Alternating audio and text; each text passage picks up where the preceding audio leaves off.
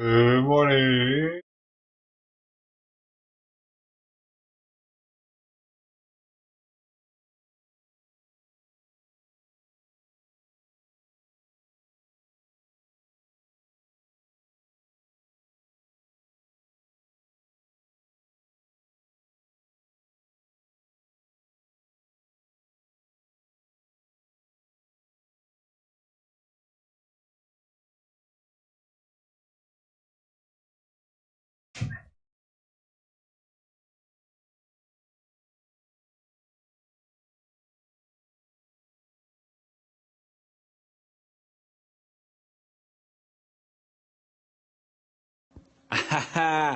Hey, it's your boy, Skinny Penis.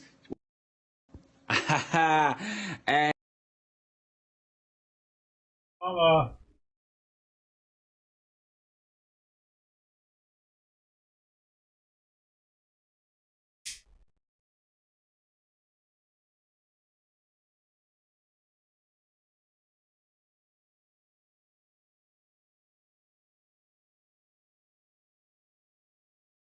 40,000 dough to Golden Coin, 10,000 dough to Mark, and 5,000 dough to Joker Doger for being the first three here before the stream started. That's extra on top of what you just got.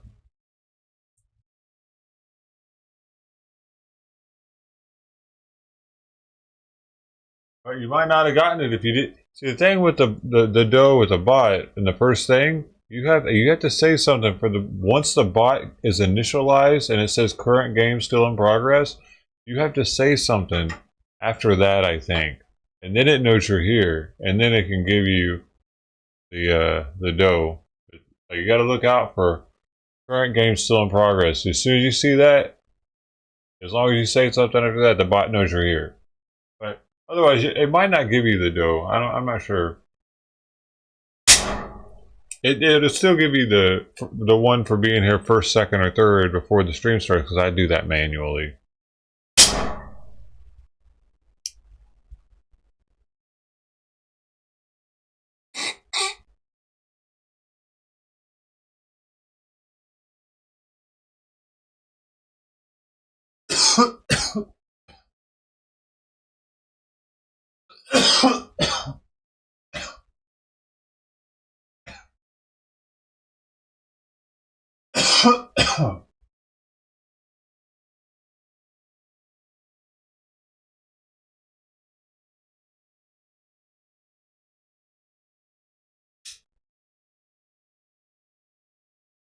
I've already showered. Already done litter boxes, cleaned them out. I need to give her a little bit more litter. Simon's eating, he's eating, she's eating. Gotten his fish oil, which is always my least favorite part of the day because I feel like I'm going to choke him. It's horrible giving him that fish oil. I use a syringe, I squirt it in his mouth, and it's bad. I don't like doing it, but hopefully it starts helping him. Got his thyroid medication already.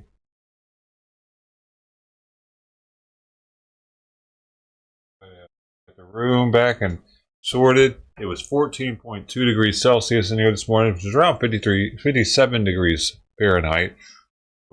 CP was a little chilly, not really cold, but it was a cold night last night. Got down to 44 degrees here in Long Beach, which is cold.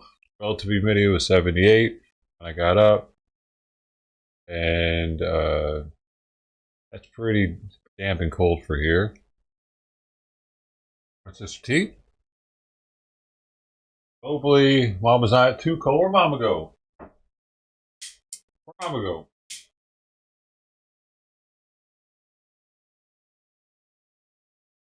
Go to the house?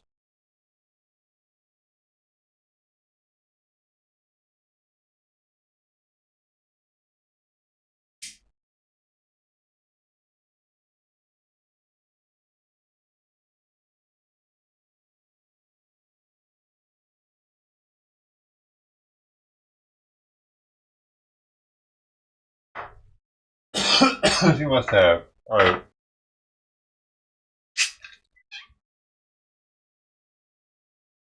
I don't know.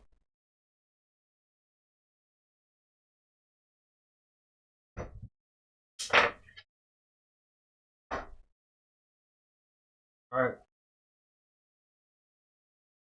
No, not yet. Come on. No.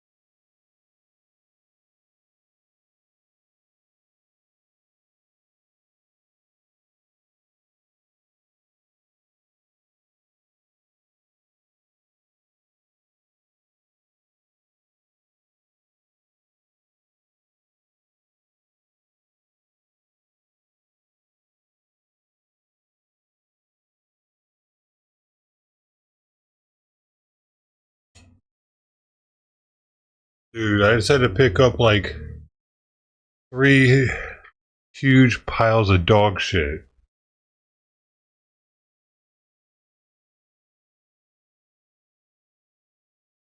One of them had a doggy like poop bag 5 feet away from it, not used.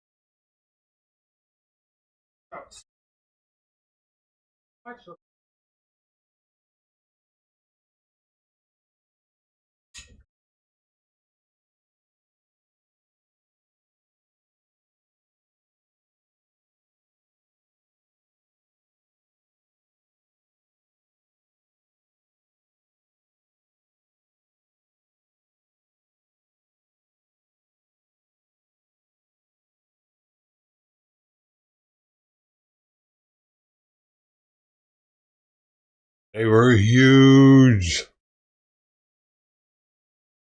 Like they couldn't have been my neighbor's dog because they got a pug, dude.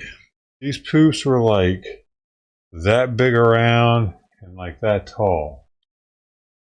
There's no way a pug was doing that. So and they were both pretty fresh, man. Like squishy and shit still.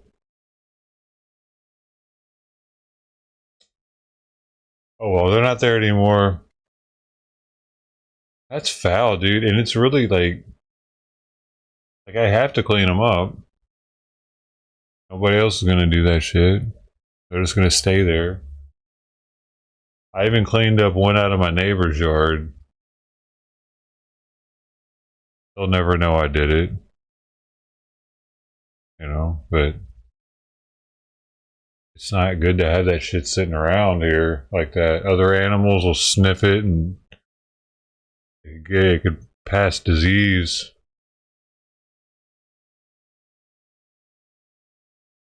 Plus, supposedly it's bad for the local water system. That stuff seeping into the groundwater. Supposed to be bad too. So there, yeah, but there's no telling if somebody. What's odd, like I said, is there was a poop bag unused. That I showed it on the camera. It was a blue one. It was unused. Just no, no, baby.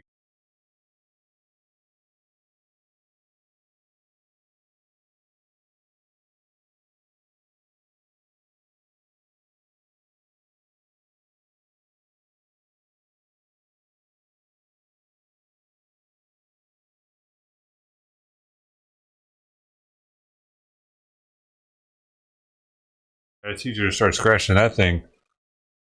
Um, $1,000 fine. Yeah, I don't know what it is here. If it is one, but it could have also been a stray dog. Could have been a coyote. Also,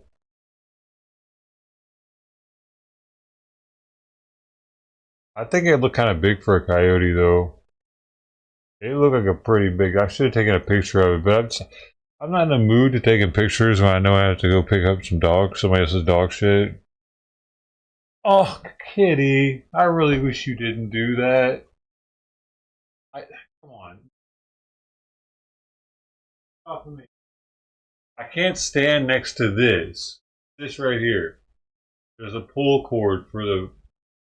She likes to play with it, and anytime I stand near it, she'll try to jump on me and get it. She probably just put a hole in my shirt. I wish she wouldn't do.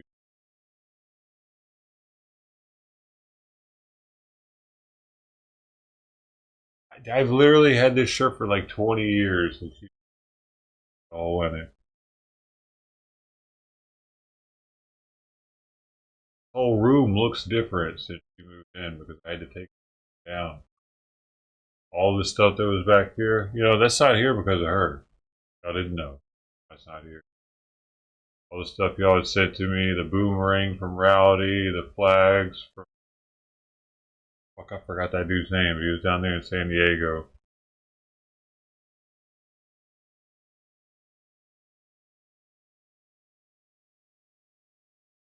All down. You. Back in it.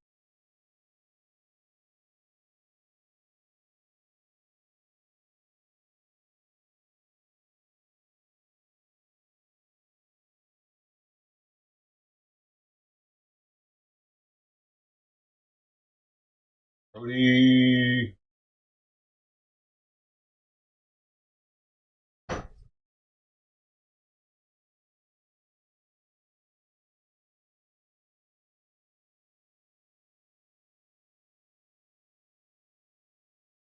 Can't have that. Where did Mama go? I thought she went under the house. And I saw Crossback in the alley. I called her. I called him. And he just looked at me all crippled. That tape that I got, it's this special green, I don't know, 3M masking tape, but it's for rough surfaces. That shit works, man. It's still up. Tux's poster is still up out there. And the rain didn't even ruin the color in the... I can still tell it's him on the picture. Pretty wild. Because it rained for a while, man. Like a day. I can attest to that tape. I didn't even clean the wall off before using it or anything. I just put it straight onto the dirty, dusty wall. It's this one. Huh?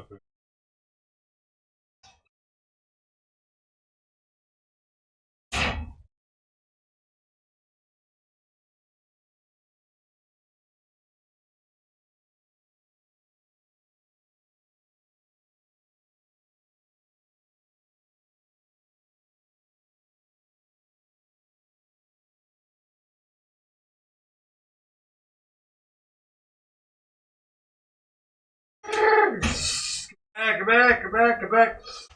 Ah! Ah!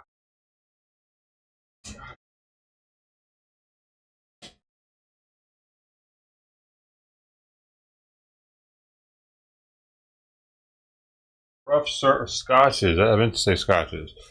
Scotch, rough surface, extra strength painter's tape. I only had to use 6 little pieces of it around like the edges of the paper, and it's still up.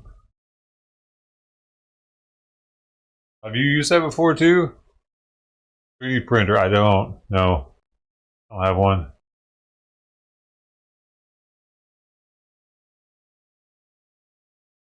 Dude, from doing those, I was from doing these yesterday really fast. Sore right here. I think that's why I'm sore right here. Yeah. I woke up tripping thinking it was like my lungs or something. Like, I'm always tripping thinking I got something going on over here because sometimes I don't know, it seems like there is something. But when I ever wake up and this side hurts, I'm extra tripping on it. Then I remember doing those all fast yesterday morning. I think that might have been it. Like, no, I didn't warm up or anything for it. And I just went straight in. I'm an old man now, even though I feel like I'm 19. Beard doesn't even hold me back, man. Like I still see the gray in the beard. I'm still a 19-year-old. Okay, maybe 21, even though I don't drink currently. Gotta do at least 10.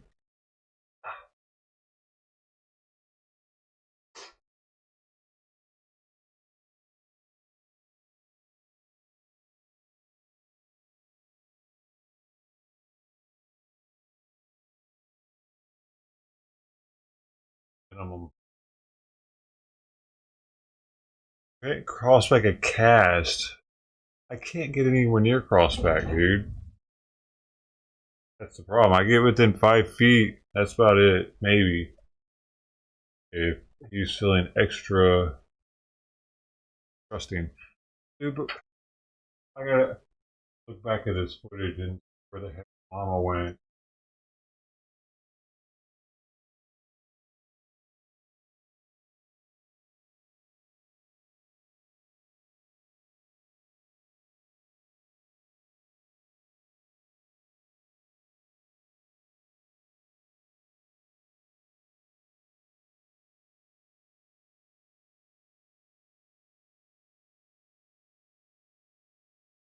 Already.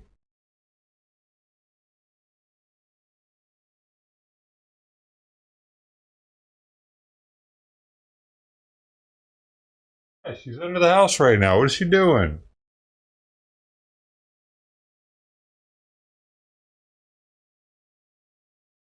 Oh, thanks for the 8 likes, y'all. MVPs.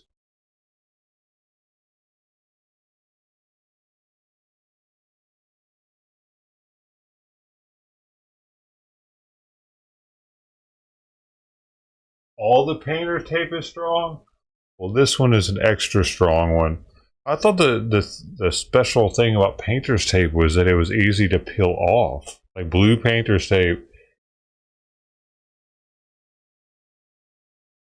it won't peel off paint.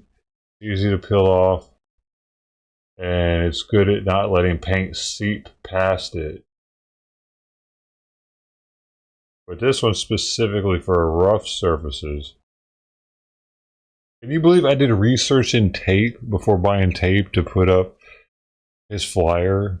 I was like, I want to make sure it's a good one so it stays up, and it sure did, man. So, shout out to. Apparently, on the reviews though, I don't know if China is selling imposter, but some people would get like a bunk roll that they say like, oh, this it wasn't sticky. Odd. I think that they're quality controlled. Have somebody checking it periodically.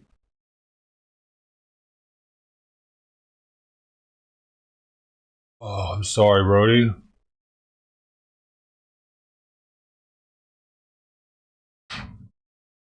I know I should definitely have some Kenny G going, some Songbird. Da, da, da, da, da, da, da, da, da. Da, da, da, da, da, da, da, da, da, da.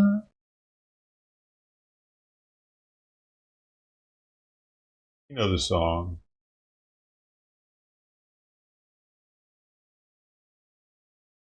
Starts with a I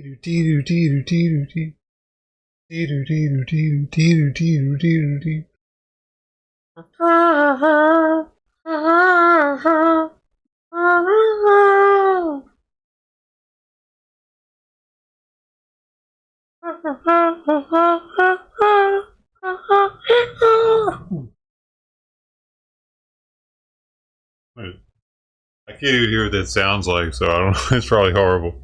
I got to get better. I got to practice my saxophone. The headphones on.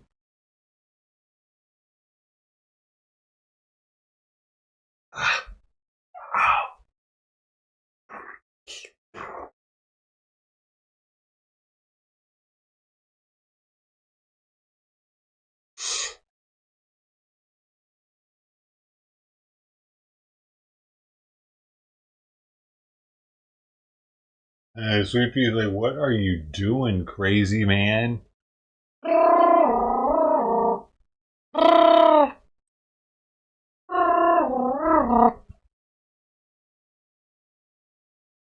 Up 3 minutes. 3 minutes. Better get this out of here first.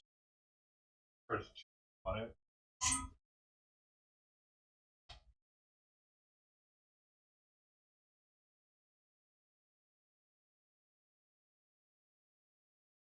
Can you make my chair so bad with these?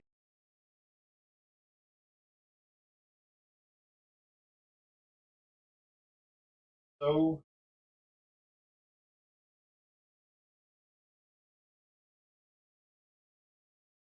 I don't know how I'm gonna train her without tearing up furniture. Grow out of it.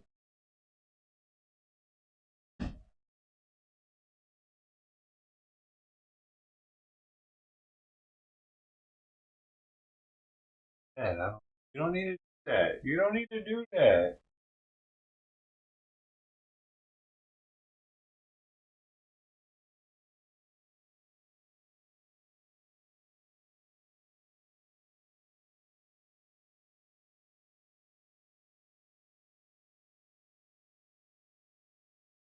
What? What mama cat? Has all her fur on her throat gone? I mean, you mean don't do it?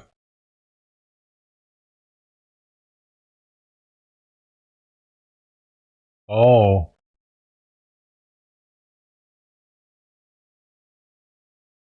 I wonder if that's what happened to Tux, man. I can't stop wondering about that. If Tux was aggressive to other cats or something, and that's why he just disappeared.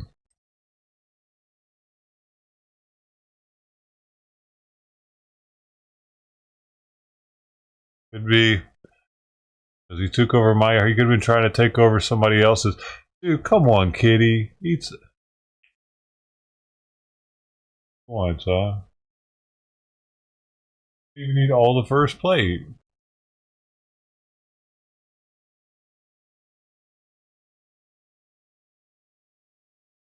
Maybe she knows Carlsback needs some food. Might be able to smell him.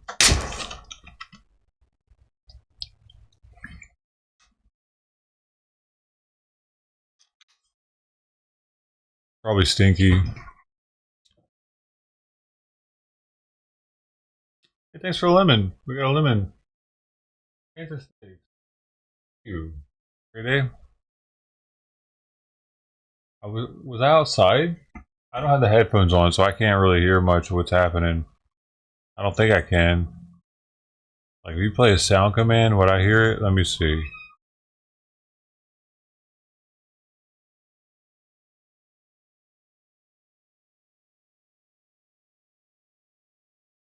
I don't hear that at all. Oh, that's because I don't. Yeah.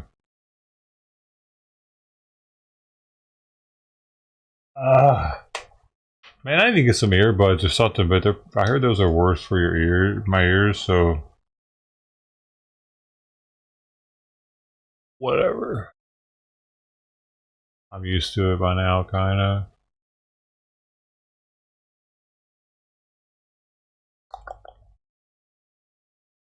My job called for it. You know, a lot of like different positions I've had. I've had to wear headphones at work.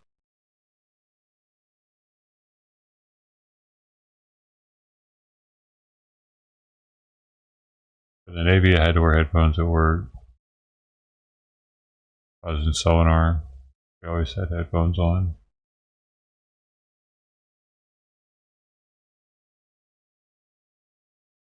And this thing, you like talk through, like hang down. It was in a. It was sound powered. I remember that. It was a very interesting technology. The Navy used some very interesting technology along with the OBS, oxygen breathing apparatus, which is obsolete now. They don't use it. That would have a candle inside of it that would burn, and the substance that it would burn would create oxygen, and it allowed them to not have to store oxygen tanks all over the ship. These small canisters would get very hot, though. You had to be careful. You had to be trained on how to use an OBA. And then, what was the first one I was talking about?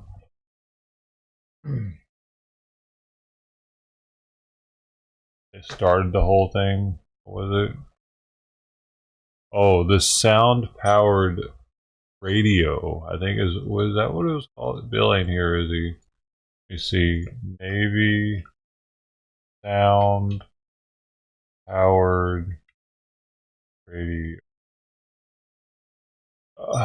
The U.S. Navy's sound powered telephone system is a communication device that uses voice to create an electrical current that powers the circuit. This allows users to speak to each other without the need for external power. Yeah. I guess they still have that.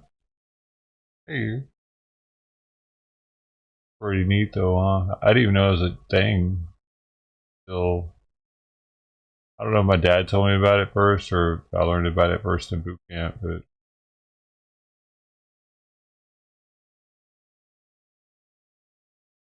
that like a dragger rebreather? I don't know, it might be.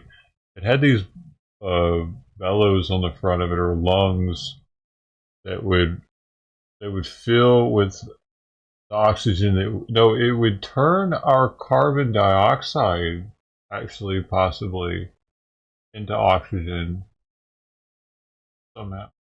It was a scrubber.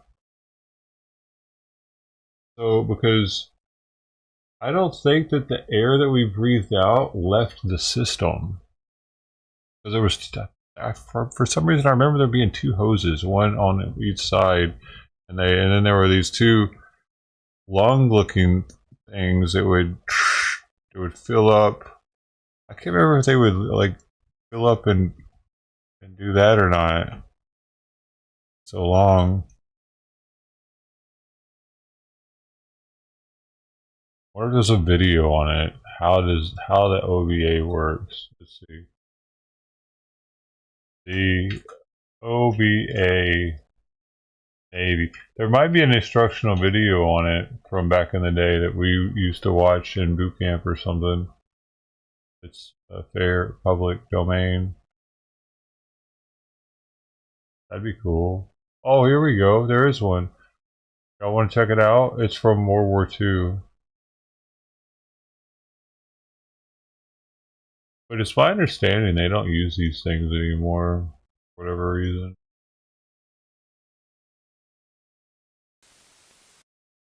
They're kind of neat.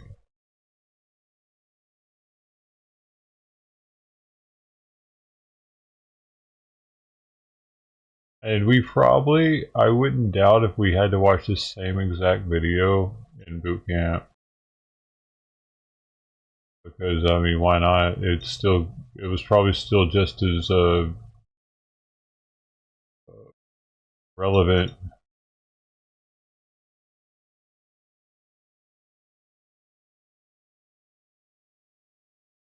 Although I'm going to make it a little darker here. Opacity's a little. I guess it's black and white.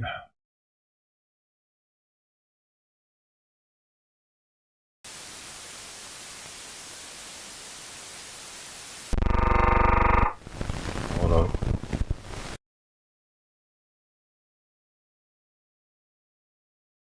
I need to pull Simon's food up. I'll be right back.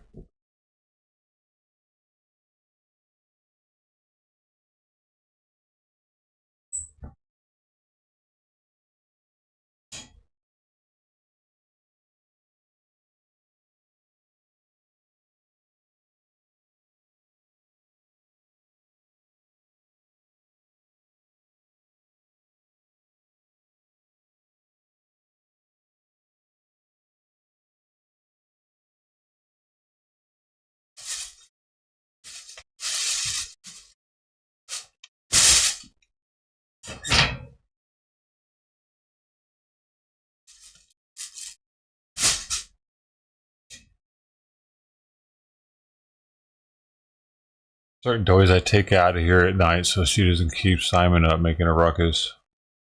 I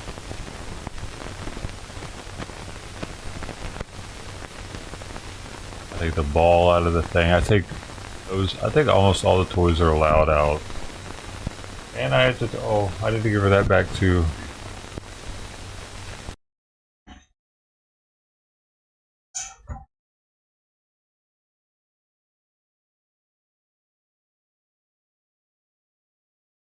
Oh, chase it! You're supposed to chase your toys. Damn it. Um, she likes to put that one in her water bowl.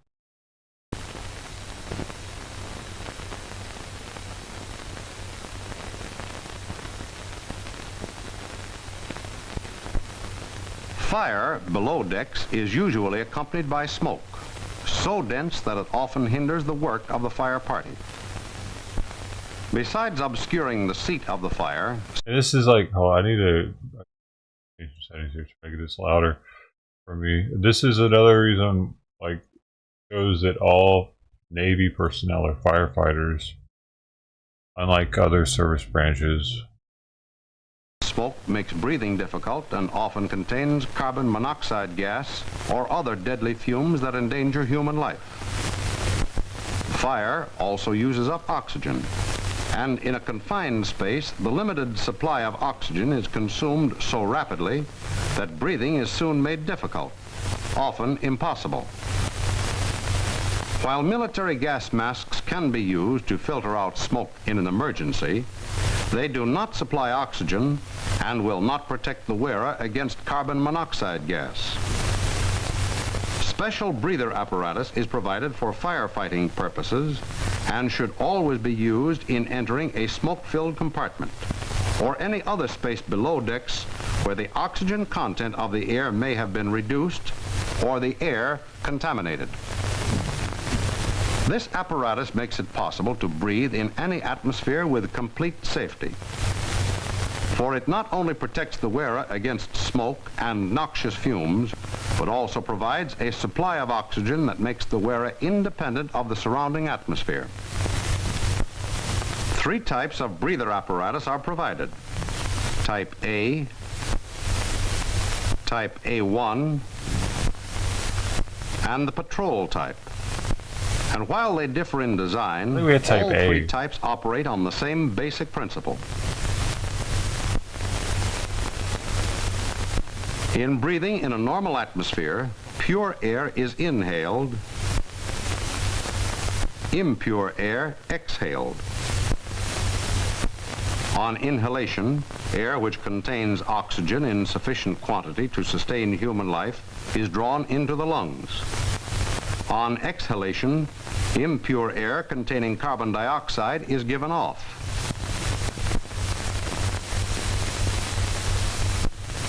The action of the rescue breather is opposite to that of the human body.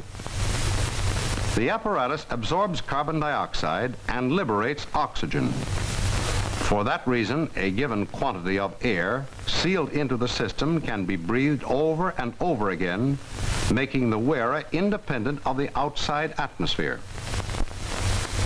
Oh, that's right. So because like air has so much more oxygen in it than you need, it's scrubbing out the CO2 every time and leaving the oxygen that you're exhaling in there. Amazing. But does it ever deplete of oxygen somehow?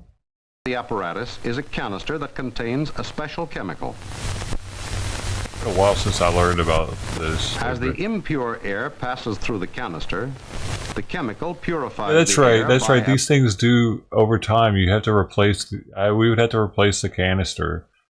It has some thing that would tell us, or it was it was a timer. We would set a timer as soon as we put it in. Yeah. absorbing carbon dioxide, and at the same time generates a fresh supply of oxygen. It's pretty freaking amazing that we had the ability to like figure out how to do some crazy shit like this, isn't it? Like humans, man. Wow. The chemical purifies the air by absorbing carbon dioxide and at the same time generates a fresh supply of oxygen. The purified air and oxygen then passes to the breathing bags where it is cooled and stored. In this manner, a given quantity of air sealed in the apparatus can be breathed and rebreathed until the chemical in the canister is used up. Good. An airtight facepiece seals off the nose and mouth from the surrounding atmosphere. The facepiece is connected to the body of the apparatus by two rubber tubes, the inhalation tube and the exhalation tube. The flow of air through the tubes is controlled by check valves actuated by the breath.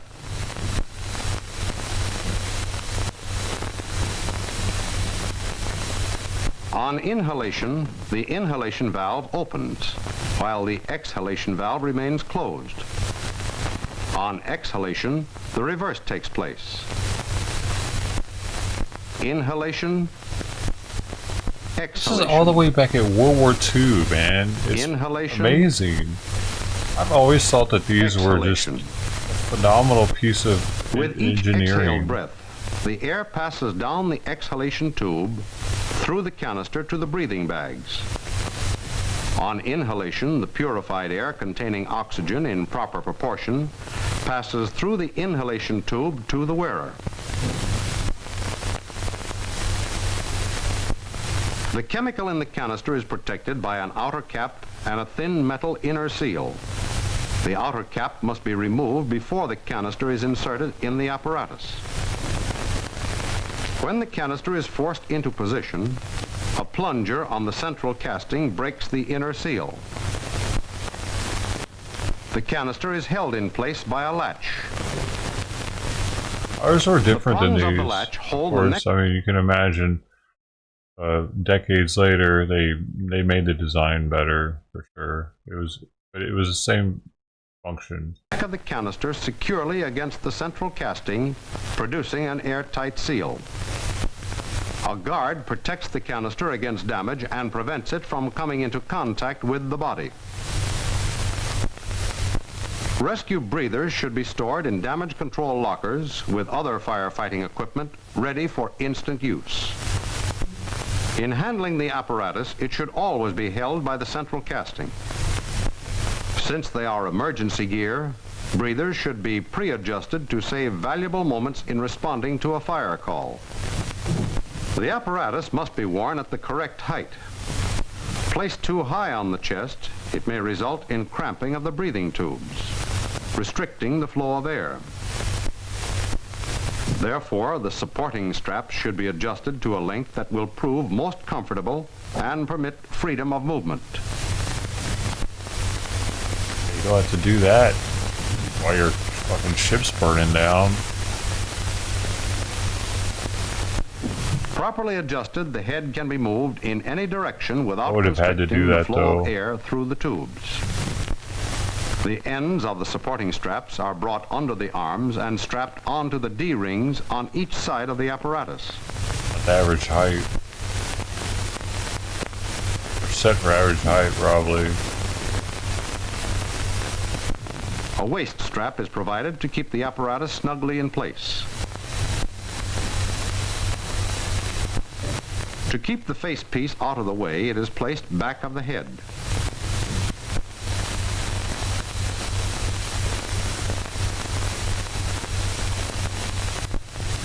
The outer cap is removed from the canister.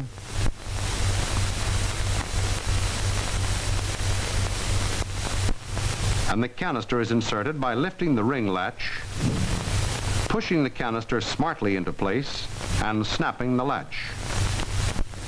Before the facepiece is put on, it should be cleared of dust that may have collected during storage. The chin is inserted first, then the head straps are pulled into place. To obtain a snug airtight fit, the head straps are tightened gradually, starting with the lower pair. Was that how rebreathers work, man? I didn't realize that. It's just something like this, huh? A scrubber with chemicals and...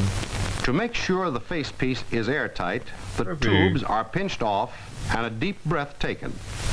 If the fit is never airtight, thought about- the facepiece will collapse. I was just using a A rebreather certain amount of air is necessary to put the system into operation. here. It is drawn into the apparatus through the starter valve. Depressing the valve plunger permits inhalation of the surrounding air. Oh, but that's the Releasing difference. the valve closes Like- the system. I wonder how that works with a rebreather, though. Where does the initial oxygen come from?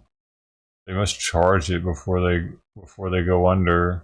They must charge it before they dive. just like that, probably like, and then it's time to go down. And the exhaled air flows into the apparatus. While the starting breaths are being taken, I don't remember the that tubes part. should be pinched off That's to weird. prevent inhalation from the breather bags. But On exhalation, the valve and tubes are released. I wonder if we had like a different way of doing this than this, maybe, because I really don't remember having to do that like that. 15 full breaths should be taken to put the apparatus into operation. This quantity of air is necessary because the moisture in the exhaled breath starts the chemical reaction that generates oxygen. Wow. If the pressure in the bags becomes too great for comfort, it can be relieved by lifting the facepiece, allowing some of the air to escape. When the full 15 breaths have been taken, the timer is set at 57 minutes. Or the timer. Because the life of the canister is 1 hour from the time the seal has been broken. A relief valve guards against excess pressure in the breathing bags. A rubber cap is provided for the Type A breathers to limit the amount of air that can escape through the valve. Without the cap, accidental or sudden compression of the bags would cause dangerous deflation. For that reason, the cap should always be used and placed in such a position that the grommet on the cap is aligned with one of the holes of the relief valve. Or that either. If the rubber cap is not available, the holes in the relief valve may be covered with adhesive tape and a single small hole punctured in the tape similar to the grommet in the rubber cap.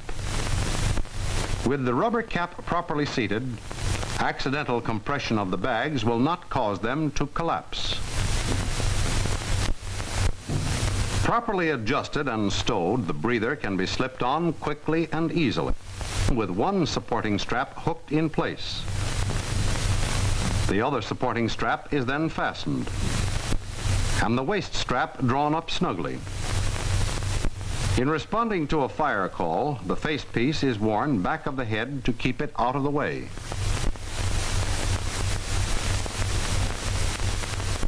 And the canister is carried to the location of the fire with other firefighting gear. See, If the back fire then, is on the top side, or back then in the World War II, when this video was made, everyone actually wasn't trained to be a firefighter yet. The forestall hadn't happened. in a shallow compartment that permits ventilation, the breather is worn in the standby position, ready for an emergency. However, if a considerable amount of smoke is anticipated, or if the fire is in any confined space below decks, the breather should be put into operation immediately. Upon arrival at the fire, the outer seal is removed from the canister and the canister inserted in the apparatus. The facepiece is then put on and adjusted to an airtight fit.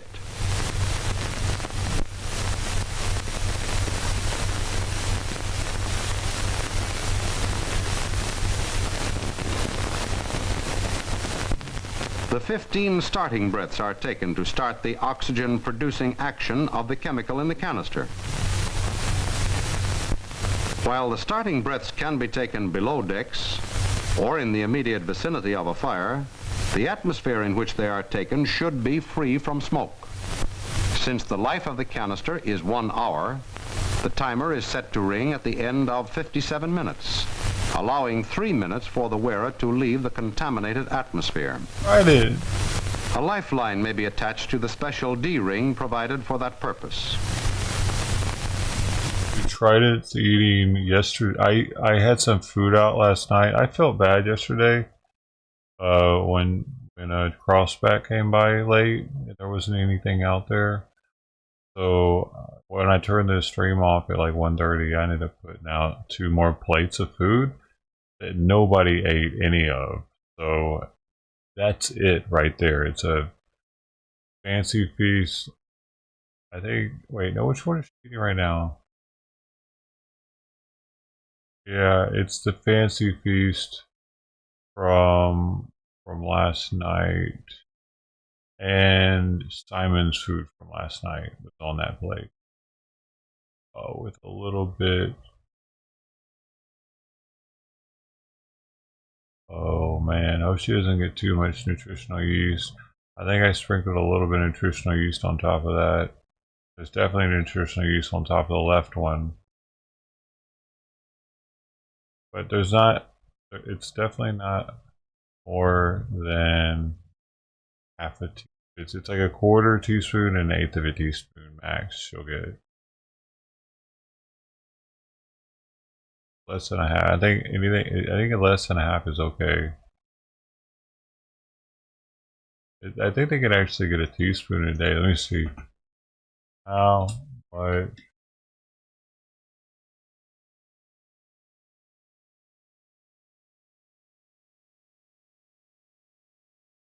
The amount of nutrition use can give your cat depends on their age, weight, and diet. Start with a small amount.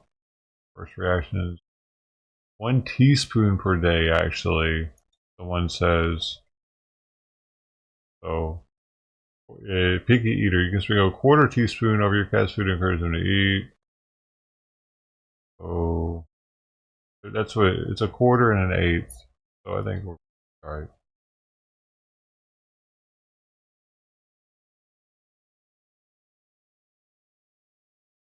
He doesn't want Simon's food. That's the one in the back. Ate all that old fancy piece, so is she gonna eat the Ziwi? She doesn't want the Ziwi. Dang. She does want to. Nope. Why not? Damn it. Oh well, she's not starving apparently. But she definitely had them babies because she acts much different.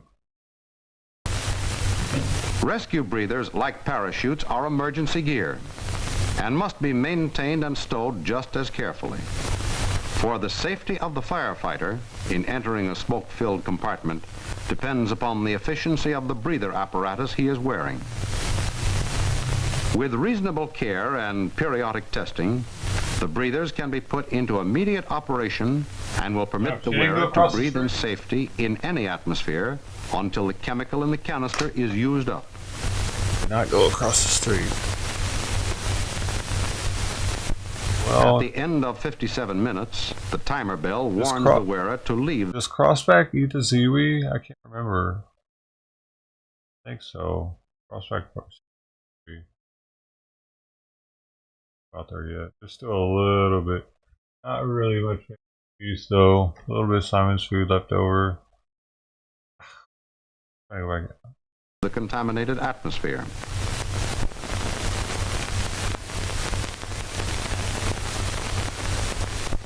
The used canister is removed by simply lifting the latch and permitting the canister to drop to the deck. A fresh canister can then be quickly inserted. They're not warning about how hot it is? That was a big deal when I was in. Because of the heat generated by the chemical, used canisters should be handled with gloves and removed to a safe place for immediate disposal. If left lying on decks, the chemical in the canister may come into contact with oil and react violently. To demonstrate the danger of carelessly discarded canisters, one is shown here dropped into a bucket of oil. Damn! Holy shit!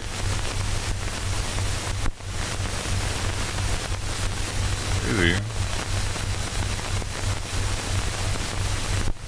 The patrol-type rescue breather, while different in design and construction, operates on the same basic principle as the Type A. Never seen this. The patrol type has a single bag of the jacket type. The same canister is used, but the method of holding it in place is different. Instead of a latch, a bail is provided. The bail is raised to place the canister in the guard.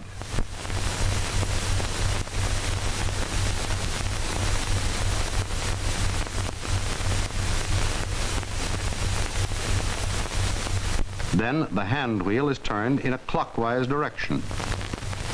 And this dude got some wrists into it, buddy. The advantage of this arrangement is that the canister can be stowed or carried in a standby position in the apparatus without puncturing the inner seal of the canister. Oh, I see. You don't want to puncture. That's why he was being very gentle with these. In stowing the canister in the apparatus, the hand wheel is turned carefully. Okay, A Navy. stop on the guard prevents the canister from reaching the plunger. Steps ahead of me. Care should be taken, however, against forcing the canister too tightly against the stop. To put the apparatus into operation, the hand wheel is loosened by a few turns counterclockwise.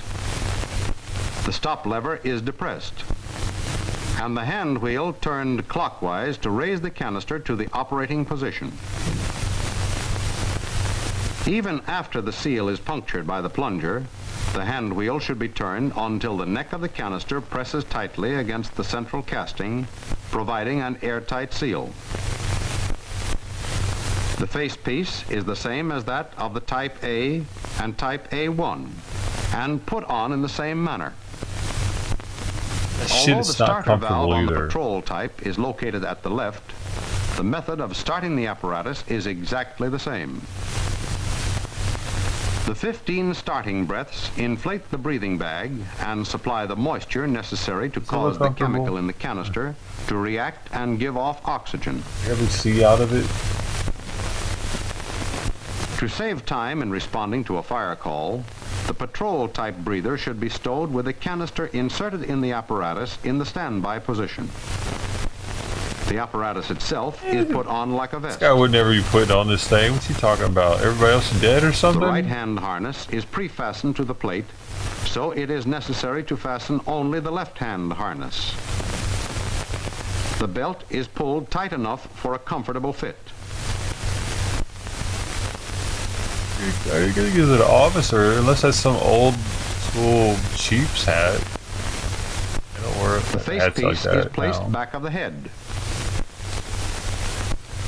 With the apparatus in the standby position, the wearer may work freely and comfortably, yet ready at an instant's notice to put the That breather door would have been into hot immediate as shit operation. probably. What you talking about? That dude just burned his hand dramatically. He touched the fucking door without making sure that it wasn't hot first. The Type A1 This isn't apparatus combines firefighter the training. main features of the Type A and the already know patrol that. type. It has the double chest breathing bags of the Type A and the canister bale of the patrol type. Therefore, the canister can be stowed in this apparatus in the standby position. For the standby position, however, the hand wheel should be turned carefully because forcing the canister too tightly against the stop may result in breaking the stop and puncturing the inner seal of the canister. How do they know there are any When the adverse stop effects lever to is using depressed these? to put the apparatus into operation, the hand wheel can be turned up quickly and the neck of the canister forced against the central casting to prevent the surrounding atmosphere from seeping into the breather. All other steps necessary to put the Type A1 into operation are exactly the same as those taken with the Type A and the patrol type. I don't understand why they have so many different Breathers types. are emergency apparatus and must be maintained and tested constantly. As with a parachute, there is no time for testing just before the apparatus is to be used.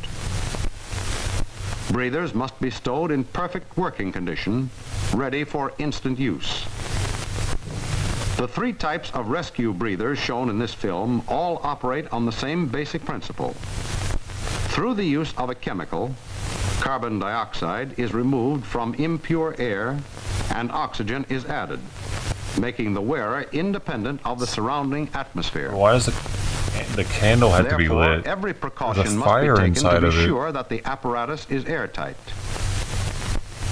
The facepiece must That's what they fit would tell snugly. us.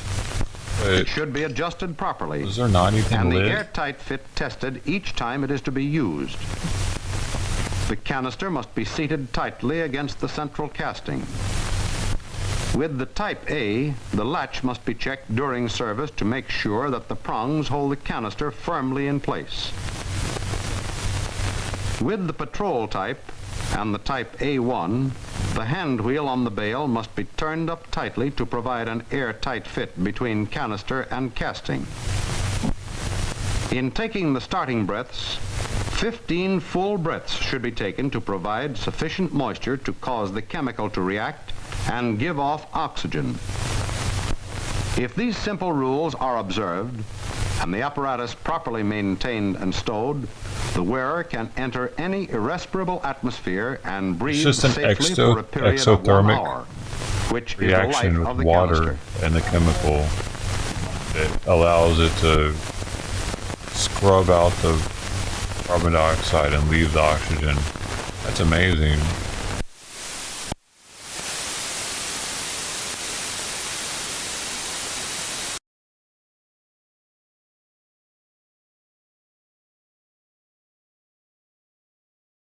So I wonder if there's also one on the sound-powered radio.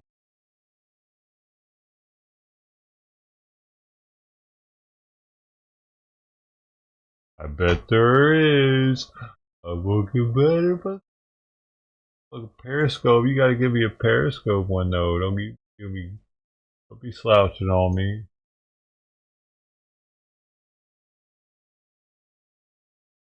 Oh, wait.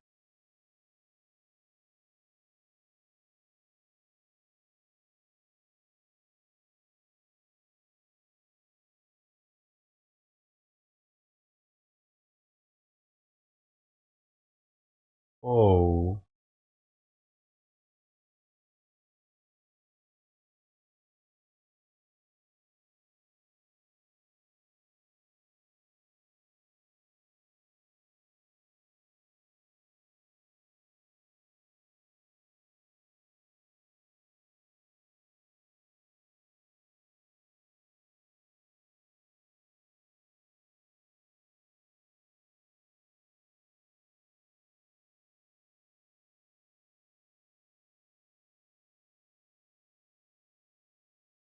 I don't see one on it.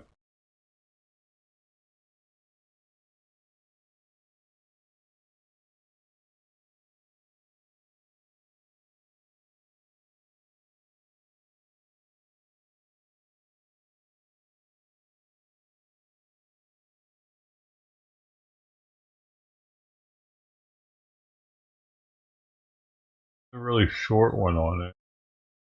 I can't even pop it out. Fit in an emergency. Yeah, I can.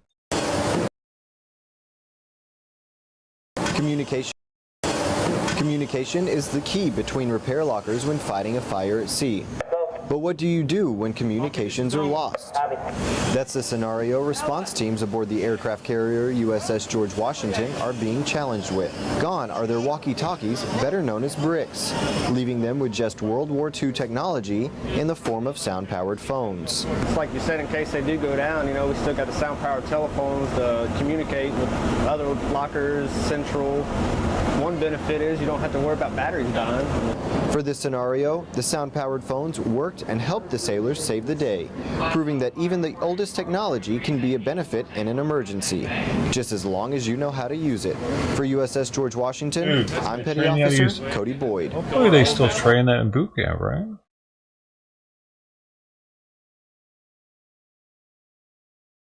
Hi. Sound-powered telephones. Oh, did y'all hear about this shit? And I do want to get What to do you it. think? What do you think about this?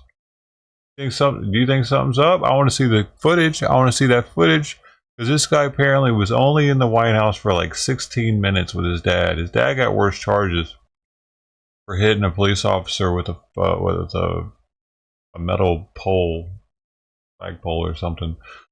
But this guy was only in there for a little while and walked out, and he's only been out for a couple of days, and he's been killed by a police officer. They said he had a gun on him. Developing story coming in out of Indiana. That is where a man was fatally shot by a deputy during a traffic stop just days after he was pardoned by President Donald Trump for a misdemeanor related to the incident that took place there at the Capitol back on January 6th of 2021. Matthew Huddle, 42 years old, of Hobart, was killed Sunday by a Jasper County Sheriff's deputy. That is according to authorities in the area. State police, we're told, are investigating. That is his photo right there from his arrest following the situation at the Capitol. Now, the state police did say the deputy tried to arrest Huddle when, quote, an altercation took place between the suspect and the officer. Why they were trying to arrest him? Why aren't they releasing that? It's the second time I've heard them say that they were arresting him without a reason. This was from an hour ago. Which resulted in the officer firing his weapon and fatally wounding the suspect. State police said, quote, the investigation also shows that during the traffic stop, the suspect was in possession of a firearm. At this point, no other details have been released, and authorities did not say what might have prompted that traffic stop altogether. Sheriff Patrick Williamson saying, quote, our condolences go out to the family of the deceased, as any loss of life is traumatic to those that were close to Mr. Huddle. Nick Barnes, an attorney who was representing Huddle in pending motor vehicle cases in better freaking believe if this were a black person who just got pardoned by Biden for a misdemeanor from walking into a building for 15 minutes and walking out, there would be protests today demanding the body cam footage. Lake County said he didn't know the circumstances of the shooting, saying, quote, I plan to find out a lot more about it. In 2023, Huddle was sentenced to 6 months in custody after pleading guilty to entering a restricted building, the U.S. Capitol. He had traveled with his uncle to Washington, D.C. to attend the January 6th pro-Trump rally. Huddle was inside the Capitol for about 16 minutes and recorded it on video. That is according to authorities. In a court filing, defense attorney Andrew Hemmer said, quote, he is not a true believer in any political cause. He instead went to the rally because he thought it would be a historic moment, and he had nothing better to do after getting out of jail for a driving offense. You can see these photos provided by the Department of Justice following his arrest. His mugshot there on the left-hand side, but also on the right, you saw one of the photos showing him, according to authorities there, at the actual incident there at the Capitol. Again, January 6th of 2021. Him getting arrested An have to Indiana do man with there anything? fatally shot by a deputy during a traffic stop days after being pardoned by President Donald Trump. If there are any updates, any more information provided by state police or the sheriff's office in Indiana, we'll make sure to bring that to you right. Because he was like Indiana, right? They drove out there. What is this?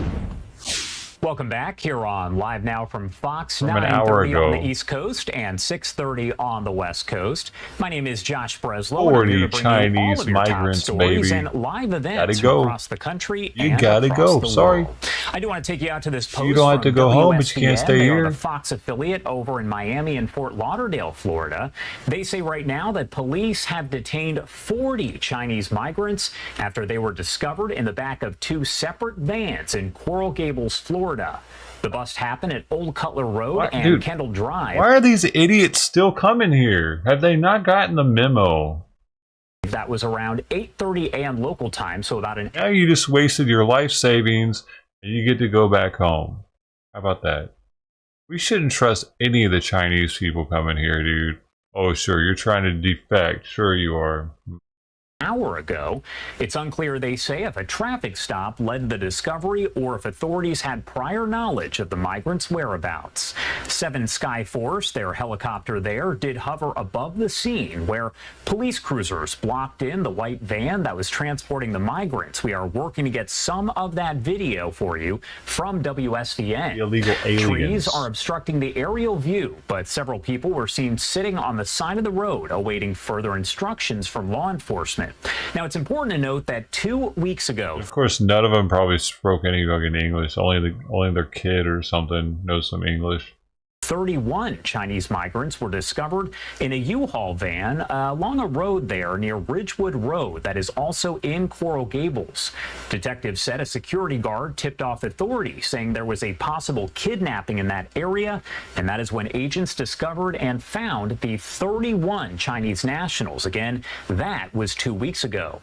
We're told that 5 people were taken into custody, and it's still unclear whether that was a smuggling or human trafficking incident. But again, today, today, as you can see in this post coming in from What's the difference? WSVN. Police detaining 40 Chinese migrants after they were discovered in the back of 2 separate vans in Coral Gables, Florida.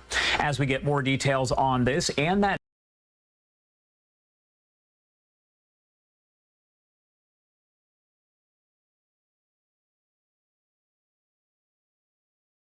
people are critical of the CCP, all of a sudden flights This has are been canceled. going on for an hour and a half. Controlling a grid, they can turn it off and they can turn it off. And talking there's about just no way Panama Canal on God's Senate green hearing earth that what China Trump's can plan control is the for it. Panama Canal. And so however you want to define it, and I hope my Democrat colleagues, this is an issue that affects America that should not be partisan, and I hope they're not Almost blinded over. by the fact that President Trump has come out so boldly on this. Oh, hold up. But we shouldn't tolerate this.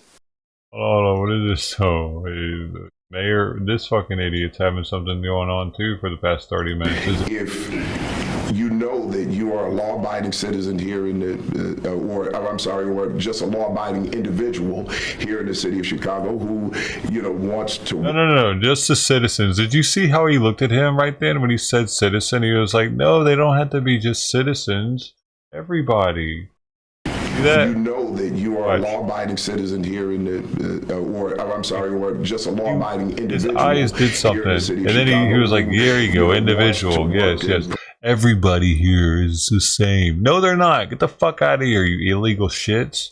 Provide for your family. Show up to work. The kids need to be educated, and let's take the fear out of it. Good morning, Mayor. Good morning. What communications? Chicago's fed up with this shit, dude. He's definitely not getting a second term. If he does, dude, if he gets a second term, it's definitely rigged. CPS officials make to your office on Friday before they told the press that there was an ICE raid at Hamlin Elementary? Gary? Because the black people there don't even like him anymore. There's no way the white people like him. Mayor Gary Gatewood. The lines of communication will be stronger. This is why we waited to make sure we verified information before information was out. But the lines of communication with CPS and all of our agencies will be stronger. As the mayor mentioned, this is some of the work that our COO is leading. Can you be more specific on how the protocol will be improved? Because it did seem like from our end that the sister agency was not in lockstep with City Hall. Yeah, the protocol will be improved because our COO is leading that effort to make sure people understand their roles and responsibilities and making sure those protocols are followed going forward. Thank you. Cool.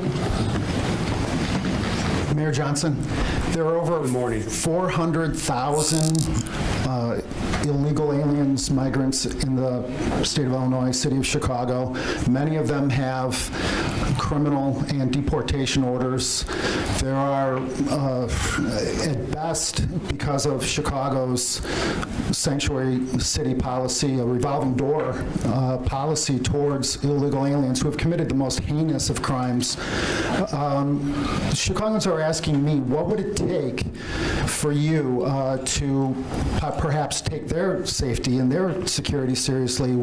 If something were to happen, if an illegal were to rape, rob, murder, commit a hit and run against you or Stacy, your wife, would that be enough for you to take this public safety crisis seriously? Well, safety is our top priority, and we've already made critical investments in the city of Chicago to continue to build safer communities. That's why in every major category, violent crime continues to go down because of those investments. And so the federal government has a responsibility that if there are individuals that are undocumented that have been convicted of a crime, that is their responsibility to apprehend those individuals and deport them. That's nothing new. Every administration. But if you don't work with them to let them know, hey, we got this guy over here, he's right here, come get him, which is, it seems like they're not doing, they're like, the federal government needs to come in here and figure it out, man. Like, why make it harder for them? Has done that. Some administrations have been aggressively working to deport individuals. I believe between 2006 and 2016, I believe it was about 2 million individuals were deported. So this is not unprecedented in that regard. But the federal agents. Wait a second. 2006 to 2006, so 10 years 2 million people were deported. And we just got like 18 million come in within the past 3-4 years. I don't know. The numbers seems like we need to be deporting way more than we're importing at this point. Responsibility to detain and deport undocumented individuals that have been charged or, convicted of a crime. That is their responsibility, and I fully expect them to uphold uphold the law. The people of Chicago tell me that your answers are nothing more than double talk, word salad, pre-scripted PR statements. Tom Holman showed up in Chicago and within 24 hours found a convicted sex offender who has been living in our city since 2009, flouting the sex offender registry. If he can do this, why can't you? Because that's their job. That is their job. The federal Their government job's not to keep has a the people of Chicago responsibility safe. to make sure that individuals who are undocumented, who have been charged with, convicted of a crime, it is the federal government's responsibility to do their part and uphold the law. Our local police department, along with our public health department, along with my favorite lawyer, my favorite other reporter. sister agencies, are working to build a better, stronger, safer Chicago. And as we've stated repeatedly, those critical investments, you continue to see the results of those investments as violent crime continues to fall in Chicago. Thank you very much. And good morning, Mayor. Good morning. Moved on How from it. or what can the city do to assure people who are now afraid that they can go to work, they can go to church, when the authorities are allegedly operating under the permission to go to churches and schools? How can you make people feel more secure when they're hearing from Washington that those places that they feel should be secure are not? Well, those places are secure and they are safe. And, as the superintendent indicated, he's in communication with key members within the federal government that provide detail of where they will seek these individuals that fit within this category.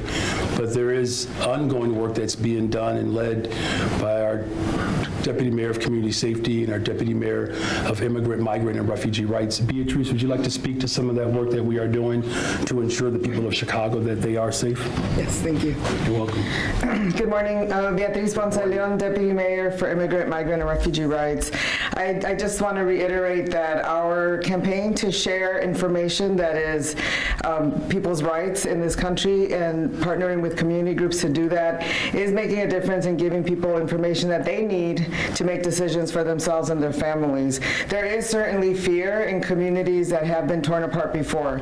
People here who've been living in the U.S., working, paying taxes, sending their children to school, we are seeing that there is a heightened fear of what might be happening with this immigration enforcement. And they will make the decisions they need for themselves and their families. Our role is to give them some information that they can use to work with our community partners to get that information out. I also encourage folks who are concerned to connect to those community organizations that are supporting immigrants and refugees. Chicago is a place that has a robust network of social services organizations and legal services organizations, not just for immigrants and refugees, but for all Chicagoans. And this is a moment to connect with those groups, to be in community as people make those determinations for themselves about how to feel safe in Chicago. We have heard multiple times today that the city will continue to follow the Welcoming City Ordinance and do our part to make sure that our city departments and sister agencies know how to respond, to add a layer of confidence and safety in our communities as well. Thank you. Thank you. And just one other question for you, Mr. Mayor. Sure, of course. How do you feel about the presence of Dr. Phil accompanying the federal agents? Look, my communications team, they're not going to be happy with me right now. I know that. This desire to popularize fear is unconscionable and abhorrent. There's no other way to describe it. We're talking about people's lives. Look, we're all committed to making sure that we have safe communities, all of us. I have not met anyone, regardless of your political ideology, that you don't want safe communities. I mean, I think we can fundamentally agree as Americans, as global residents, that we want safe communities. Now, there are debates around how we get at having safe communities. That's fair. That's what democracy should lend itself. But to use this moment to popularize fear is something that is unconscionable, and we fully reject. The level of intimidation that this administration is trying to uphold, we're Chicago. We're built different. And we're not going to be afraid of anybody that is threatening the livelihoods and our economic structure in this city.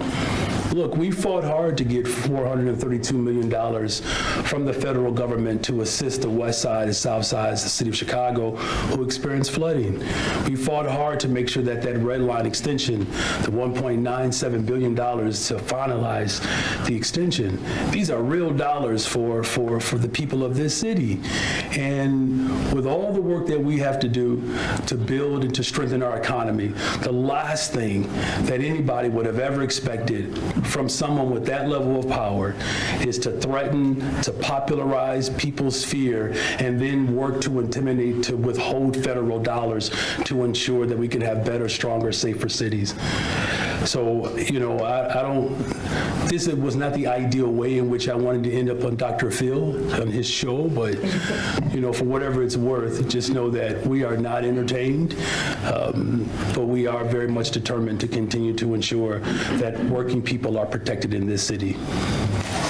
Hi, Mayor. Hi. You know, earlier we heard Superintendent Snelling say, you know, we don't interfere with ICE. In the letter sent from Rep. Comer, it refers to the city's policies as misguided and obstructionist.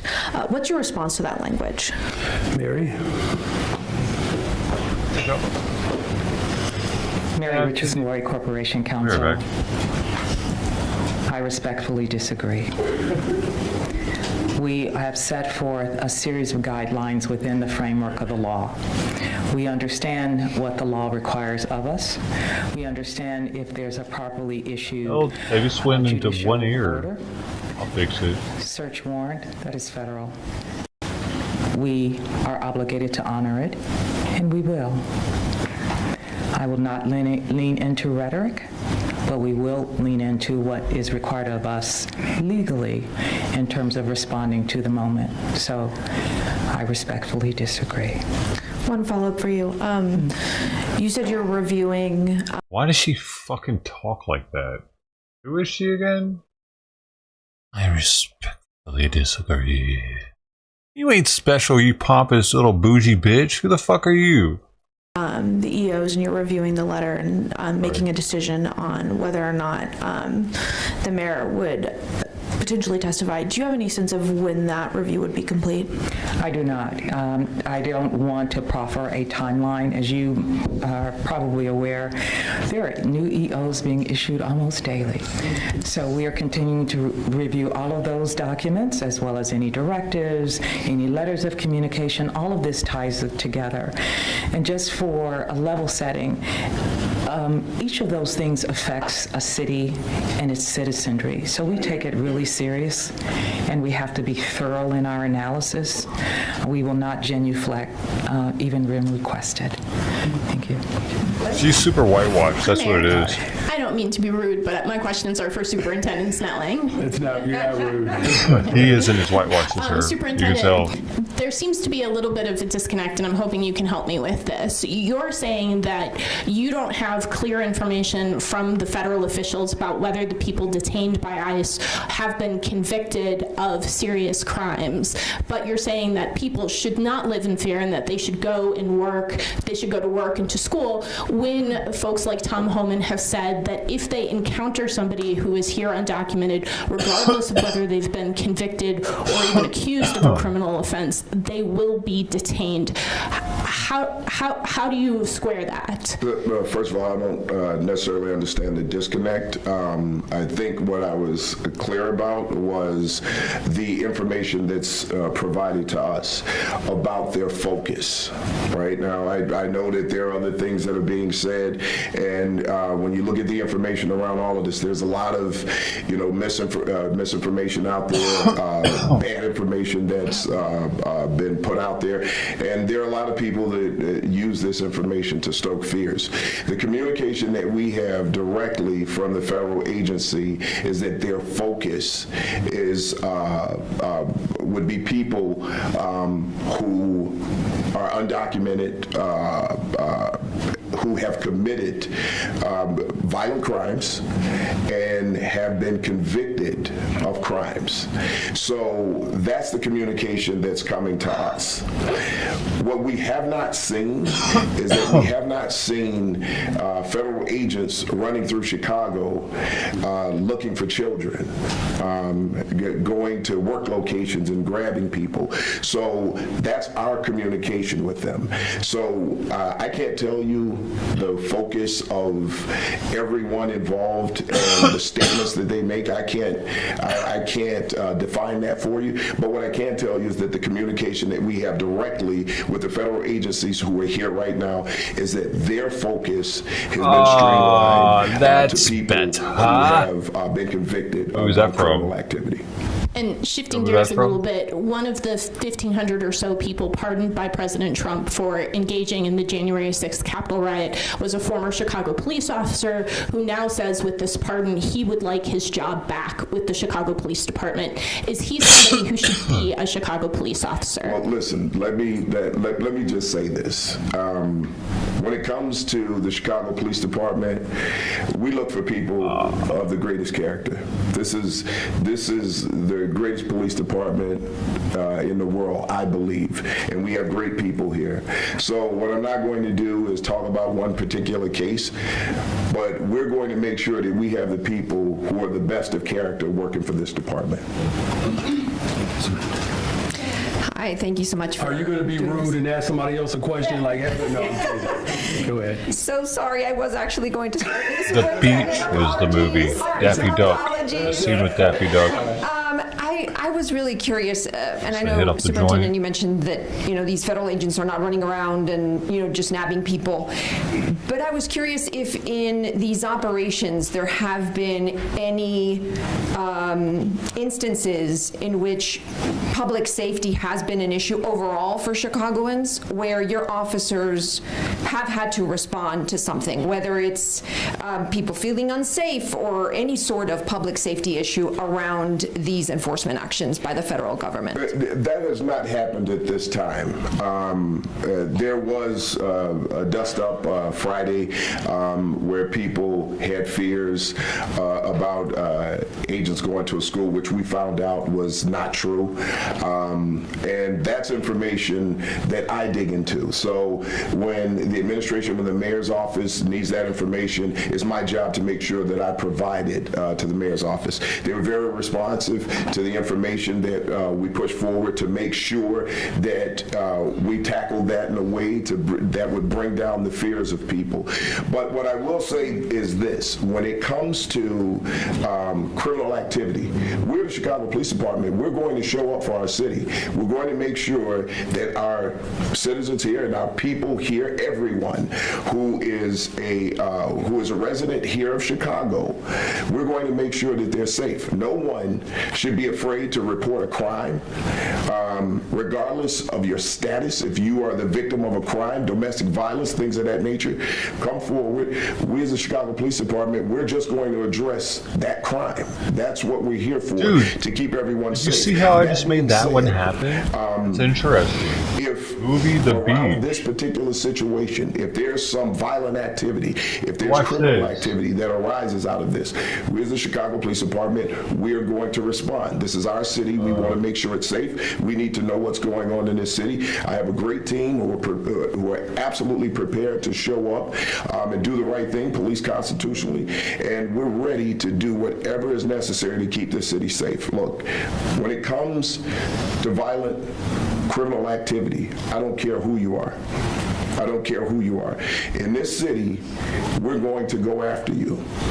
And it doesn't matter if you're a born citizen here or if you're an immigrant. If you come to our city if I do, okay, then I'll try it again. Commit acts of violence and violent crime, we're going to show up and we're going to go after you.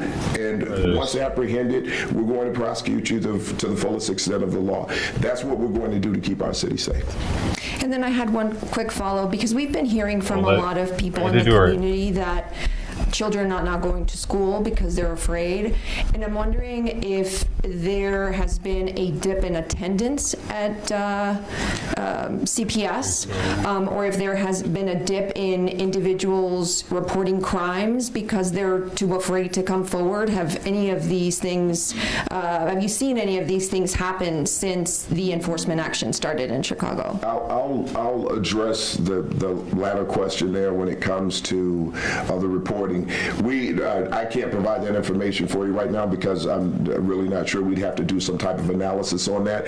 But with this level of fear, I'm pretty sure that there are some people who have not stepped up and reported a crime that may have been committed against them out of fear. And this is what I'm saying clearly here right now as a Chicago Police Department. If you should not be afraid to report a crime that has been committed against you because of your status.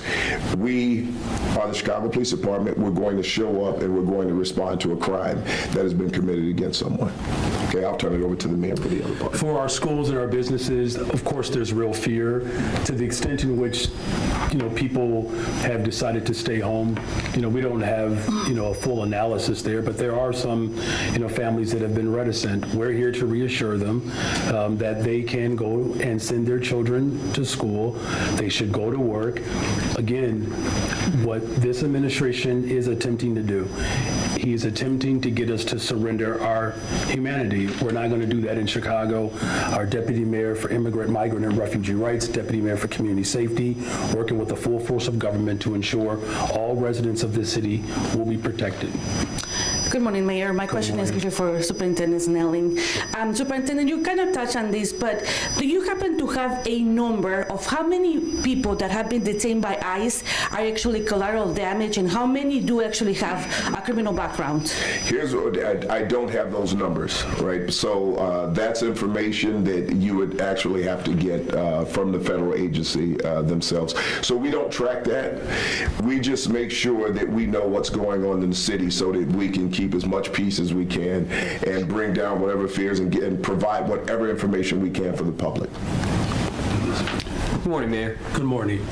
There's been a lot of discussion about fears within certain communities over the ICE operation, and then there's some at least discussion or concern about what impact the freeze, if it's temporary on federal grants, could have on the city. Knowing both of those things, have you considered seeking a meeting or at least a phone conversation with President Trump? Well, look, the federal government withholding dollars that have been appropriated by law, again, this is unprecedented. I've spoken with both of our United States senators, many people in our congressional delegation who have been on Capitol Hill for years. I mean, Senator Durbin has been there. I'm sure he'll blush when I say this, but about as long as I've been alive.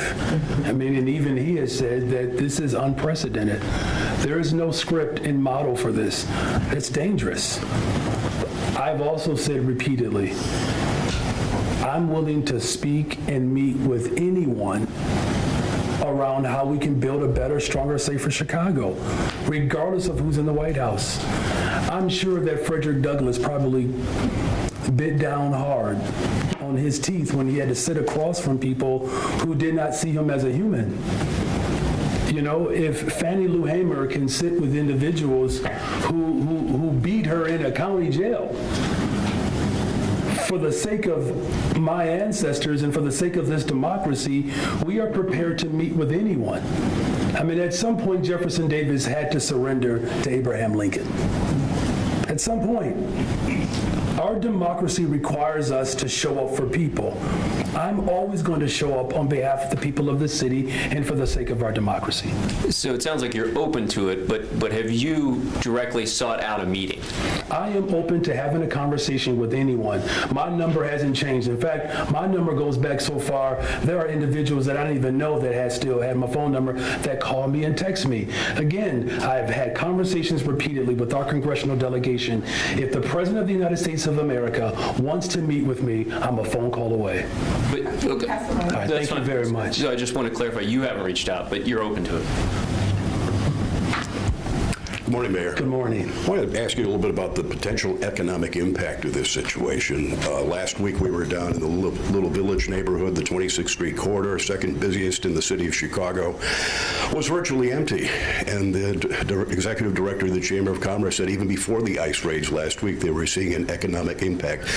So many of these businesses are mom and pop businesses. What are your concerns about the economic impact of what's going on right now, especially in these communities? And what can the city do, if anything, to try to help them get through this? Well, the first thing that we're doing is we're making sure, and our Deputy Mayor, Beatrice Ponce de Leon, already spoke to this, making sure that businesses and the community, that they know their rights. Our Chief Operations Officer working with our city agencies and all of our departments to make sure that is blasted out. Our CTA has worked to make sure that information is available. Our BACP commissioner, acting commissioner, commissioner for Department of Planning and Development. We just released $30 million into the community to continue to grow and encourage small businesses. My $1.25 billion investment bond, the largest in the history of Chicago, those dollars that we have made available to grow businesses and to support those businesses. So that work will continue. As far as the entire economic impact, our budget director has spoken to that. I'm happy to bring her back. Please, Annette, if you want to speak more to that. But the whole point of that level of intimidation is to have that type of impact. That's what terror does. It works to disrupt the way of life. We literally have acts of terror that are being promulgated from the federal government. Look, I know many of you in here enjoyed your social studies classes. As a proud social studies teacher, I can't emphasize enough not just how unprecedented this is, but what it is reminiscent of. As Mark Twain said that history doesn't repeat itself, but it certainly rhymes. Annette? Annette Guzman, Budget Director.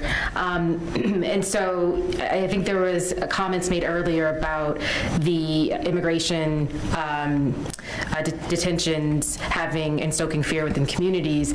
The letter that went out and the EOs that have come out around federal funding have also had the same impact on agencies and small businesses that receive dollars from the city of Chicago through federal funds. And that's also causing concern. So yes, there is a very real and deep concern from those who receive federal funding as to how this will impact their operations, how this will impact the communities that depend on those operations. And we are working with them right now. We're working with our departments who give out those dollars to better understand, the direct impact. But it all comes under the framework of understanding the legality of the orders to begin with and the letters that have come out from OMB, which is what we're doing right now. But for those restaurants and stores that are seeing their customer base just dry up right now, is there anything in the immediate short term that can be done for them? So for us, when it comes to dollars that we give out, we follow the same process as Congress. We have appropriations. And so for my office, when it comes to the dollars that they've appropriated out of the city's funding, those are continuing. When it comes to the federal funds, that's what we are working through right now with our legal department to understand those executive orders and to understand the orders from, or the rules and the letters that came out from OMB. But our appropriations, in the same way that I don't stop, the appropriations that City Council has appropriated. It's the same kind of concept that we're looking into as to whether or not these EOs have the authority over congressional spending. Good morning, Mayor. Good morning. Back to the situation that happened at Hamline Elementary School last week. Alderman Jeanette Taylor is calling on you and CPS to kind of come up with a coordinated plan when ICE actually does show up. Have you been in direct contact with Pedro Martinez about the future and what would happen if ICE actually did show up at a school? So all of those coordinated procedures have been laid out, Deputy Mayor Gatewood. And if you can be specific on it, too. Yeah, absolutely. So we've already issued public external guidance through the Department of Law for each of our agencies to follow. CPS actually did follow it up to a point, obviously not to a point of having a press conference without having confirmed information, but making sure they reach out to their general counsel and making sure their general counsel reaches out to the Department of Law. Those issues will follow. Now, obviously, we'll continue to work with CPS and all of our agencies so they can understand their roles and the procedures when federal agents, not just ICE, come into their schools or into their place of business. This is not the first time this has happened. It won't be the last time, but we'll make sure folks are prepared. And Mayor, just to follow up on CPS, the Chicago Teachers Union is talking about a possibility of a strike vote. Since you still have control over Chicago Public Schools, what will you do to make sure there is not a strike on your watch? Well, the entire city of Chicago is clear about what our schools need to look like. There's no debate there, right? Clear investments to ensure that a high-quality education exists in all of our neighborhoods. That is my vision. The Board of Education has the responsibility, and now that we have a partially elected school board, they have a responsibility to carry out the vision that the people of Chicago want. I'm going to continue to direct the Board of Education to lean in, to push for the full vision and scope of our public education system to be reflected of our hopes and aspirations. As all of you know, as someone who is a former employee of the Chicago Public Schools, and let me just repeat, a former employee of the Chicago Public Schools, I'm the first mayor in the history of Chicago to actually have taught. I send my children to the public schools here in Chicago because I believe in them. As a parent and as a former educator, it is my hope and wish that the people of Chicago finally are able to realize what we have desired for decades. So I'm going to continue to lean into that vision: sustainable community schools, small class sizes, social workers and counselors, therapists, a full, rich curriculum that includes art and physical education. I talked to a principal the other day ago. There's no gym in their building. They have to walk a couple of blocks just so that children can have access to physical education. These are many of the demands that have gone unmet for decades, and we're going to do everything in our power to ensure that those investments are there. The last thing that I'll say is, look, I've turned over our TIF dollars, the largest investment in TIFs, and with the help of our finance team, Joe Jarowski and Annette Guzman, who helped put that together, the full availability of our TIFs was turned over to our public schools because it's important to me that we have those investments. I'm going to continue to lean in on our Board of Education to ensure that that vision becomes a reality. I think following up, though, on that question is...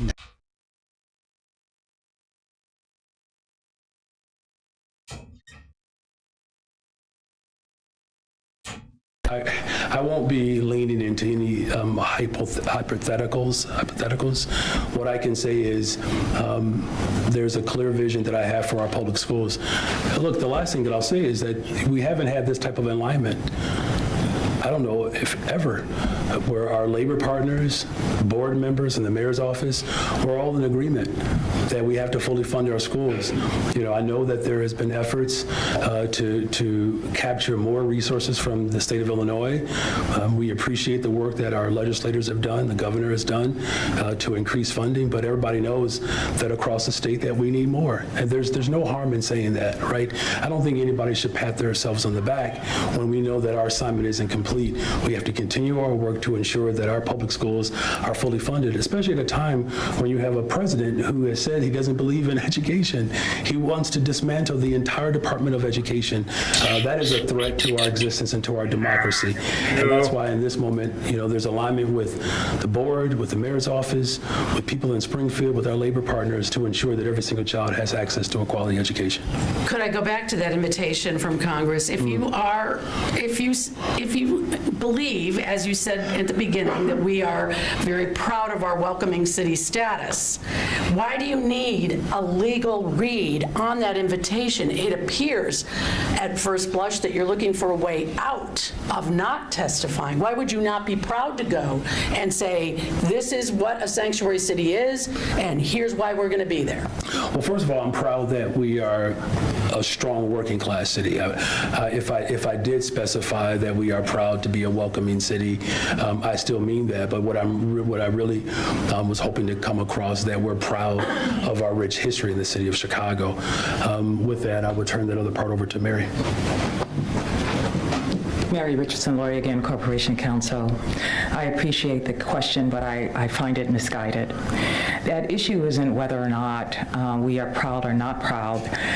That's not even the question being posed in the letter. It is a legal inquiry, and we have to respond within that framework. We have to analyze it as any sitting leader and its Corporation Counsel would do, and then decide impact and how we respond. That's normal course, and we will treat this in that vein. But this is not a question of not being proud of our claim of status of a welcoming city ordinance, nor is it a question of not being proud of our status as a sanctuary city. We're simply needing to take the communication that we've received from them and do the proper legal analysis before this mayor or anyone associated with the city responds. That kind of analysis is going on across all the cities that are recipient of said letter. We are no different. Can I just follow up? If they asked me to come, would they have to subpoena me? I mean, are you trying to force that? The objective isn't to force anything. The objective is to take the letter that we've received, do the analysis, and then make any determinations as to how, when, where, and whom responds. Could I ask the Superintendent Snelling a question? Sorry. Of course you can. No, I'm sorry. Don't want to hurt your feelings. Superintendent, I was wondering if I could ask you about the Illinois Trust Act. We've heard from some other law enforcement officers around the state that they feel it ties their hands. So I guess, do you share that sentiment? Do you wish that your officers could have more of a role in these operations? Well, here's what I will tell you, and I'll answer it like this, because it's very nuanced. It's not as simple as saying that we wish that we could engage. But our officers have seen things in this city, violent crimes, and we have to be aware that when we have people who are committing violent crimes, again, whether you were born here or you're an immigrant, we don't want to see those crimes committed by anyone. I think it's problematic when people come here to, for a better life, and there are people who are here who are working really hard and they want a better life for their children and they're providing for them. For someone to come in and commit heinous crimes in our city against other people, we know for a fact that migrants have been victims of these crimes themselves. So as a police agency, what we want to do is make sure that we're protecting our people from violent criminals. And anytime there's some type of violent action, we're not looking to just engage in immigration deportation. We're looking for those who are committing crimes in our city. Look, we have people here, our citizens, who we want to prosecute and not see amongst our community members because they're terrorizing our community members. So we don't want anybody doing that. So sometimes it's hard for law enforcement to feel like they're not a part of engaging with our most criminal, our most violent criminal faction out there. So I think it's more of a protectionist mentality where we want to protect the citizens of our city. We want to protect all residents of our city, and sometimes it's hard to sit by if we think that there's someone out there who's violent that we want to help remove from the street. And just as a follow-up, I know you're limited by the information that you're getting from the federal government, but can you tell us of those people, the 100, exceeding 100 people that you talked about that were arrested, do you know where they're being held? Is it the 5 facilities that are connected to the Chicago ICE field office? Once again, I do not know. I don't have that information because it would be irresponsible for me to give you that information without any concrete proof of where people are being held. Sweating. But again, even if that were the case, that's not some information that I would disseminate right now because I don't want to jeopardize anything or any operation that they may be proceeding with. My questions are for you as well, Superintendent. You've said you're leaving it up to the federal government agencies and federal enforcement agencies to determine how many detainees have been convicted of crimes. But is that information you will be seeking so you can say with greater confidence that people without criminal backgrounds don't have to live in fear? Is that information you're going to want to obtain? So here's what I'll tell you. It's not Crossback didn't need any of the we allow them to do.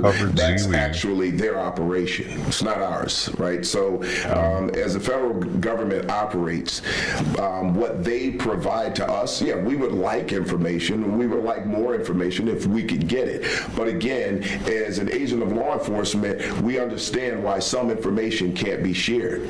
So I'm going to respect that. However, what I can tell you is what we're seeing right now at the time and the information that we're getting from the agency. And right now, the information that we're getting is that the focus is on people who have criminal convictions. Any other information beyond that, you would have to seek from the agency themselves. So again, I'm not going to say too much about what's going on, and sometimes I may have more information that I just can't necessarily share to the public because, again, we don't want people using that to stoke fears in people. But I do believe, and I don't want to tell parents what to do. I don't want to act like I know what they're going through or what they feel, but we do know fear is real, and feelings are never wrong. But sometimes the information around why you feel that way may be. So we want to do whatever we can to keep people as calm as we can in this city, and just to let them know that as the leading law enforcement agency in this city, that we're going to do everything that we can to protect the people in this city. Can you share any more about the, type of communication you're having with federal enforcement agencies? Do you know what locations they're targeting ahead of time, or what information are you getting before these arrests happen? So we don't get exact locations of where they're going and what they're doing, but we do have a general area of where they're going to be working. That information is important to us because as they work, we want to make sure that if we have to respond, that we know where we're going to respond. This helps us to decide how many people we're going to have working and how they're going to work in that location. So it's about availability of our officers to respond to situations, just in case something gets volatile, just in case something goes wrong. Again, this is still the city of Chicago. We're the Chicago Police Department, and we're going to respond to make sure that we keep the calm as much as we can.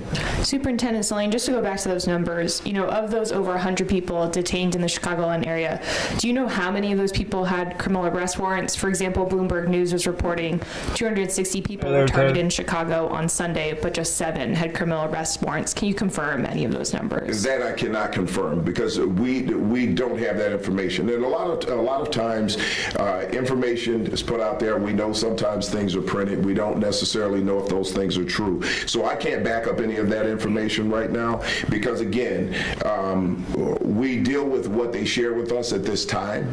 Our concern, again, right now is to make sure that the city is safe and that people feel a level of calm. We know that there's fear through the city, and we know that when people hear those types of reports, it just adds to the fear. So we want to make sure, and I want to make sure that we give you the most accurate information that we possibly can, but I can't stand here and give you information that I have not confirmed with my own eyes. So it's not even just word of mouth.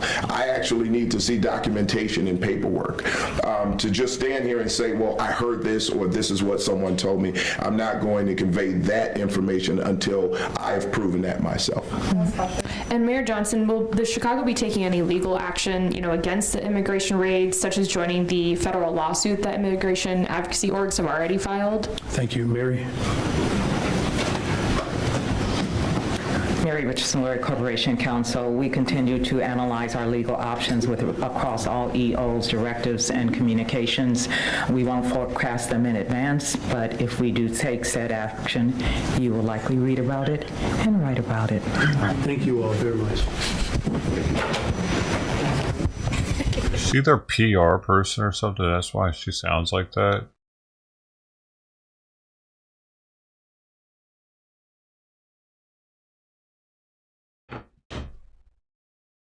A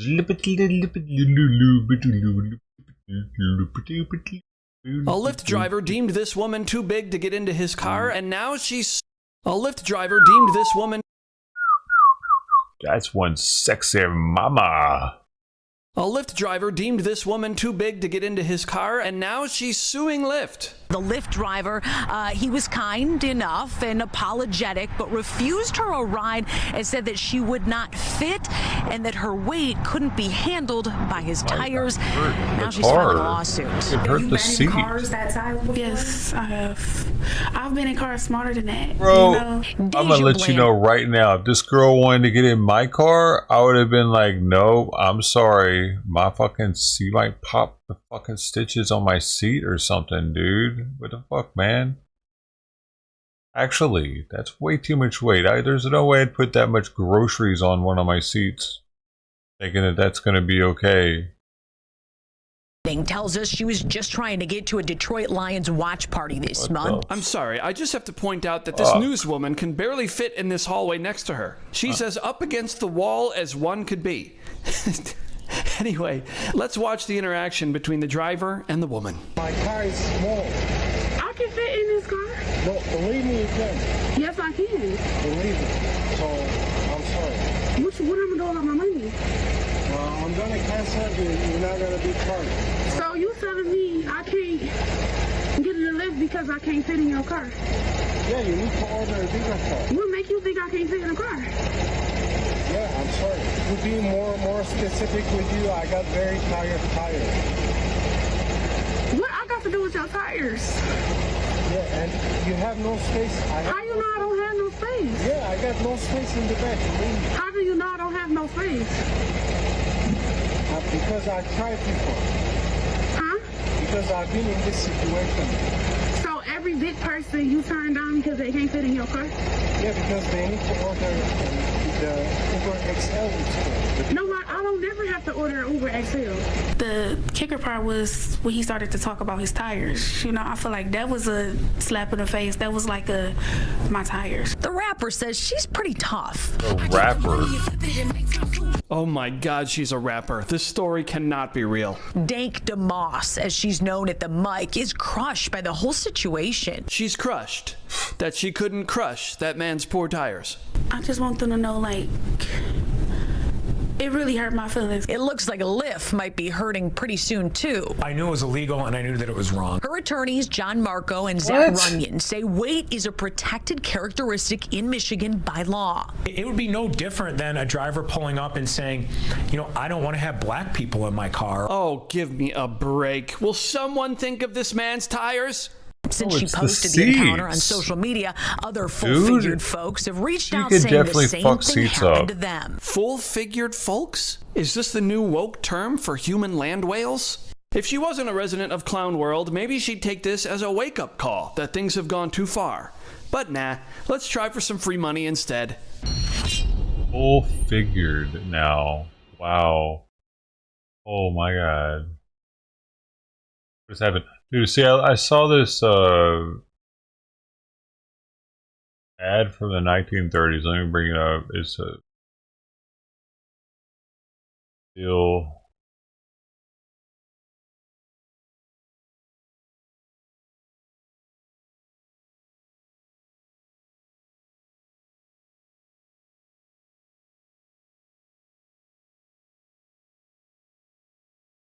And I hope Tux is alright. Fuck.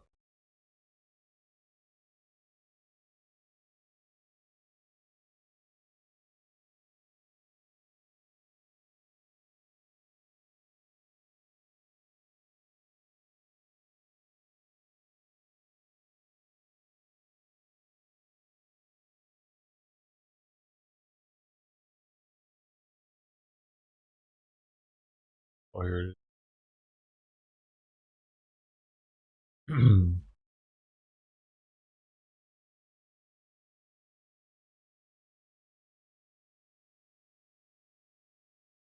Good news for thousands of girls. Oh, let me make it smaller.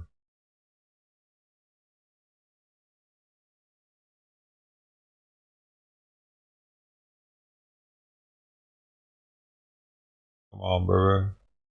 Can't you just work with me here?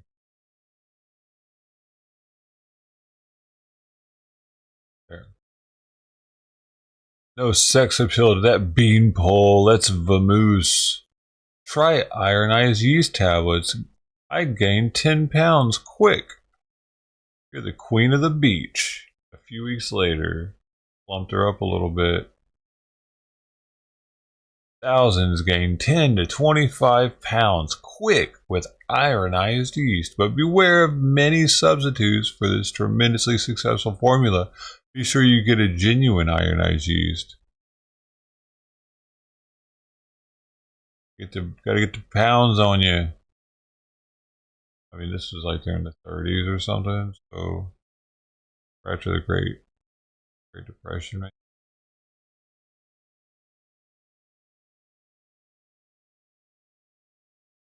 Where'd he go?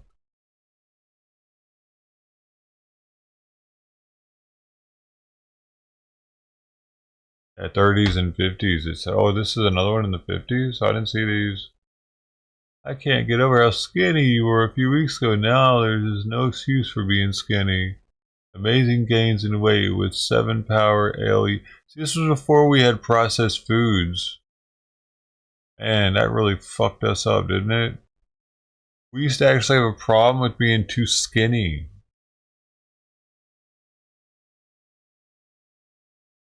Yeah, hopefully RFK fixes all that, man. You know?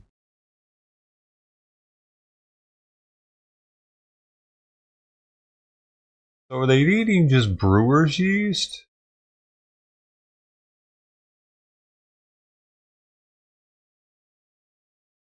Vitamin B is in brewer's yeast. Ale yeast.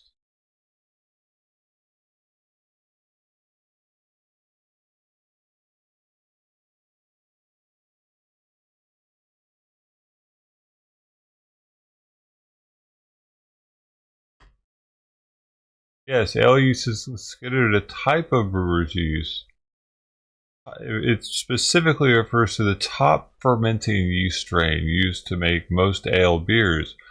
It should be classified as making it one of the primary types of yeast used in brewing alongside lager yeast.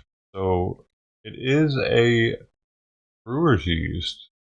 They were just eating brewer's yeast.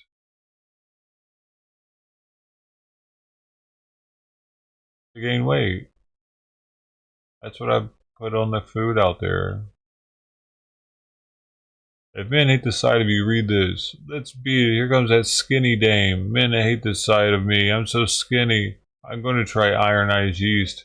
You're gorgeous since you've gained weight. A few weeks later, man, dudes are wanting to fuck her, and that was important back then.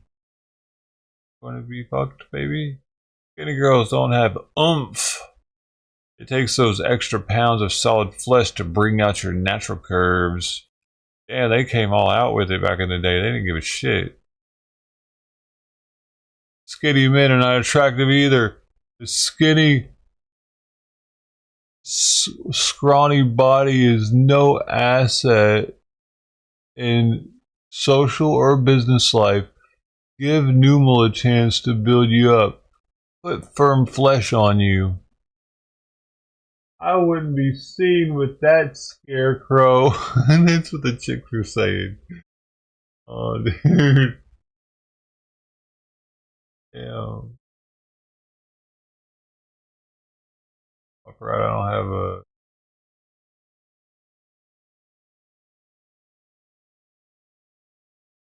Alright, what else to say?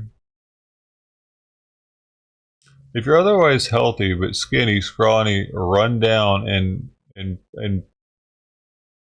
pounds underweight, try correcting this common mistake in eating. There are 3 essential substances that many thin, scrawny, and undernourished girls may fail to get in sufficient quantity from the food they eat. These substances are vitamin B1, calcium phosphate, and iron. If, like thousands of others, you are underweight without organic cause, never seem to gain a pound, are so thin that you look gangly and gonky from insufficient amounts of other precious elements, don't get discouraged. You may find that by correcting this simple mistake in eating, you can easily add firm, solid flesh, extra alluring pounds that help bring out those natural, eye-catching curves. A simple and easy way is to try the amazing new product called Numal that supplies in significant amounts. Not insignificant. It supplies in significant amounts the vitamin B1, calcium phosphates, and iron needed in the daily diet, plus a food that is in itself is a great help in addition in adding extra pounds. Take 1 heaping teaspoon of Numal 3 times a day. It is pleasant, assimilable, and easy to take. You will get equivalent in B1 content of 34 cakes of average moist baker's yeast. Iron equivalent of 15 pounds of tomatoes, or 1 2/3 pounds of spinach, or 9 pounds of boiled beets, and the calcium equivalent of, I don't know what the hell that says.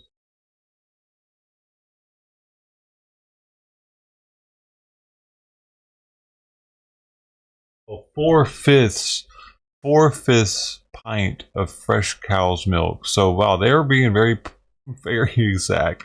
Nowadays they would just say a pint.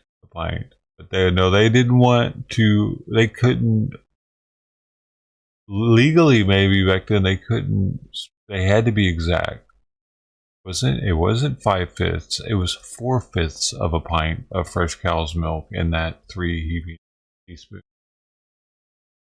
What if you made them extra heaping, though? And the phosphorus content of 1 glass. Remember, if you don't get sufficient quantity of vitamin B in your diet daily, you may suffer loss of appetite. And without sufficient iron, the element that helps build rich red blood, you might be run down, pale, weak, and listless. You need calcium phosphate for sound teeth and sturdy bones.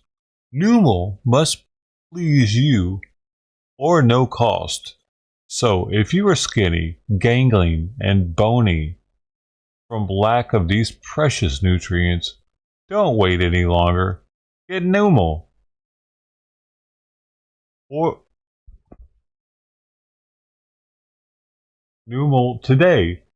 You will want those extra pounds that bring out your natural eye-catching curves. Take Numal faithfully for a week. See if you can't actually feel the difference. Gain weight and better color. If after this short period you honestly don't feel Numal has benefited you, just return the bottle for a complete refund of your money. Numal costs but a few cents a day to use. Nature Products Corp. U.S. Nature Products Corp. Makes it sound like it's ran by the government.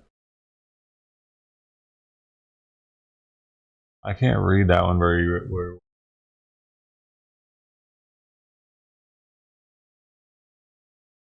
Send me at once a jar of Numal, understanding that must put weight on, or you'll refund my money after my first jar. I'll pay postman $3 plus cash on delivery charges, or COD, and postage. Wow, yeah, it's interesting because like so many items when I was a kid, like all of them on TV would be like no cash on delivery, no COD, no COD. But back then, it seems COD was really popular. What happened with that? Like you would pay for your product, you'd pay the postman for your product. How trippy that must have been. Huh. It's like having Amazon, but you'd pay for it once it got to your door. It was old school Amazon or credit cards. It seems like a well, I don't know. It depends on how much the cash on delivery charges were. That was probably a local thing. And the postage would have been how far away, I guess, you were from their distribution warehouse. And that would all be, but I guess you would just know that it's not going to be that. What's it say there, Bon? Sorry, Canadian orders cannot be cash on delivery. Send international money orders. Like a lot of stuff was sold like this back in the day because we didn't have TV. We didn't have commercials all over the place. It had to be in magazines or newspapers, and you had to send in this thing in the mail, and you might get it 3 weeks later. And it was special when you got it too, you know. It was like, hey, it's here! You're waiting for the mail. You wait for it to get there. Like, just like the Christmas Story scene where he's waiting on the decoder. It's like, be sure to drink your Ovaltine. What the fuck? I cared so much about the decoder for this. How do you look in your bathing suit? Skinny, thousands gained 10 to 25 pounds. This is a quick, easy way. Read how thin, tired out, nervous, run-down people have gained health and strength quick. Wait, isn't it quickly though? Didn't they use the word quickly? Because gaining is a verb, and you're explaining the verb? Or does the hyphen get rid of that? Dash, get rid of that. Are you ashamed to be seen in bathing suit because you are too skinny and scrawny looking? Are you often tired, nervous, unable to eat and sleep properly? Then here's wonderful news. Thousands of skinny, run-down men and women have gained 10 to 25 pounds and new pep. The women naturally alluring curves and new popularity with the scientific vitamin-rich Formula. Ironized yeast. Why it builds up so quick? Scientists have discovered that countless people are thin and run down tired, cranky, washed out only because they don't get enough vitamin B and iron from their daily food. So is this before they started fortifying foods with vitamin B and iron? You used to have to buy it from these people. The government was like, oh, okay, enough of that. We'll start making companies put it in shit. Like, bread is extra fortified, and MRE bread is extremely fortified. That's why it tells you, if you ever eat MRE, some of you might not know this, it's interesting. Like, the bread is where the calcium's at. You have to eat an entire MRE to get your daily allowance of different vitamins and minerals. Because you would never think that calcium would be in the bread. I didn't think that'd be where they would fortify it at. Also the cheese spread, I think, but yeah.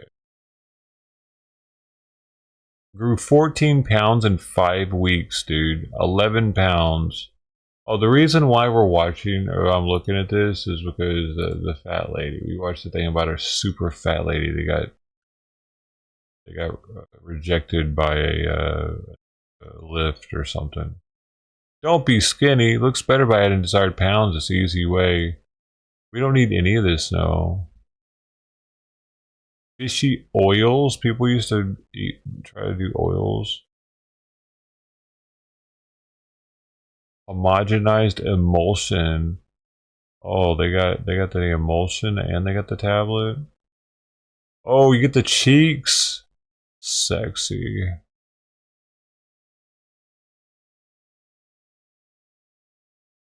Try weight on. Gaining the weight you want may be easier than you think. It may change your whole outlook on life. Scientifically processed. Weight on is chock full of weight gaining calories, vitamins, minerals, iron, quick energy elements, and other weight gaining nutrients. Weight on is pleasant to take, easy for normal systems to digest and convert into wanted pounds. Cheeks, bust line, hips, thighs, and body all should take on weight. Truly, weight on may easily help you look better without that thin, skinny appearance. And the more weight on you take with varied weight maintaining meals, the faster and greater you should be. You should be. The faster and greater should be your gain. So why be skinny? Ask for weight on it. Druggists today in choice of flavors: strawberry, butterscotch, and banana. Ooh, nice. Banana. Is that naturally flavored? Druggist, by the way. Ask your druggist. You have multiple, right? Druggists. This is that scene I was talking about. Yeah, you. Oh shit, hold up. You got anything to smoke? No, I don't have anything to smoke. I know you can't see it right now. That's not a problem, pal, because I've got loads of the fucking stuff.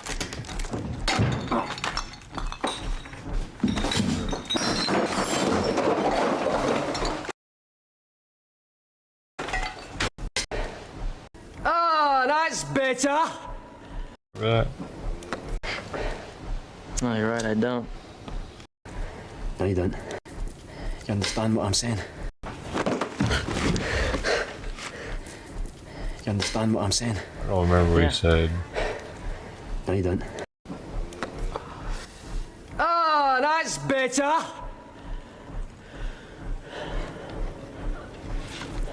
Thanks. It was a beach. You understand? Man, he was so young there. We were all so young, weren't we? Aye.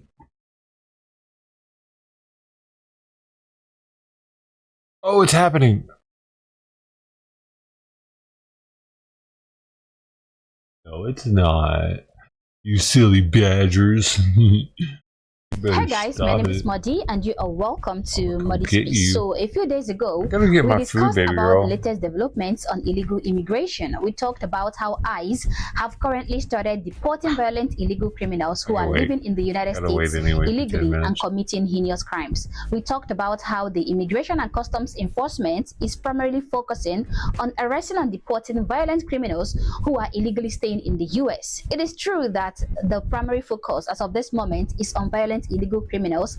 They are the priority as far as deportation is concerned, but that doesn't mean that other illegal aliens who might not be committing crimes in the US are not going to be deported as well. They will be, because as long as you snuck into the country illegally, you are already a criminal. But as of this moment, the deportation focus is primarily on violent criminals who are committing massive murder, robbery, and a host of other crimes. Fast forward to today, or rather yesterday, we saw a video from someone, a celebrity actually, Just who want to just know made us he's realize how okay. disastrous it could be Just to want to take know political Tux is advice okay, from man. Hollywood celebrities. This person is none other than Selena Gomez. The thing is, I actually like Selena Gomez a lot, okay? I've been watching her since I was a kid. I don't remember watching any of her movies, but I really love her songs. So in a way, I am a fan of Selena Gomez. So you will understand when I say that I was heavily disappointed by this video she posted on her Instagram page, crying and bawling her eyes out because according to her, the deportation of violent criminals who are illegally living in the country and posing a big threat to national security is a form of attack against her people, and by her people she means Mexicans. Now when I saw that video, I was immediately taken aback because of two reasons. One, I have always thought that Selena Gomez is an American citizen, so I was wondering why she would be against the protection of the American people, whom I assumed was her people. So I had to look up her citizenship on Google, and I was shocked to realize that I was right about her being an American. She was born in Lake Jackson, Texas, by her Mexican-American parents, so that makes her an American. The second reason I was taken aback was how good of an actress she was. Like I said, I am sort of a fan of her music, but I've never really watched any of her movies, so I didn't know she was such a good actor. But when I saw her weeping and sobbing so passionately, hoping to convince us with her tears that we are actually the bad guys for really caring about the lives of legal immigrants and that of American people. When I saw her almost successfully manipulating us into believing that we are monsters for wanting to deport violent criminals and send them back to where they came from. She was wonderful in her performance. So yes, I was taken aback when I saw her doing that, crying and bawling her eyes off. I forgot I haven't shown you guys the world-class performance, so here it is. I just wanted to say that I'm so sorry. I just didn't want to I didn't want to give him getting attacked. a random person. I don't understand. I'm so sorry. I wish I could do something, but I can't. I don't know what to do. I'll try everything, I promise. And just like What a that, fucking my mental Selena Gomez fangirl era breakdown. is over. She captioned this video, "I'm sorry," with a Mexican flag. And she went on tearfully to say that her people are getting attacked. Now, by her people, she is referring to Mexicans, like I said before.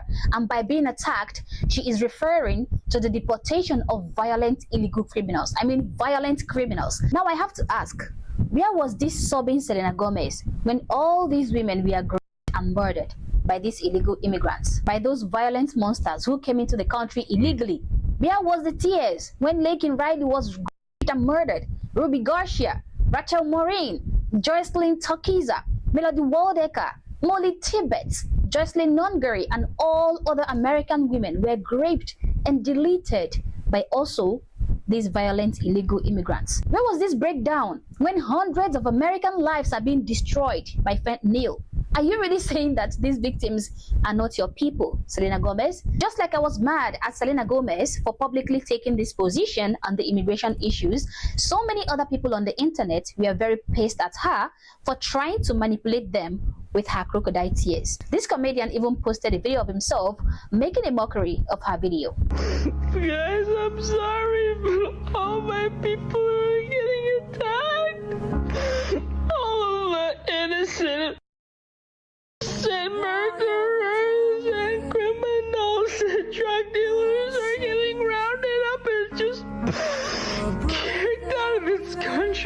their objects. I'm sorry. There were several memes immediately created out of that whipping video of hers. Still happening on priceless audio.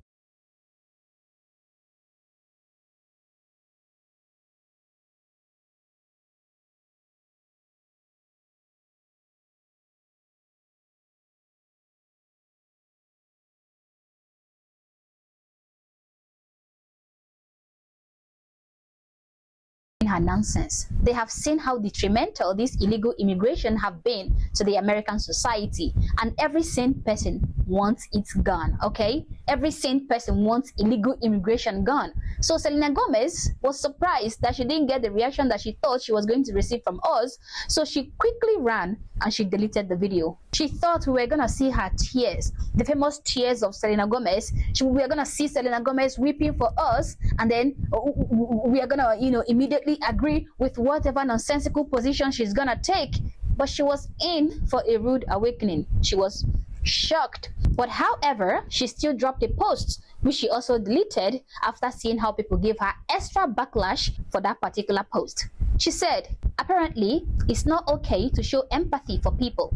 Well, actually, it's okay to show empathy for people, provided you are showing empathy to the people who deserve it. Now, if you have a murder culprit and a murder victim, it will be considered insane for you to show empathy towards the culprit who unalived the person, simply because the culprit is going to spend his or her life in jail.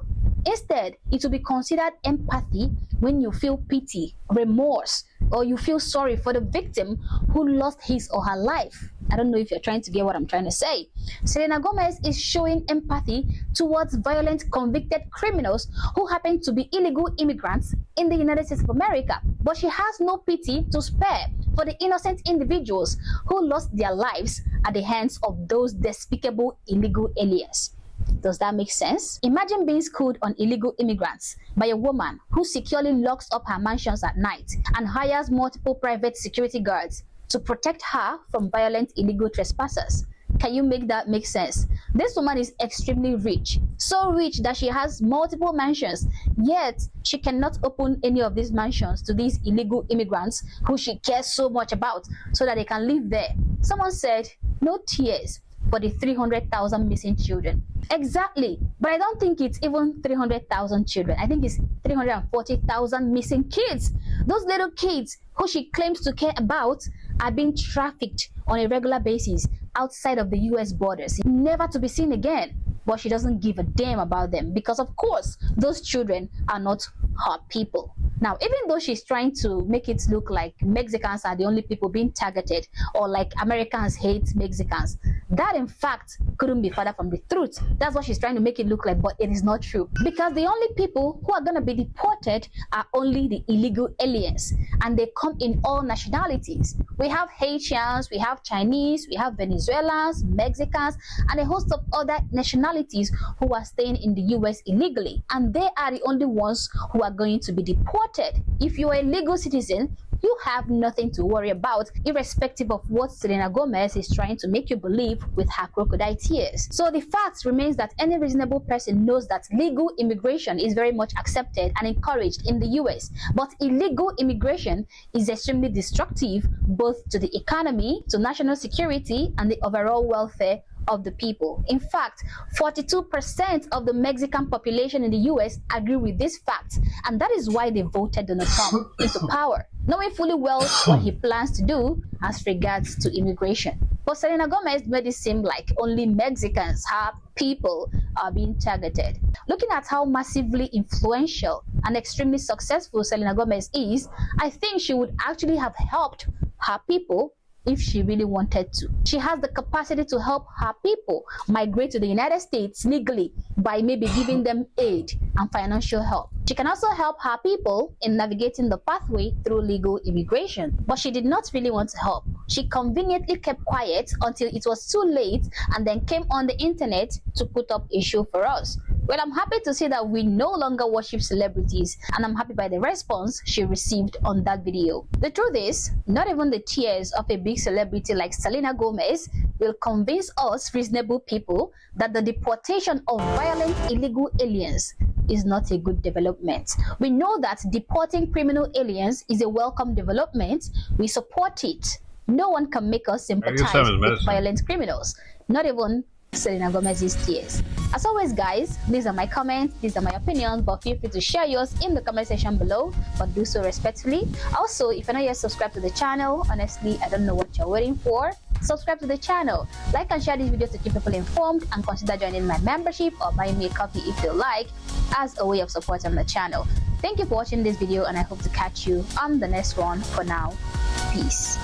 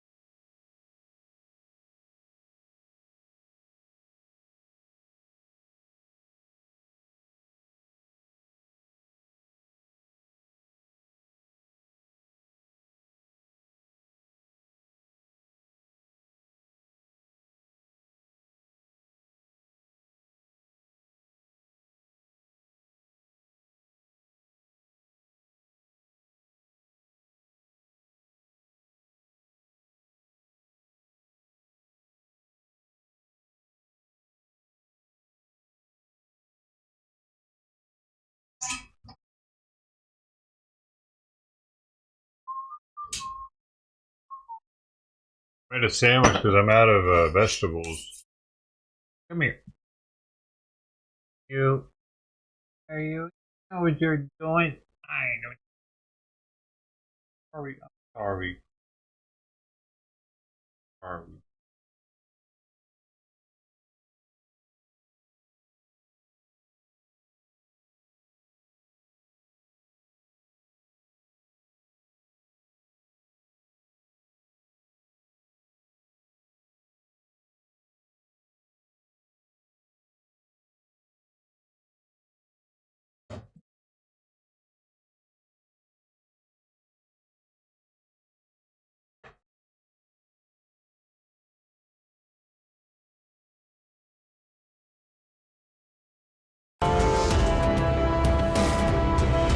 How this is going to turn out.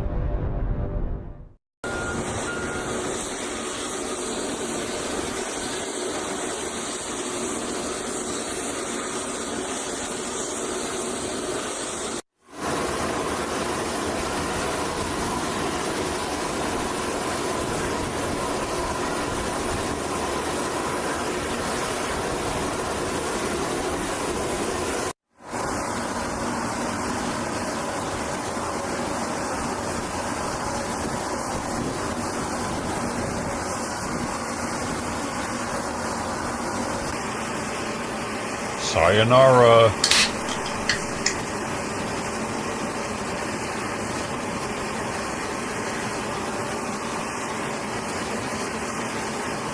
I wonder if they're kind of excited to go back home. It's hell of their adventures in America.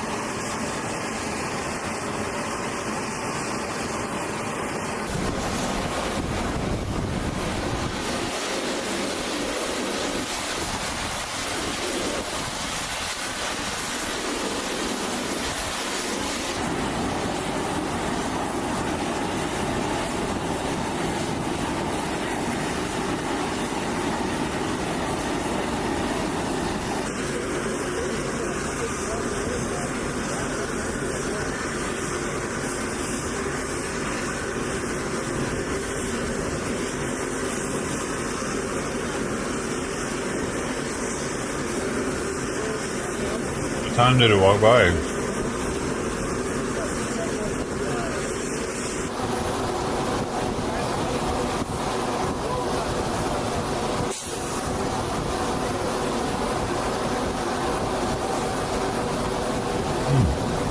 There's some women.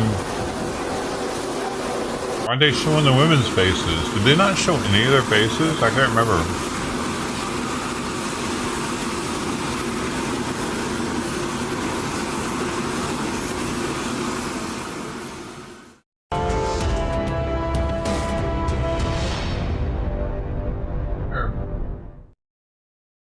Here now.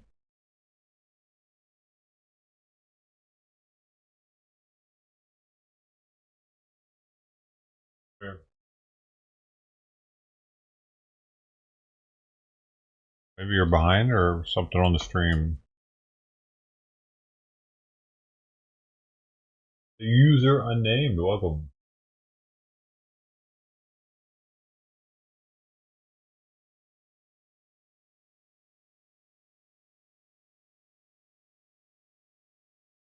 Oh.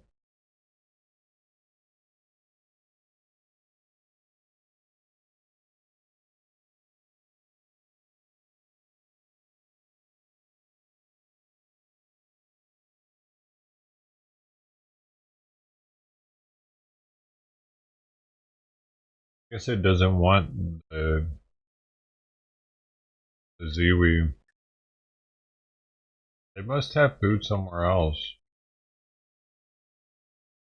Too worried about eating the Ziwi. It licked all the nutritional yeast off the top. Or a lot, maybe a lot of it. Not all, but there we go. Because according under this president, you will be detained and you will be Why isn't there one that starts before she starts? occupied by the press Secretary of This is the first secretary. like a tuna fish. Imagine being like that. Sardine. Good afternoon, everybody. How are we? Good to see all of you. It's an honor to be here with all of you. A lot of familiar faces in the room, a lot of new faces. And President Trump is back, and the golden age of America has most definitely begun. The Senate has already confirmed 5 of President Trump's exceptional cabinet nominees: Secretary of State Marco Rubio, Defense Secretary Pete Hegseth, CIA Director John Ratcliffe, Homeland Security Secretary Kristi Noem, and Treasury Secretary Scott Bessent. It is imperative that the Senate continues to confirm the remainder of the president's well-qualified nominees as quickly as possible. As you have seen during the past week, President Trump is hard at work fulfilling the promises that he made to the American people on the campaign trail. Since taking the oath of office, President Trump has taken more than 300 executive actions, secured nearly $1 trillion in U.S. investments, deported illegal alien rapists, gang members, and suspected terrorists from our homeland, and restored common sense to the federal government. I want to take a moment to go through some of these extraordinary actions. On day 1, President Trump declared a national emergency at our southern border to end the 4-year-long invasion of illegal aliens under the previous administration. Additionally, President Trump signed an executive order to end catch and release and finish construction of his effective border wall. By using every lever of his federal power, President Trump has sent a loud and clear message to the entire world. America will no longer tolerate illegal immigration, and this president expects that every nation on this planet will cooperate with the repatriation of their citizens. As proven by this weekend, when President Trump swiftly directed his team to issue harsh and effective sanctions and tariffs on the Colombian government, upon hearing they were denied a U.S. military aircraft full of their own citizens who were deported by this administration. Within hours, the Colombian government agreed to all of President Trump's demands, proving America is once again respected on the world stage. So, to foreign nationals who are thinking about trying to illegally enter the United States, think again. Under this president, you will be detained and you will be deported. Every day, Americans are safer because of the violent criminals that President Trump's administration is removing from our communities. On January 23rd, ICE New York arrested a Turkish national for entry without inspection who is a known or suspected terrorist. On January 23rd, ICE San Francisco arrested a citizen of Mexico unlawfully present in the United States who has been convicted of continuous sexual abuse of a child aged 14 years or younger. ICE St. Paul has arrested a citizen of Honduras who was convicted of 4th-degree criminal sexual conduct with a minor. ICE Buffalo arrested a citizen of Ecuador who has been convicted of rape. ICE Boston arrested a citizen of the Dominican Republic who has a criminal conviction for 2nd-degree murder. This criminal was convicted of murder for beating his pregnant wife to death in front of her 5-year-old son. And ICE St. Paul also arrested a citizen of Mexico who was convicted of possessing pornographic material of a minor on a work computer.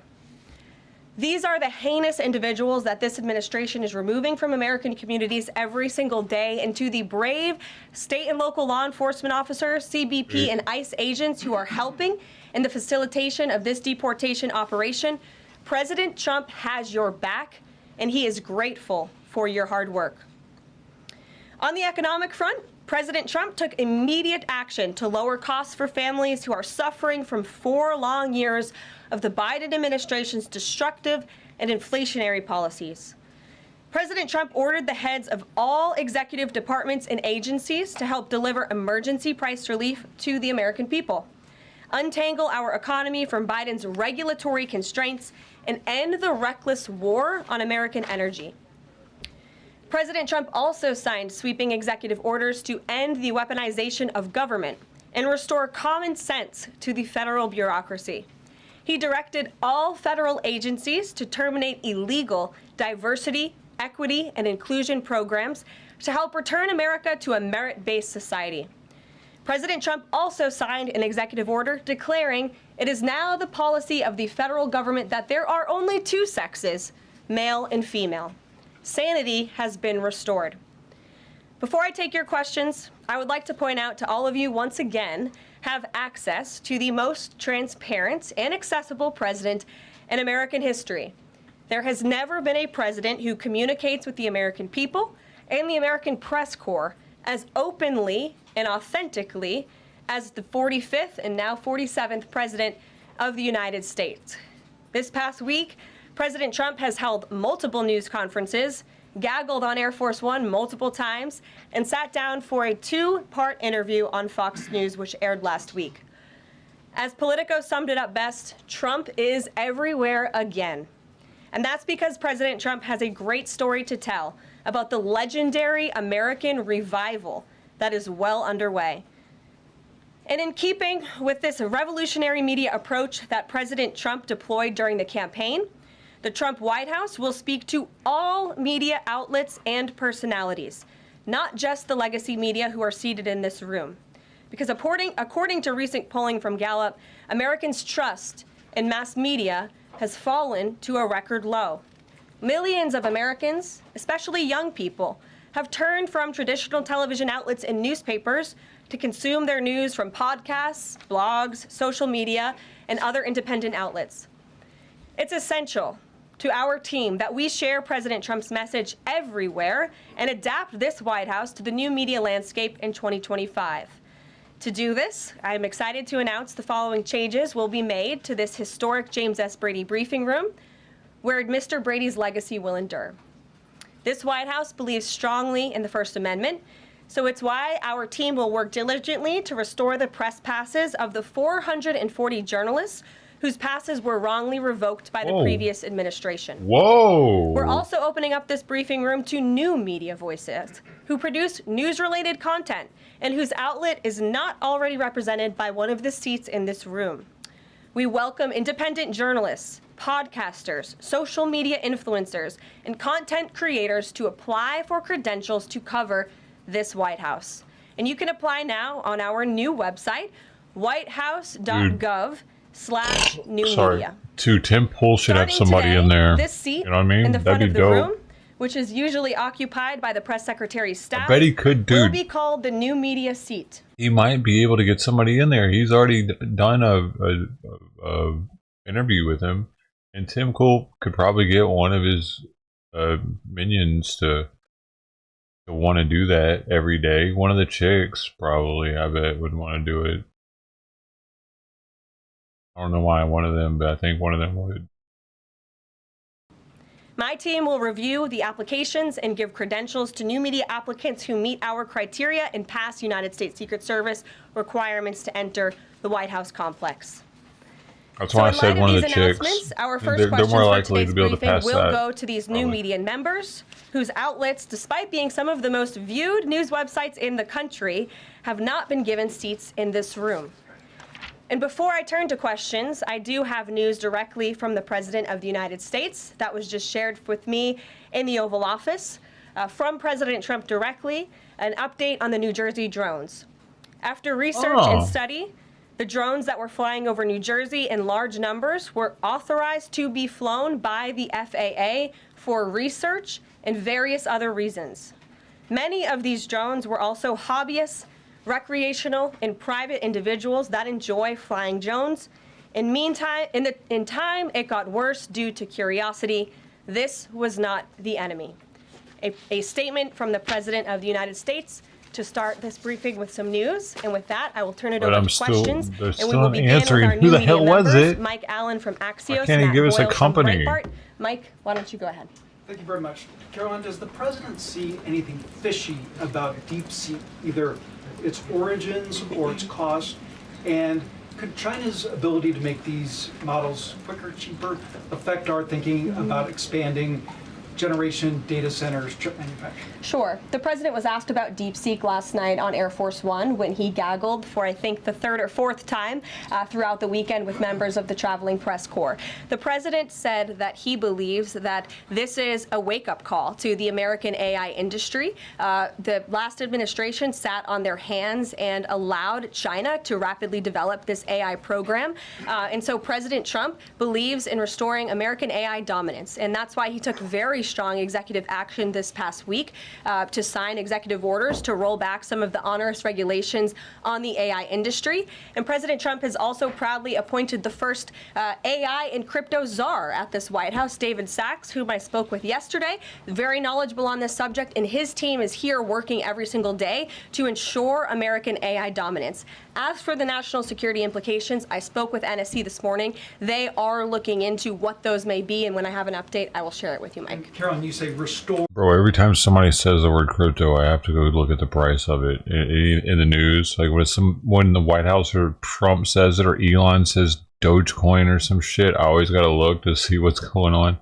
Bitcoin's still at 102K. So it's just, I wonder who's keeping it. Who's keeping it above 100, you think?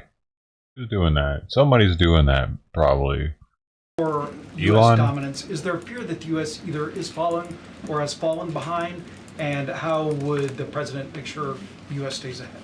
No, the president is confident that we will restore American dominance in AI.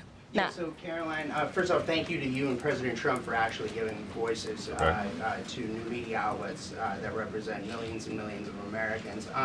The thing I would add, I've got a two-part question for you. The first is just can you expand upon what steps the White House is going to take to bring more voices, not less, which is what our founder Andrew Breitbart believed in, into this room where they rightfully belong? Yeah, absolutely. And as I said in my opening statement, Matt, it is a priority of this White Yeah, so that's what I'm thinking too. Who, like, because no regular Joe Schmo, like, even middle class, $100,000 for one Bitcoin is crazy to think about getting one of those. I'm going to get one of those, and that's going to be my, because it's at the top. It's at the very top. It's at an all-time high right now.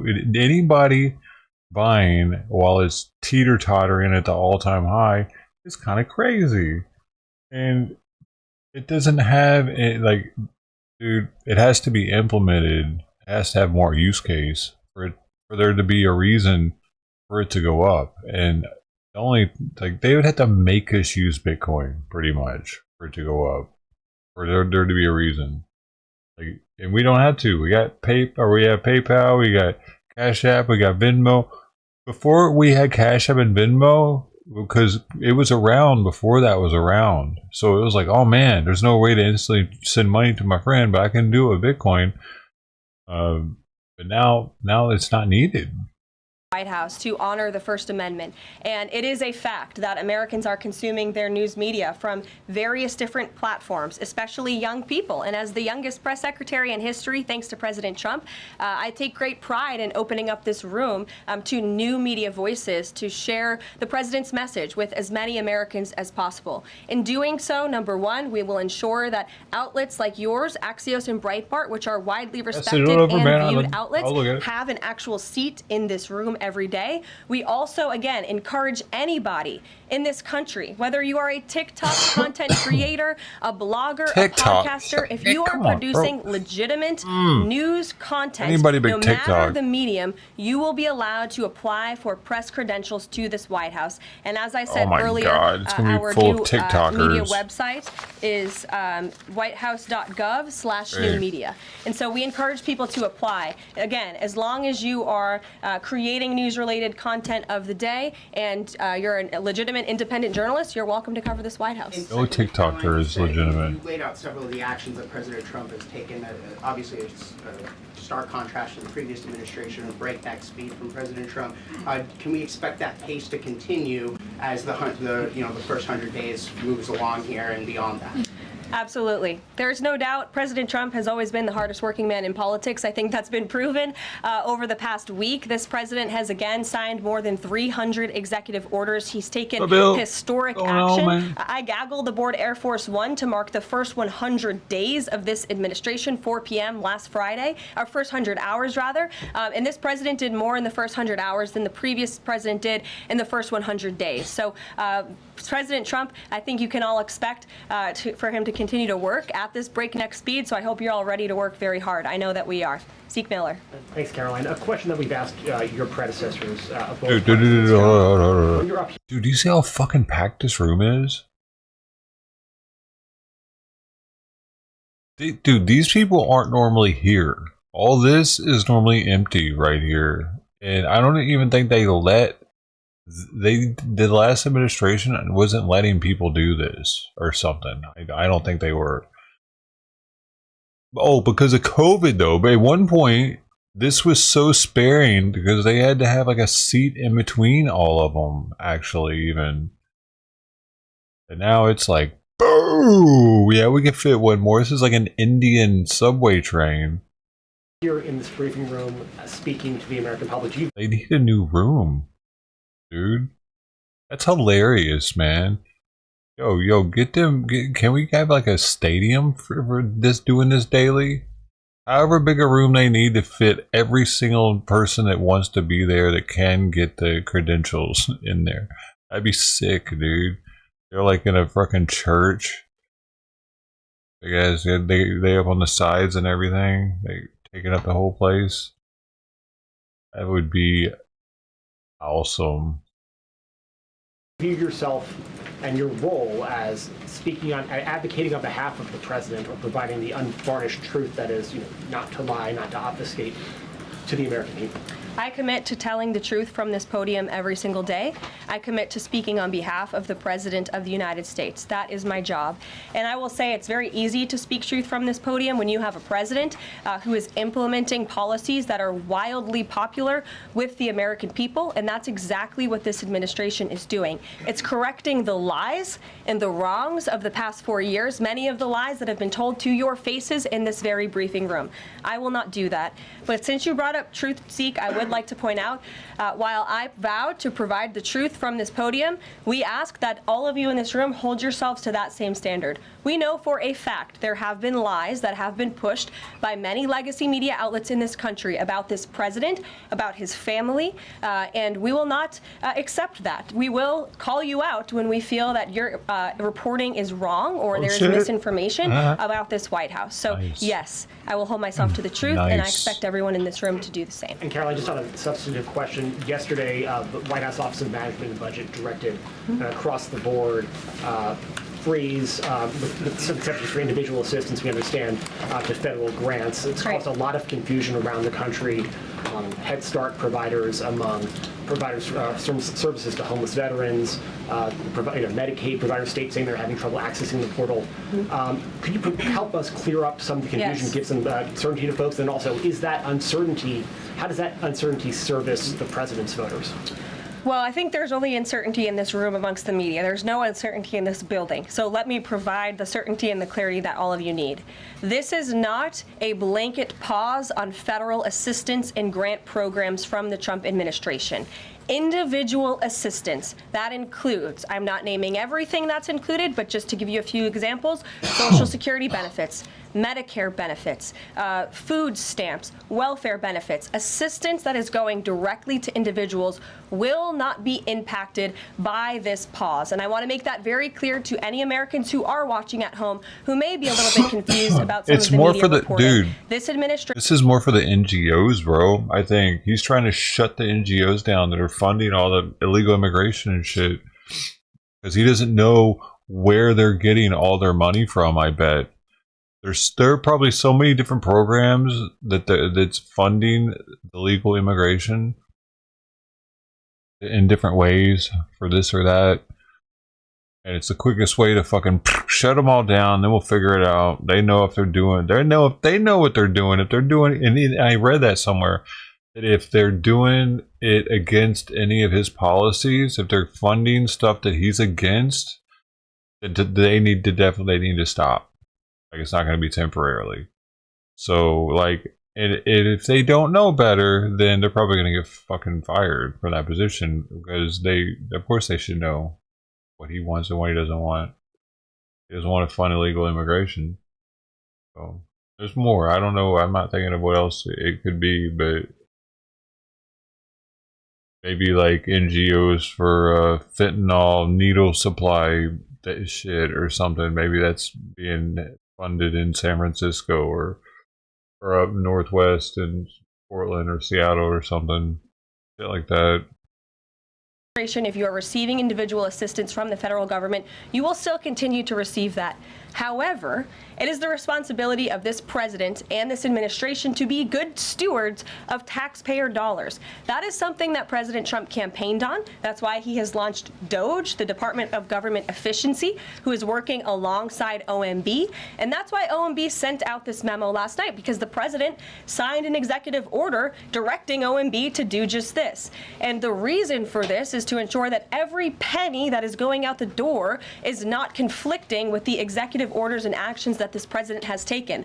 So what does this pause mean? It means no more funding for illegal DEI programs. It means no more funding for the Green New scam that has cost American taxpayers tens of billions of dollars. It means no more funding for transgenderism and wokeness across our federal bureaucracy and agencies. No more funding for Green New Deal social engineering policies. Again, people who are receiving individual assistance, you will continue to receive that. And President Trump is looking out for you by issuing this pause because he is being good steward of your taxpayer dollars. Thanks, Caroline. Sure. Why don't you mention How long NGOs? is this pause going to last, and how is the Trump administration recommending that organizations that rely on federal funding make payroll, pay their rent in the meantime?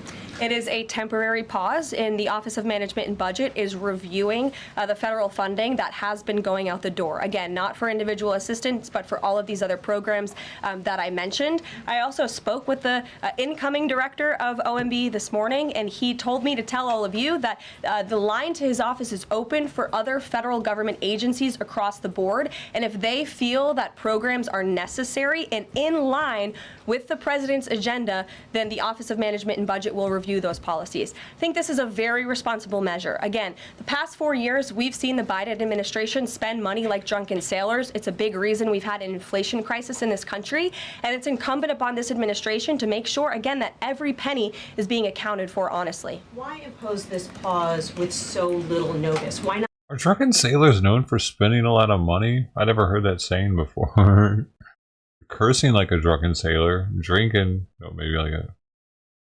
Not give organizations more time to plan for the fact that they are about to lose, in some cases, really crucial federal funding, at least for a period of time. There was notice. It was the executive order that the president signed. There's also a freeze on hiring, as you know, a regulatory freeze, and there's also a freeze on foreign aid. And this is, again, incredibly important to ensure that this administration is taking into consideration how hard the American people are working. And their tax dollars actually matter to this administration. You know, just during this pause, DOGE and OMB have actually found that there was $37 million that was about to go out the door to the World Health Organization, which is an organization, as you all know, that President Trump, with the swipe of his pen in that executive order, is no longer wants the United States to be a part of. So that wouldn't be in line with the president's agenda. DOGE and OMB also found that there was about to be 50 million taxpayer dollars that went out the door to fund condoms in Gaza. That is a preposterous waste of taxpayer money. So that's what this pause is focused on, being good stewards of tax dollars. They're not going to use them anyway, you know what I mean? Wheels or Head Start or disaster. It's like, for instance, check this out. Oftentimes, Planned Parenthood will have a bowl full of condoms at their front desk, like candy or something that you can get. And yeah, you can get them. I've got them before too. But check this out, man. Those things are made for like Asians or something, or Indians. They're super cheap. They're usually not Trojans, so they're made for people smaller than usually the areas of town that Planned Parenthood are in, which is hood, and hoods aren't known for having small dicks, are they? So they're not going to use those anyway. They're giving them something that it's going to either burst or it's going to be like a cock ring, so they're not gonna want to fuck with that. Anyway, like, it's not like they got a bowl full of Magnum XL sitting there. All I'm saying. But for these people, they're not going to use them anyway, though. I don't think that they would use them because they're all trying to have kids. They're all like, are you serious? Gaza? They're not going to have sex and not be trying to impregnate the woman, actually. Oh, that's funny. Again, it does not affect individual assistance that's going to Americans. To follow up on Nancy, do you think there will be a list of who is affected and how much money is affected? How will these contractors and organizations know if they are actually having their funding frozen? And then secondly, if you're willing, can you just clarify, is the end goal of this to essentially challenge Congress or to prove that the president can withhold federal funding? In other words, is this an attempt to pick a fight to prove that he can do this? No, absolutely not. As it says right here in the memo, which I have, and I'd encourage all of you to read it, it says the American people elected President Trump to be the president of the United States and gave him a mandate to increase the impact of every federal dollar. This memo requires federal agencies to identify and review all federal financial assistance programs and supporting activities consistent with the president's policies and requirements. The American people gave President Trump an overwhelming mandate on November 5th, and he's just trying to ensure that the tax money going out the door in this very bankrupt city actually aligns with the will and the priorities of the American people. Brian Glenn. Yes. Welcome. You look great. You're doing a great job. You talked about transparency, and some of us in this room know how just transparent President Trump has been the last 5 or 6 years. I think it's a fucking right side broadcasting, dude. Who else is in here that not normally in here? You'll do the same. My question is, do you think this latest incident with the president of Colombia is indicative of the global powerful respect they have for President Trump moving forward, not only to engage in economic diplomacy with these countries, but also world peace? Absolutely. I'll echo the answer that the president gave on Air Force One last night when he was asked a very similar question by one of your colleagues in the media. This signifies peace through strength is back. And this president will not tolerate illegal immigration into America's interior. And he expects every nation on this planet, again, to cooperate with the repatriation of their citizens who illegally entered into our country and broke America's laws. Won't be tolerated. And as you saw, the Colombian government quickly folded and agreed to all of President Trump's demands. Flights are underway once again. Deanna. 2 questions on deportations, if I may. President Trump had said on the campaign trail that he would deport pro-Hamas students who are here on visas. And on his first day in office, he signed an executive order that said, quote, the U.S. must ensure that admitted aliens and aliens otherwise already present in the U.S. do not bear hostile attitudes towards the citizens, culture, government, institutions, or founding principles. So should we take this executive order as Trump saying he would be open to deporting those students who are here on visas but, hold pro-Hamas sympathies? The president is open to deporting individuals who have broken our nation's immigration laws. So if they are here illegally, then certainly he is open to deporting them. And that's what this administration is hard at work at doing. We receive data from DHS and from ICE every single day.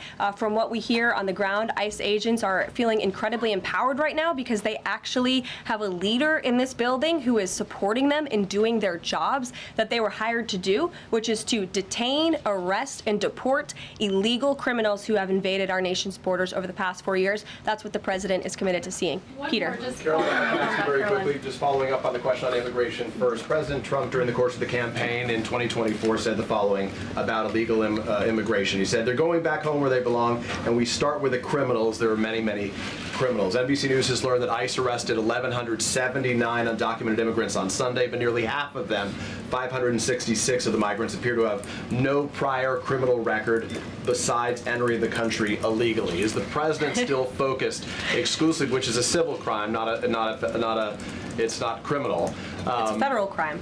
So I'm asking, though, he said he was going to focus on those violent offenders first. So is violent offenders no longer the predicate for these people to be deported? The president has said countless times on the campaign trail, I've been with him at the rallies, I know you've been there covering them too, Peter, that he is focused on launching the largest mass deportation operation in American history of illegal criminals. And if you are an individual, a foreign national, who illegally enters the United States of America, you are, by definition, a criminal. And so therefore, you are subject to deportation. I apologize for interrupting. So to be clear, it's not violent criminals do not receive precedence in terms of the deportations taking place. The president has also said two things can be true at the same time. We want to deport illegal criminals, illegal immigrants from this country, but the president has said that, of course, the illegal criminal drug dealers, the rapists, the murderers, the individuals who have committed heinous acts on the interior of our country and who have terrorized law-abiding American citizens, absolutely, those should be the priority of ICE, but that doesn't mean that the other illegal criminals who entered our nation's borders are off the table. Understood. Then let me ask you a separate question about the confusion that still exists across the country right now as it relates to the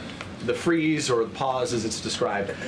President Trump, of course, ran one of the key policy items was that he was going to lower prices, lower the cost of everything from groceries, as he often said. But in many of the cases, it would seem that some of these moves could raise prices for real Americans on everything from low-income heating, that program, child care programs. Will nothing that the president's doing here in terms of the freeze in these programs raise prices on ordinary Americans? What particular actions are you referring to that would? I'm referring to LHEAP right now. That's the low-income heating program, for example. We can talk about, there's no clarity, so I could refer to a lot of them. We don't know what they are specifically. Can you tell us that LHEAP is not one of those affected? So you're asking a hypothetical based on programs that you can't even identify. What I can tell you is that since you guys haven't identified, let's do it together just for Americans at home. Medicaid, is that affected? I gave you a list of examples: Social Security, Medicare, welfare benefits, food stamps that will not be impacted by this federal pause. I can get you the full list after this briefing from the Office of Management and Budget. But I do want to address the cost cutting because that's certainly very important and cutting the cost of living in this country. President Trump has taken historic action over the past week to do that. He actually signed a memorandum to deliver emergency price relief for American families, which took a number of actions. I can walk you through those. He also repealed many onerous Biden administration regulations. We know over the past 4 years, American households has been essentially taxed $55,000 in regulations from the previous administration. President Trump, with the swipe of his pen, rescinded those, which will ultimately put more money back in the pockets of the American people. So deregulation is a big deal. And then when it comes to energy, I mean, the president signed an executive order to declare a national energy emergency here at home, which is going to make America energy dominant. We know that energy is one of the #1 drivers of inflation, and so that's why the president wants to increase our energy supply to bring down costs for Americans. The Trump energy boom is incoming, and Americans can expect that. It's incoming. Exactly. It's going to take time for that to Some of the happen. confusion, I think, may be here with this pause on federal funding. You've made it clear It doesn't just you're come not out of the stopping ground funds that go instantly and directly we to sell individuals, but there it. certainly are lots of organizations that receive funding and then may pass along a benefit. Meals on Wheels, for one. They provide meals for over 2.2 million seniors. What is the president's message to Americans out there, many of whom supported him and voted for him, who are concerned that this is going to impact them directly, even if, as you said, the funding isn't coming directly to their wallet? I have now been asked and answered this question 4 times. To individuals at home who receive direct assistance from the federal government, you will not be impacted by this federal freeze. In fact, OMB just sent out a memo to Capitol Hill with Q&A to clarify some of the questions and the answers that all of you are asking me right now. Again, direct assistance will not be impacted. I've been asked and answered about this OMB memo. There's many other topics of the day. Jackie Heinrich. Indirect assistance, Caroline, if it's going to another organization and then trickling down. Direct assistance that is in the hands of the American people will not be impacted. Again, as I said, How does she remember all their we will continue names? to provide that list Amazing. as it comes to fruition. But OMB right now is focused on analyzing the federal government's spending, which is exactly what the American people elected President Trump to do. And one question on immigration, Caroline, on immigration. Of the 3,500 arrests ICE has made so far since President Trump came back into office, can you just tell us the numbers? How many have a criminal record versus those who are just in the country illegally? All of them, because they illegally broke our nation's laws, and therefore they are criminals as far as this administration goes. I know the last administration didn't see it that way, so it's a big culture shift in our nation to view someone who breaks our immigration laws as a criminal, but that's exactly what they are. You may have to point at the worst first. They all have a criminal record. And welcome to the briefing If they broke our nation's laws, yes, they are criminal. Yes. Thank you. On stripping security details for figures like John Bolton, Pompeo, Brian Hook. Senator Tom Cotton said that he's seen the intelligence and the threat from Iran is real for anyone who played a role in the Soleimani strike. He voiced concern it wouldn't just impact those individuals, but potentially their family, innocent bystanders, friends, anyone who's near them when they're out in public. Is the president open to reconsidering his decision? The president was asked and answered this yesterday, and he was firm in his decision despite some of the comments that you had referenced. And he's made it very clear that he does not believe American taxpayers should fund security details for individuals who have served in the government for the rest of their lives. And there's nothing stopping these individuals that you mentioned from obtaining private security. That's where the president stands on it. I have no updates on that. Is there any concern that this decision might jeopardize the administration's ability to hire the best advisors for these kinds of positions in the future? No, in fact, I've talked to the Presidential Personnel Office, who has told me directly that there is such an influx of resumes for this administration that it's incredibly overwhelming. There is no lack of talent for the Trump administration. Reagan, would he take any responsibility if anything happened to these people? Would he feel at all that his decision was a factor in that? The president was asked and answered this yesterday. I defer you to his comments. Caroline. Reagan, since you're in the back row, I Seriously. hear you. The back row What the hasn't hell? gotten much attention in the last 4 years, so I'm happy to answer your question. I can project. Does the president intend to permanently cut off funding to NGOs that are bringing illegal foreign nationals to the country, such as Catholic Charities? I am actually quite certain that the president signed an executive order that did just that, and I can point you to that. One more, Caroline. President Trump issued an executive order on increased vetting for refugees and visa applications. Right. Part of that order was considering an outright ban for countries that have deficient screening processes. Has the president considered yet which countries might fall into this category, or countries like Afghanistan or Syria under consideration for a full ban? Yeah, so the president... Dude, where the hell? Who's talking?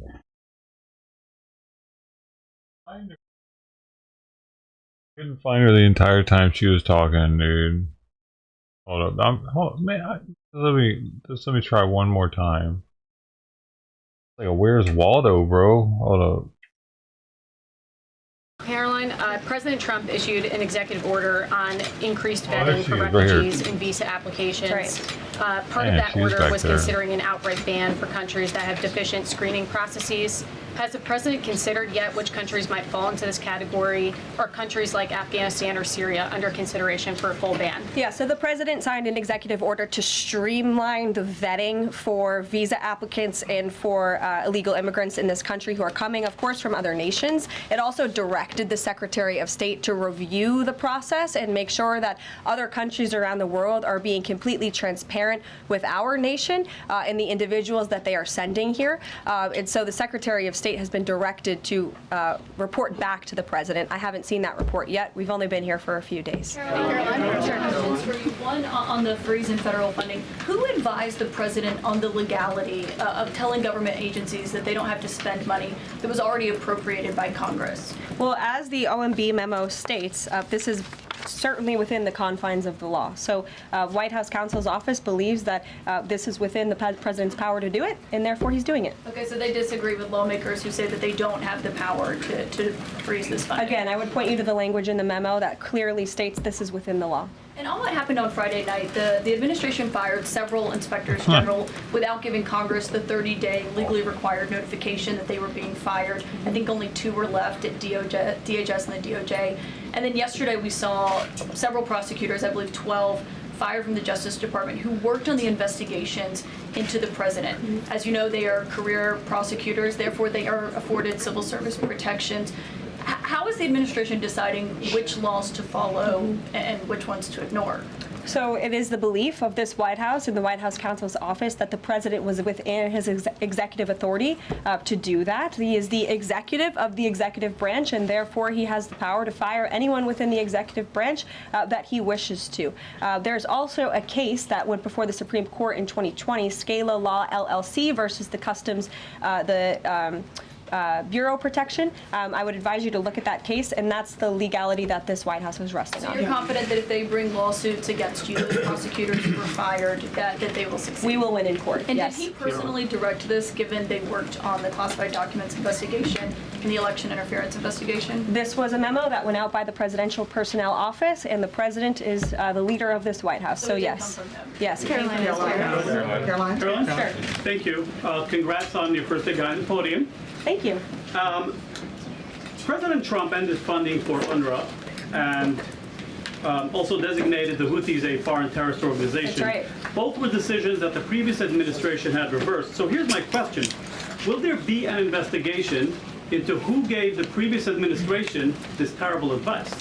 Well, that's a very good point. I haven't heard discussions about such an investigation, but it wouldn't be a bad idea considering that the Houthis certainly are terrorists. They have launched attacks on U.S. naval ships across this world, and so I think it was a very wise move by this administration to redesignate them as a terrorist group, because they are, and I think it was a foolish decision by the previous administration to do so. As for an investigation, I'm not sure about that, but it's not a bad idea. Josh. Thank you for the question. I appreciate it. Can you give us an update on the president's plans for his tariff agenda? He spoke a lot about this yesterday, and there's a couple of dates coming up that he's spoken to. Number one, February 1st, he's alluded to both the potential for tariffs for Canada and Mexico, but also China to take effect on those days. What's he thinking about that?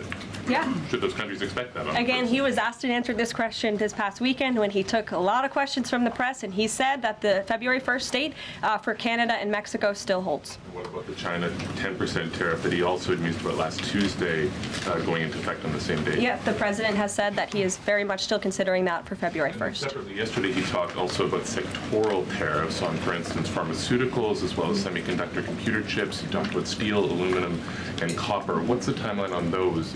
Is that a similar sort of coming days thing? Yeah, so when the president talked about that in his speech yesterday, that actually wasn't a new announcement. That was within a presidential memorandum that he signed in one of the first days here in the White House on his America First trade agenda. So there's more details on those tariffs in there. As far as a date, I don't have a specific date to read out to you, but the president is committed to implementing tariffs effectively, just like he did in his first term. Finally, he also was asked on the plane when he gaggled about the potential for a universal tariff. He was asked maybe about 2.5%. There was a report about that. He said he wanted much bigger than that. Should we understand that these tariffs would add up? You know, in other words, you might have country-specific tariffs like Canada, Mexico, China. You might have sectoral tariffs like on pharmaceuticals, as well as a potential universal tariff on top of that. Do these stack on one or the other, or would one sort of take precedence over another? All I can point you to is what the president has said on this front. The February 1st date for Canada and Mexico, also the China tariff that he has discussed. He rejected the 2.5% tariff. He said that was a little bit too low. He wants it to be higher. I'll leave it to him to make any decisions on that front. Phil Wegman. What the Mexicans and Canadians have done so far, do you have any comment on whether that has met the bar, what he wants to see on fentanyl? Thank you. I won't get ahead of the president again on advocating to foreign nations on what they should or shouldn't do to get away from these tariffs. The president has made it very clear, again, that he expects every nation around this world to cooperate with the repatriation of their citizens. And the president has also put out specific statements in terms of Canada and Mexico when it comes to what he expects in terms of border security. We have seen a historic level of cooperation from Mexico, but again, as far as I'm still tracking, and that was last night talking to the president directly, February 1st is still on the books. Phil. Thank you, Caroline.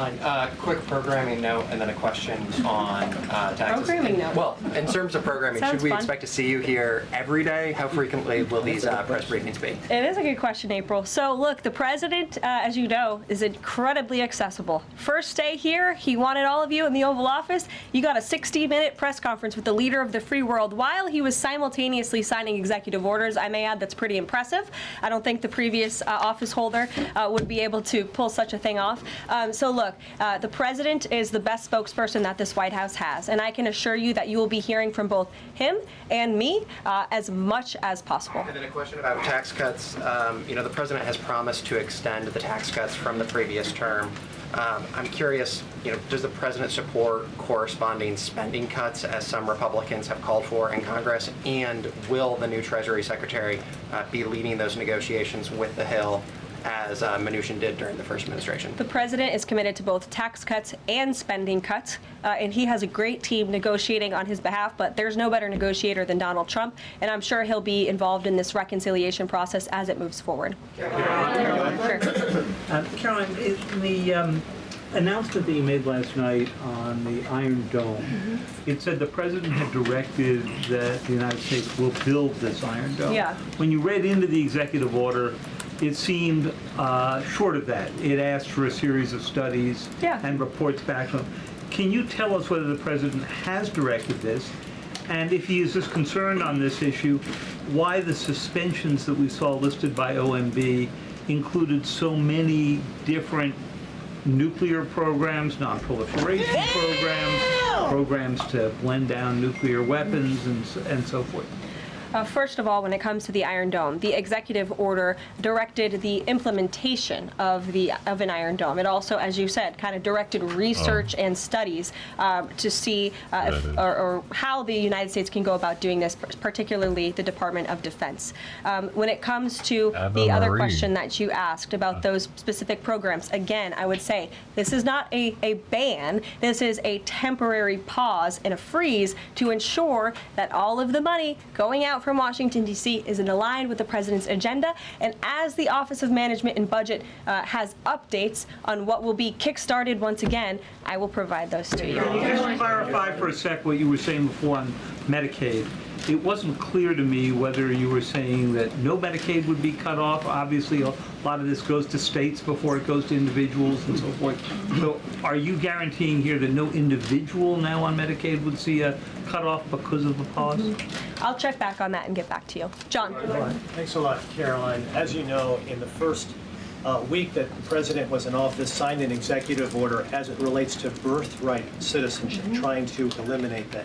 Now, 22 state attorney generals have said that this is unconstitutional. A federal judge has just agreed with their argument. What's the administration's argument for doing away with birthright citizenship? The folks that you mentioned have a right to have that legal opinion, but it is in disagreement with the legal opinion of this administration. This administration believes that birthright citizenship is unconstitutional, and that is why President Trump signed that executive order. Illegal immigrants who come to this country and have a child are not subject to the laws of this jurisdiction. That's the opinion of this administration. We have already appealed the lawsuit that was filed against this administration, and we are prepared to fight this all the way to the Supreme Court if we have to, because President Trump believes that this is a necessary step to secure our nation's borders and protect our homeland. Monica. On foreign policy, Caroline, on foreign policy, if I may, the president's commitment to the NATO Defense Alliance, is it as strong as the prior administration? Is it the same as when he served as president in his first term in office? As long as NATO pays their fair share, and President Trump has called on NATO allies to increase their defense spending to 5%. You actually saw the head of NATO at Davos last week on Bloomberg television saying that President Trump is right, and if Europe wants to keep itself safe, they should increase their defense spending. I would just add that there was no greater ally to our European allies than President Trump in his first term. The world for all nations in Europe, and of course here at home, was much safer because of President Trump's peace through strength diplomatic approach.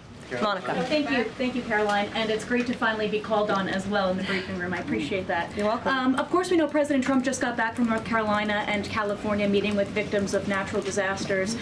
There's the 2-year anniversary of the East Palestine, Ohio toxic train derailment. Does the president have any plans to go visit the victims of that toxic spill, or just visit in general? No plans that I can read out for you here. If that changes, I will certainly keep you posted. What I can tell you is that President Trump still talks about his visit to East Palestine, Ohio. That was one of the turning points, I would say, in the previous election campaign, where Americans were reminded that President Trump is a man of the people, and he, as a candidate, visited that town that was just derailed by the train derailment, no pun intended, and he offered support and hope, just like I saw the president do this past week. It was a purposeful decision by this president on his first domestic trip to go to North Carolina and to California to visit with Americans who were impacted by Hurricane Helene and also by the deadly fires. fires, a red state and a blue state, both of which feel forgotten by the previous administration and the federal government. That is now ended under President Trump. He will continue to put Americans first, whether they're in East Palestine, in Pacific Palisades, or in North Carolina. Sure. Thank you, Caroline. On California, could you please clarify what the military did with the water last night as referenced in the president's Truth Social post? The water has been turned back on in California, and this comes just days after President Trump visited Pacific Palisades, and as you all saw, applied tremendous pressure on state and local officials in Pacific Palisades, including Los Angeles Mayor Karen Bass, to turn on the water and to direct that water to places in the south and in the middle of the state that have been incredibly dry, which has led to the expansion, the rapid expansion of these fires. So could you clarify what the military's role was, where the water came from, and how it got there? Again, the Army Corps of Engineers has been on the ground in California to respond to the devastation from these wildfires. And I would point out that just days after President Trump visited the devastation from these fires, the water was turned on. That is because of the pressure campaign he put on state and local officials there who clearly lack all common sense. And I will never forget being at that roundtable with the president last week and hearing the frustration in the voices of Pacific Palisades residents who feel as though their government has just gone insane. Before President Trump showed up on the scene, Karen Bass was telling private property owners that they would have to wait 18 months to access their private property. So this administration, the president and his team that's on the ground in California, Rick Grinnell, who he has designated to oversee this great crisis, will continue to put pressure on Karen Bass and state and local officials to allow residents to access their properties. This is a huge part of it. These residents want to take part in their own clearing out of their properties. They should be able to do that. It's the United States of America. What happened to our freedom? Clearly it's gone in California, but not anymore under President Trump. April. Caroline, welcome to the briefing room. Thank you. Several questions. One on the pause. Will minority-serving institutions, preferably colleges and universities, have those monies held back temporarily at this moment? Again, I have not seen the entire list because this memo was just sent out. So I will provide you all with updates as we receive them, okay? Also, secondly, when it comes to immigration, there is this southern border focus. What happens to those who've overstayed their visas? That is part of the broken immigration system. In 2023, there was a report by the Biden administration, the Homeland Security Department, that said overstays of visas were 3 times more than usual. Will there be a focus on the overstays for visas as well? If an individual is overstaying their visa, they are therefore an illegal immigrant residing in this country, and they are subject to deportation. And also, lastly, as we're dealing with anti-DEI, anti-woke efforts, we understand this administration is thinking about celebrating Black History Month. Have you got any word on that? Anything that you can offer to us? As far as I know, this White House certainly still intends to celebrate, and we will continue to celebrate American history and the contributions that all Americans, regardless of race, religion, or creed, have made to our great country, and America is back. Christian Day Talk. Thanks, Caroline. Just real quick, you mentioned the inflation executive order the president signed, but egg prices have skyrocketed since President Trump took office, so what specifically is he doing to lower those costs for Americans? Really glad you brought this up, because there is a lot of reporting out there that is putting the onus on this White House for the increased cost of eggs. I would like to point out to each and every one of you that in 2024, when Joe Biden was in the Oval Office, or upstairs in the residence sleeping, I'm not so sure, egg prices increased 65% in this country.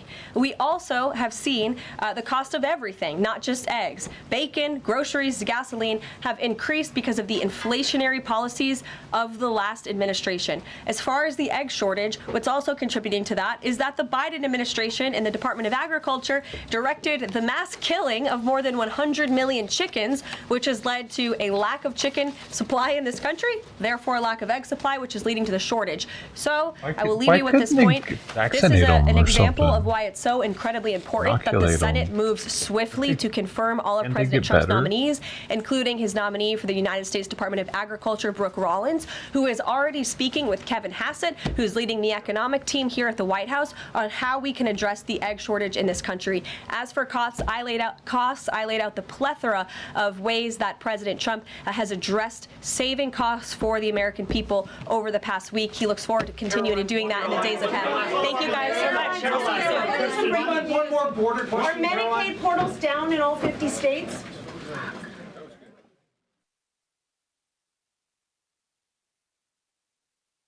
Oh, that's it. Soda. I'll just stop buying that, dude.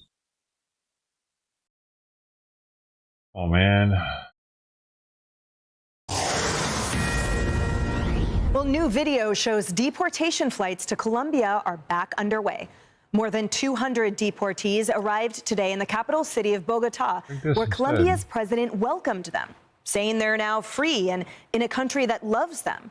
It makes you wonder why he initially rejected U.S.-flown deportation flights just 2 days ago and only agreed to accept them after President Trump threatened a trade war. Results like this are why the president calls his border action a major win for the U.S. And very importantly, America is respected again.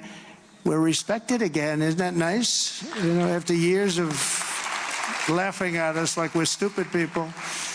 And as you saw yesterday, we've made it clear to every country that they will be taking back our people that we're sending out, the criminals, the illegal aliens coming from their countries. We're taking them back, and they're going to take them back fast. And if they don't, they'll pay a very high economic price, and we're going to immediately install massive tariffs. It'll be placed on them and other sanctions. And meantime, federal agents began their first major illegal immigration raids here in New York City. Homeland Security Secretary Kristi Noem joined those agents on the raids, posting this video you're looking at now from the front lines, showing ICE agents removing illegal immigrants that have been charged with kidnapping, assault, and burglary. President Trump making no apologies for following through on that campaign promise. We're tracking down the illegal alien criminals. We're detaining them, and we are throwing them the hell out of our country. We have no apologies, and we're moving forward very fast. And the no-nonsense message his administration is sending already seems to be working. Listen to this. Border agents are reporting shockingly low numbers of illegal crossing guys, a nearly 95% drop from the height of the border crisis under Biden to the first days of Trump's presidency after just 1 week. Trump spoke about this sudden drop. I got a call from Tom Homan and some of the people. They said, sir, it's unbelievable. There is nobody. You have this huge area. It's a gathering area. It's always been packed with these people. What they did to our country is so unbelievable. That they could do this to our country is so horrible. But he said there's nobody there. And then they actually put it on television. I got to see it. And there was literally not one person, this vast area where people stay there all day long and they just walk right into our country. And as predicted, not everyone is happy about this illegal immigration crackdown. The View is calling it, of course, racist. I think there's a very clear message as to what this president wants the look of a criminal migrant to look like, what an undocumented migrant. And I think that's racist. Let me also say, they are also racially profiling in doing this. I am disappointed, disgusted, and saddened by what I'm seeing. Dude, we can't help but racially profile when we do it, though. America is mostly white people, so if you're not white, there's a higher likelihood that if you have a foreign language and you're not white, there's a higher likelihood that you're not from here. Isn't there? I mean, until the whole... Is it the replacement theory? What is the theory where they think that some people think that they're trying to make it so where the white people are deleted off the planet, like a slow-paced genocide by having sex with us or us not having kids with each other, white people.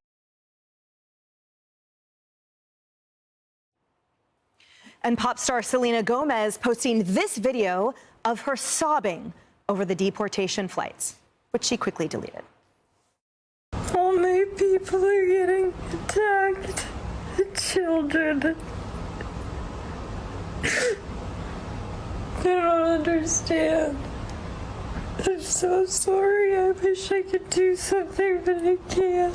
I don't know what to do. I'll try everything, I promise.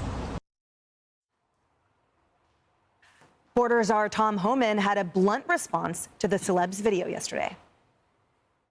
We're going to do this job, and we're going to enforce the laws of this country. If they don't like it, then go to Congress and change the law. It's just all for the good of this nation, and we're going to keep going. No apologies. We're moving forward. Yeah, and where were those tears when these guys were denouncing sanctuary cities and removing illegal border crossers?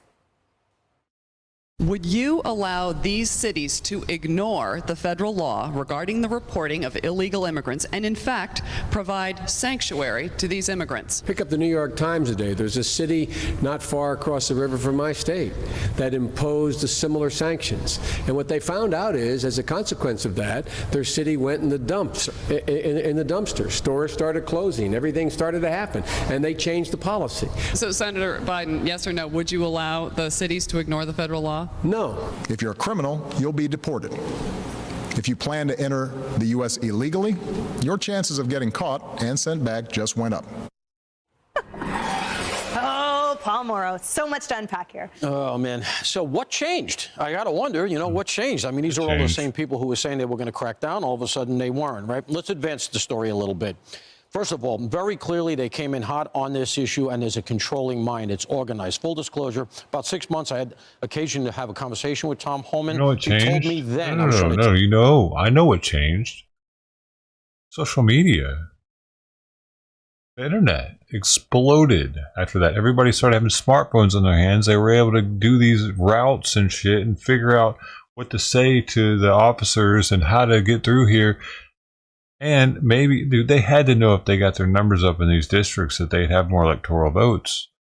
They had to know that. But they just didn't have a way to get this information out to people to where, hey, this is the route you take. This is where you go. This is who you talk to. This is where you get a free ride here, a bus ticket here. Then you come up here. And you use the app now. The app, the phones. The phones, dude. That's what changed. It's the phone technology, smartphones. That's why this happened. Democrats saw the use of smartphones to be able to get to flood, because in the numbers they were getting before, it wouldn't have made that big of a difference. They wouldn't have changed an election. It would have taken so long that their grandkids maybe. But I mean, this way, it's going to happen extremely fast. They might even witness it. If they keep it, if they were to keep it going the way they had it, yeah, it's smartphones. That's why they changed their position on it, because they saw the use case in it now. Keys out of him. What's the plan? He told me there is a plan. I'm not Am I telling wrong? you. Very clearly, there's a plan, right? They're doing the press right. They're putting out who they're grabbing. They got my buddy Derek Malton as the acting head of DEA. He's a hard charger. The whole thing's coming together. You can see it's synchronized. Here's the next shoe to drop. And you and I were talking about this, Harris. While you're grabbing these guys and you're getting them out, the worst of the worst, 13, TDA, the cartels, you got to gather the intel. Behind all of this, the controlling minds are going to be the analysts. There are faceless people who we're never going to know who are heroes. They're sitting in cubicles. They're down in D.C. They're synchronizing all this information. They're the ones who are going to go through the phones, go through the social media, do the translations, and find the children. That's right. And they're talking about finding the 300,000 kids. It's not going to be the characters like me who are running around in the field. It's going to be these analysts who are going to be piecing together information and saying, this kid's MIA. Where is this kid? Look at this. It turns up in this phone. We better look over here. That's right. You and I had similar conversations with Tom Homan, so not all of it was, feathered out. I tracked down the numbers. The 80 to 85,000 where it started was from last June of 2024. We knew that from former Secretary of DHS Mayorkas. That's how many they thought they had. Then later in August, Josh Hawley, who is the senator of Missouri, said, no, the number's more like 291,000 undocumented missing children. We saw that balloon. And then what Homan and his team will have to do is go back now And he said that would be phase 2 when he was on with me not long ago. Phase 2 would be going back through the information that I didn't know who was gathering it until you just said all that. But they've been working all this time, and that's how they're finding out where some of these kids are going to be. And then that's phase 2, go in and get those little ones. I mean, that is on our soul. We cannot let little ones be harmed in all of this. It's bad enough. We don't have them on enough of a grid to go get them day one. So they're working mightily now. And that's why the crocodile tears, Kennedy, are so difficult to stomach and watch, as there was an immediate, phenomenal response to the synchronized and organized effort.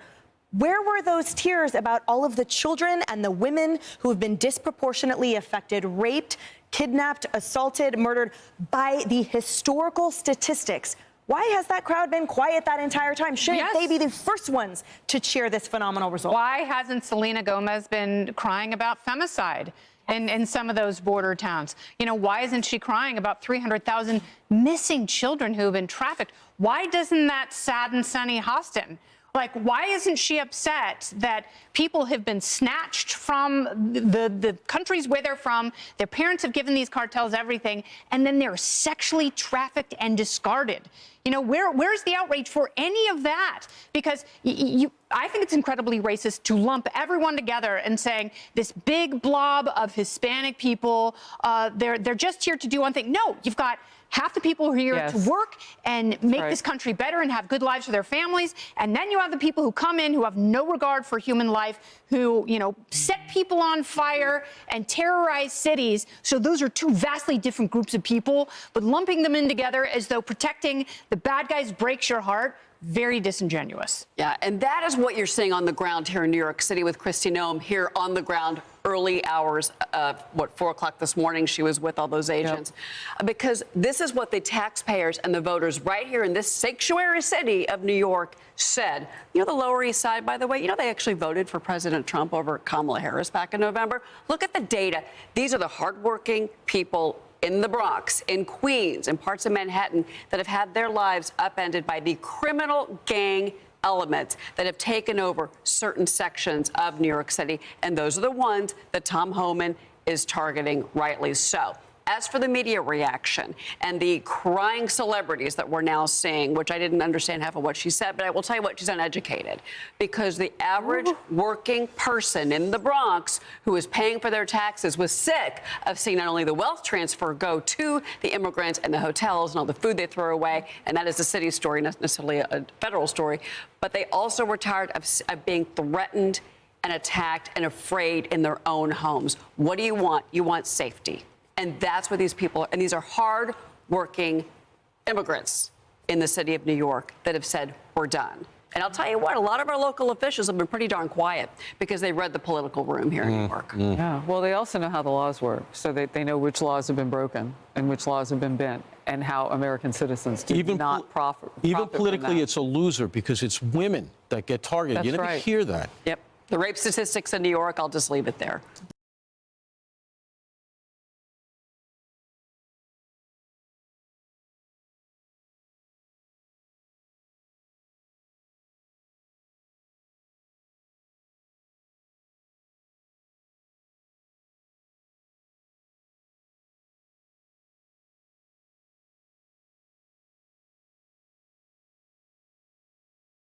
Shots fired toward Border Patrol agents. Are this the people that do it? Are these the firers? Oh, he's got a gun.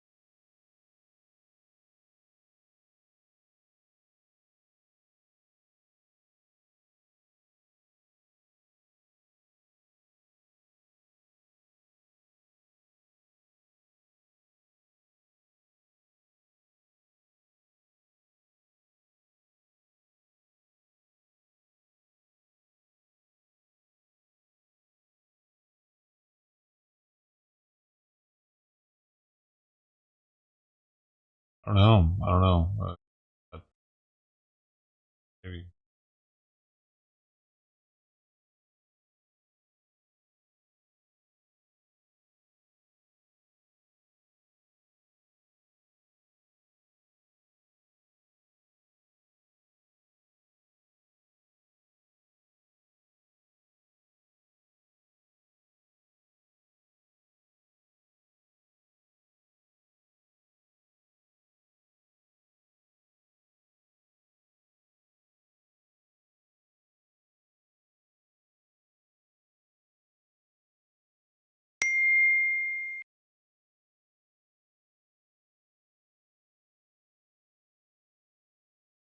And multiple guns.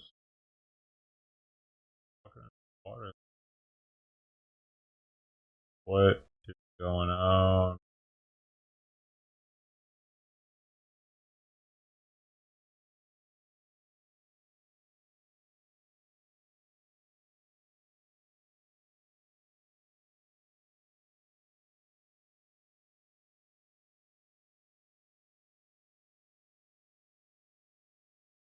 Doing in there?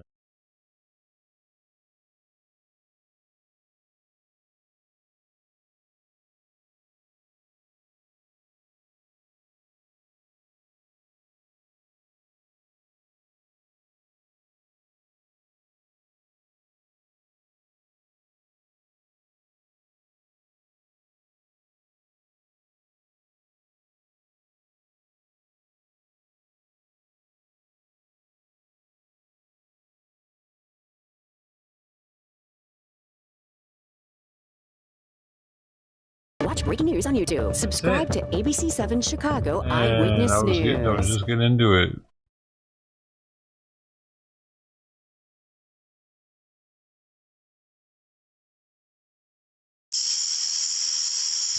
Not far from here on the hallowed grounds of Fort Liberty near Dude, the this is a intersection new army ad, apparently. of Rock, Merritt, and Ardennes. Destined to the green marble is a quote from the 35th President of the United States. And it reads that the Green Beret is again becoming a symbol of excellence, a badge of courage. Put me in, Coach. I'm going to come in for the big win. Command Sergeant Major Dave Waldo. Are we back? Are we going to get recruiting? DEI gone now? It's a good one now. He's bringing the heat. And a mark of distinction in the fight for freedom. President Kennedy also challenged us and challenged our nation to go to the moon, not because it was easy, but because it was hard. I talk a lot about an article I read a while ago in which the author wrote about how today's youth, well, they're lazy. They're lazy in language and communication. They don't seek hard work, nor have the endurance to see it through. They are nor gritty or resolute, and they lack ambition. That article was from an op-ed in the 1938 edition of the Chicago Tribune. Can you compare a 1938 18-year-old to a 2025 18-year-old? Not I don't really. think you can, remotely. I love it, though. You got to figure. I see what they're Thanks for doing. being here. 20 years in the GWAT, most of these men under 40 have seen more combat than any generation. But to what end, right? I mean, World War II, you had guys average enlistment time overseas a year and a half, right? We got guys 5, 6 year broken men, physically, mentally broken. Would they send their kids in? Career guy, SF guy, do you think so? No, I don't think so. The youth the author talked about went on to parachute behind enemy lines in France and stormed beaches like Omaha in Utah, ultimately becoming the greatest generation. Weren't we fighting a war back then? It was so we're helping humanity, stopping Schmittler, small mustache guy, protecting a certain group of people from devastation. Can't say it here in Lube Tube. That was what was sold, right? My grandfather went, probably your grandfather, great-grandfather. Entering Korea, Vietnam, the GWAT, we see no real win, right? What's victory look like? We haven't seen. Oh,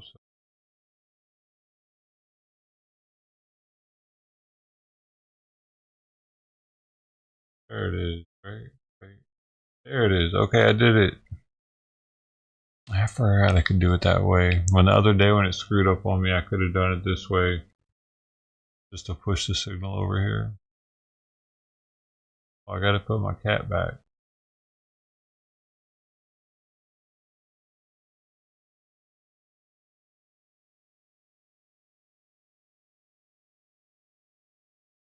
There. That wasn't so. Hey there, little girl.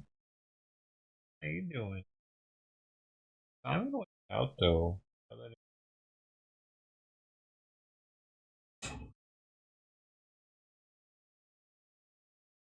Water.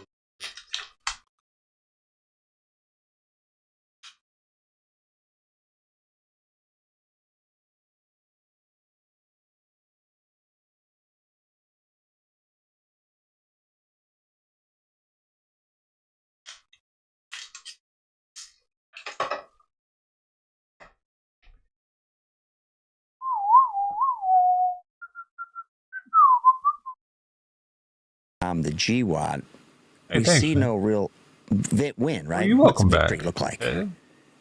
We haven't seen that. And now with the GWAT, we got more footage than ever. We saw the Afghan withdrawal. Military came out with them as two moms. Recruiting tanked. Eventually, standing at the altar to marry my other mom, I found it. A way to prove my inner strength. Again, this is Command Sergeant Major Dave Waldo and a Green Beret, the way I understand it, graduation. Love all of it. Great. It's not like Emma's two moms. They're pivoting from that, right?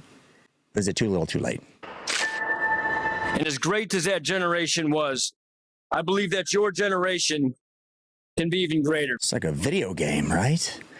I talked to Jay, Green Beret Chronicles. He's still around Fort Bragg. I said, how's recruiting? He said, well, it's a little soft. How's the DEI stuff? Because at one point, they got rid of log PT and rifle PT. So they can get more people through, more DEI women. That's the understanding. They're trying to bring it back, but they haven't. That's what Jay told me. He's going to do a video on it. I'll link to it below. But rifle PT, I'm like, what? That's the best thing about the Marine Corps, right? Paris Island, you hold that rifle in front of you. You're like, what's a big deal? 45 seconds in, you're shaking, holding over your head, and now sand, clean it every night. That's the fun stuff, I thought. They got rid of it. The DEI push, MS2 moms, I'll clip that in here. And now they're trying to go back, no war, Afghan withdrawal. What do we win? People not going in because there's no war. DEI, you tell me. Your solemn objective that underpins every bead of sweat, every track of your tears, every strain and tear of your muscles, and every drop of blood. And that objective is simply to ensure that our flag is still there. Our nation will require answers without even knowing the questions. But answer you will, and we will answer them together. I think we're going to have a real hard problem. 9/11 was clear. People thought they were going to go in for the big win. Stop evil in another part of the world they've never been to. That was easy to get guys recruiting, and they saw it. It was visceral. But how are they going to do it now? Where are we going to fight? Iran now? For what? To what end? Green Berets do all sorts of things, get to travel the world, but if you're a gunfighter, you're not going to see that so far. And after the poke, they saw just threw guys to the kick guys to the curb. No, I'm reading the comments here. People have, it's changed. I've been doing this. People are like, I'm not going fighting forever wars. No, thank you. Not for this administration. But you see guys with Trump, they're coming back in. Pete Hegseth coming back in. Motivated. I don't know it's going to stick. I think there's too much information. It's going to take a decade to forget the end result of the GWAT. And most guys did 20 years in. You guys chime in. Most guys I've talked to would not send their son off for a 20-year career in this. They wouldn't. They don't think it's worth it physically and mentally. Now, if it's peacetime, completely different, right? But it could be peacetime today and war a year from now. The world will hear them where they need to be heard. Whether a tarmac in Africa or a mountaintop in Asia, a sprawling city under the threat of tyranny, or in a village building the resiliency and audacity required to free the oppressed. The Green Beret will be where the nation requires they be. So may your eyes light up.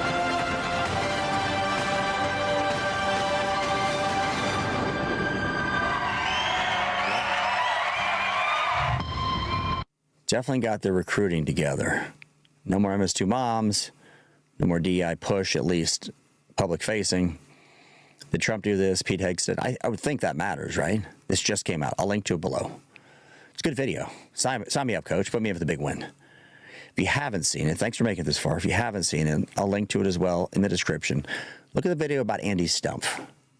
You got vet bros running around playing like they're conservative, and everything they say is not remotely. I just disagree. I won't even say the incident that happened. Take a look at the video. It's being repressed everywhere by YouTube. Boy. Good retention, good click-through. No one's watching it for some reason because YouTube's not pushing it. I demand it. Does this help recruiting? I think milk spilled, horse out of the barns, too little, too late. Again, Jay, Green Bay Chronicle said there's issues recruiting, getting guys in. Standard was changed during the GWAT, in particular to get women to make it through. Now those women, they will be in leadership positions. They could be outstanding, of course. But if you change the standard, there is no standard, right? For a standard that doesn't make a difference. Like we used to run in boots and use, so jungle boots, right? All the time. Was it good? Probably not. Soles sucked. Bad for you. Why not just run in tennis shoes? That was the thing. Maybe they changed the standard, run in tennis shoes more. When you change the standard, get rid of log PT, rifle PT, does it make it better when you're going through a short period of selection? Probably not. That could break some people. I don't know. This might take them old. Out of touch, right? Detached. I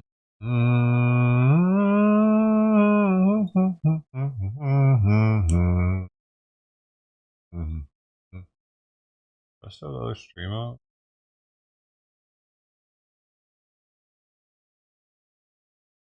Got a 4-minute long stream.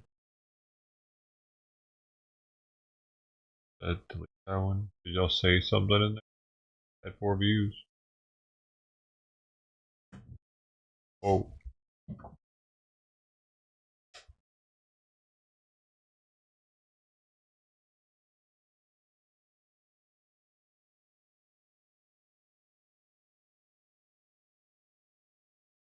That'll be my hit. I'll just leave it on for a day. That'll be my hit stream. Month. A 4-minute long. Trying to get the stream back upstream. Human Trafficking Task Force announcement in Sacramento. Well, thank you so much for having us here today. And if you don't already know this, Attorney General Bonta is one of the busiest elected officials in the United States of America right now. The last 8 days have been a sprint for him. So I want to personally thank you for everything you're doing to represent California, our legislature, and the values that we hold near and dear in this golden state. I also want to point out that this is the first time in the history of the state of California and in Sacramento that the delegation for Sacramento, which is the 3 of us, these 2 assemblywomen and myself, is all female. That has never happened before. Oh! This is the first time. All females, all female, yay. They did it. Before we earned these titles. Medals to the females. So you can expect a 3-part punch them trophies. from your 2 assemblywomen and your senator. What can we give them? I'd like to give you 2 examples of how the legislature can help on these issues and how we already have. 1, budget's our statement of values. Audio off. I think we can all agree on that. Press conferences are important because we convey information, but part of conveying that information is also where are we putting our dollars. This week we gave extra money to the DOJ department to address a lot of issues, including how people are being treated across our state. Oh, treatment. In the last legislative session, treat them better, yes. the state of California Criminals. gave $8 million to at least one provider here in Sacramento that specializes in the space of working with victims.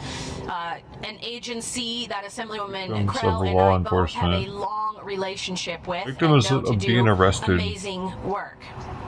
And then lastly, I ran a piece of legislation last year that passed. This is the best state to be arrested in, isn't started it? here in Sacramento County, where they worked with people coming in to receive services to identify That's why I'm never leaving, just in case. Victims of human sex trafficking. And just in a couple of short years, they were able to help Actually not, though. dozens of women and some children escape violent environments. Last year, the California State Legislature voted to make that bill mandatory on all acute care hospitals girls, so every ER in the state of California will now do that screening. This is how Sacramento leads. We're so fortunate lock to more have people DA up Tinho, who is an over, extraordinary leader in public safety. domestic and Sacramento, abuse. I thank you for being here today. It's just, California loves that shit because they do it. They don't need the victim to. This task force would not have been possible but The state for prosecutes the leadership all those. of Sacramento So Chief they of definitely Police, want all Captain that, Lester, and I'd all ask that him to money. say a few words. Thank you. Good morning. I really just want to thank District Attorney Tinho for bringing us all together. Yes, the chief is a female. The chief of police in Sacramento is a female. About supporting and She was probably put in office within the past 4 years.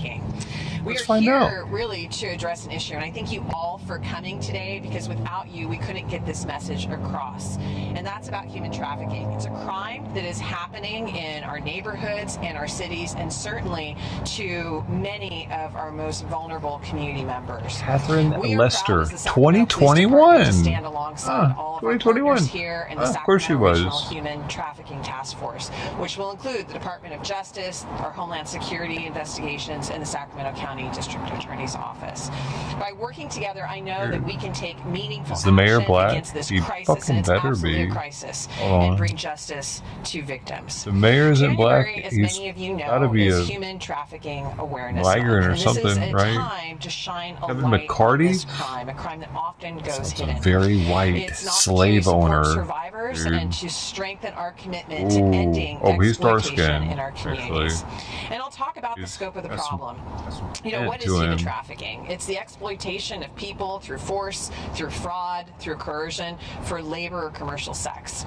And as you've heard, a recent study from Sac State found that more than 13,000 people in Sacramento County alone were believed to be the victims of sex trafficking between 2015 Gotta get down to the and bottom of this. Is he 2020. And I Caucasian? can tell you, those are victims that we know about, and there's more that are out there, and we need to help them. The reality is that traffic is not something that happens somewhere else. It's happening in our communities, where we live, where we raise our families, where we work. Like and it. unfortunately, many people Yep. Oh, don't know much about the extent of Actually, Kevin McCarty was born in Washington, D.C., the son of Barbara and Elliot McCarty. His mother is white, and his father is African American. After his parents separated when he was a small child, his mother moved with her children to Sacramento. So he left the black man and moved with her kids away. And but he's still gonna probably be like known as the first African American to be the mayor of Sacramento, even though she pretty much was like, "Fuck that shit, I'm out of here." Damn it, man! this problem, this What is issue. happening? And that's why today's press conference and this task force is EI so important. It's about again, bringing strikes awareness to again. this issue. It's about taking action, and it's You can see, like, ultimately about how can the holding fuck? Wait. Does it? Oh my god, how am I so connected to everything, bro? McCartney graduated with a bachelor's degree in political science from CSU Long Beach. Crazy. What a small fucking world, bro. I lived here when he graduated. And has a master's degree in public policy administration from Sacramento State. So, but he didn't have a father, though, the entire time? That his mom, he was a fatherless kid? So that's who the mayor of Sacramento is. He didn't have a father figure. That seems dangerous.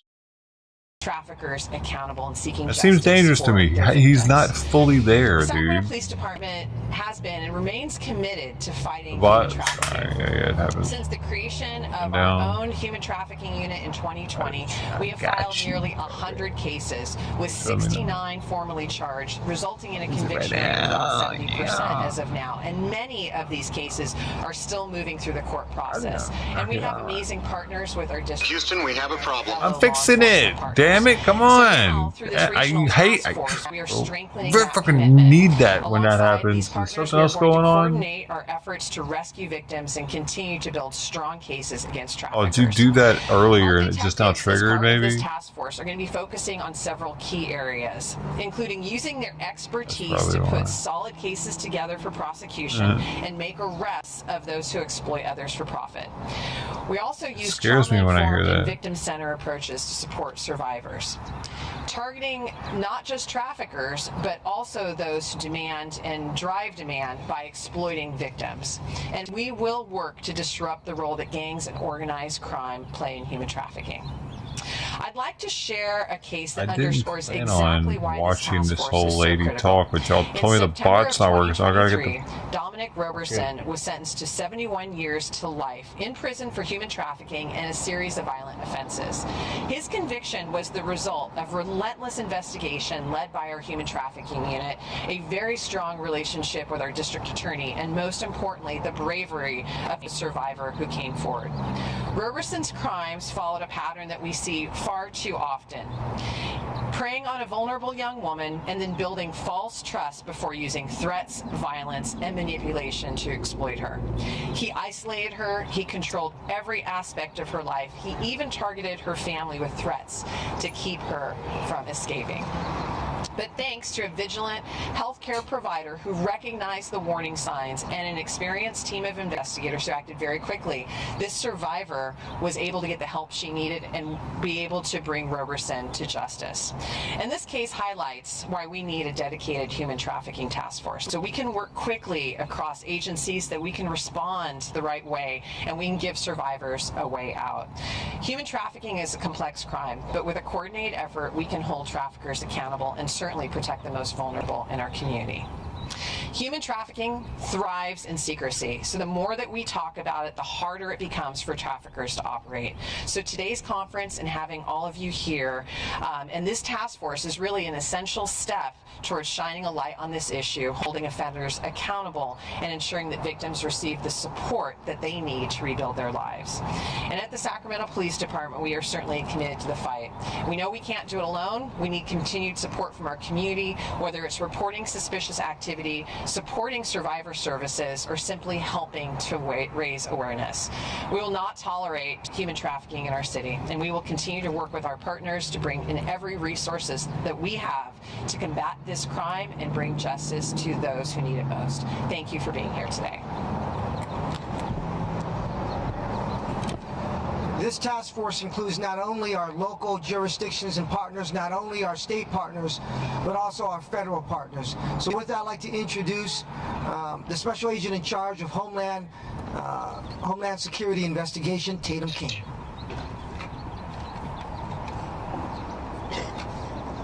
To quote Chief Lester, it's a beautiful day to shine the light on the darkness of human trafficking.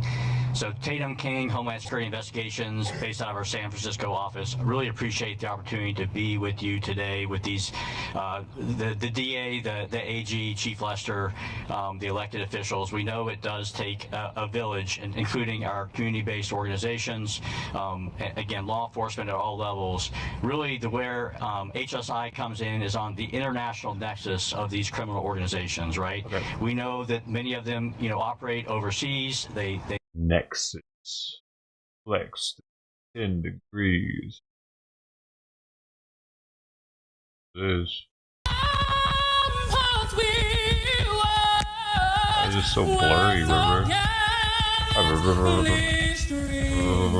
Why does it sound like shit?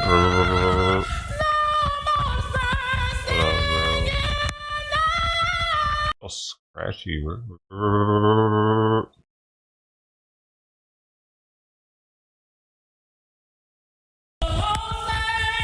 they all bad? Reuters is bad. Oh, the Hill, are they bad? Oh, they're better. But their audio sounds weird, so let me fix that. Fix that shit, dog.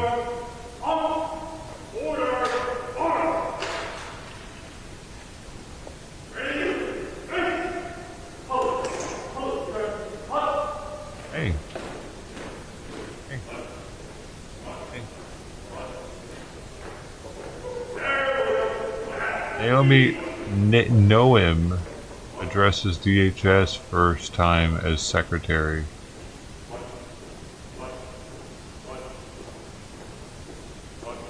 That person. You can't have that. I'm sorry, you can't have that. That's mine. Excuse me, miss? No, that's mine. Lady. Hey. No, stop. No, that's mine. I invite you to pray with me briefly. Well, this is mine. Eternal One, the history of our great nation is replete with change and transition. Today, we look forward to a new chapter. We open a new page, and we look forward to seeing the writing that will happen in the next few years. We ask your blessing on Secretary Noem as she steps into this position and leads us. We ask that you will give her the wisdom of Solomon, the patience of Job, the strength of Samson, as she provides leadership. We ask a blessing on the transition, on her family, and her time here. Now, Lord, we ask that you will also be here with us at this time as we go through the time-honored traditions to welcome a new leader. President's walking in. We ask your blessing on her, on all of us, and on this great nation. In your holy name we pray. Amen.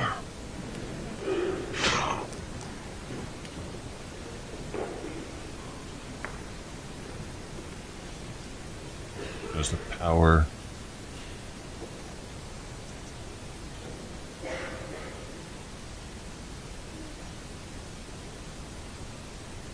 Please remain standing for the Acting Deputy Secretary, Kari Huffman.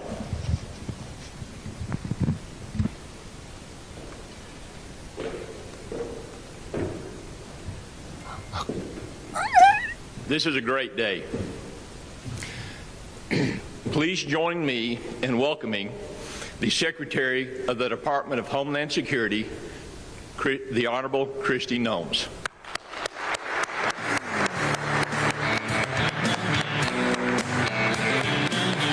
Burgundy Point.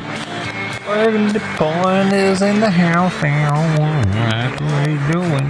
Moving, looking, booking. Not knowing where he's going, but he's going there anyway.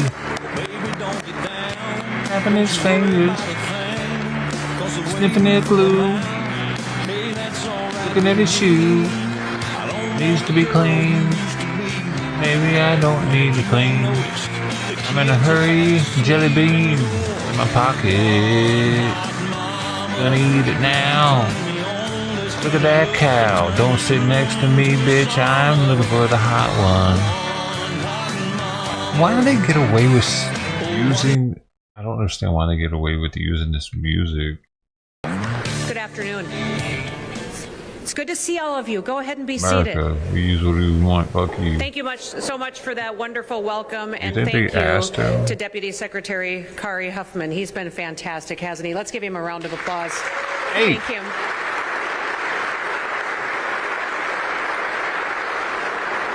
I had the chance to visit with him several times on the phone before I was actually sworn in, and we had candid conversations and visited. And when I got here, he handed me a binder full of papers and he said, I signed all of this, hope you wanted me to.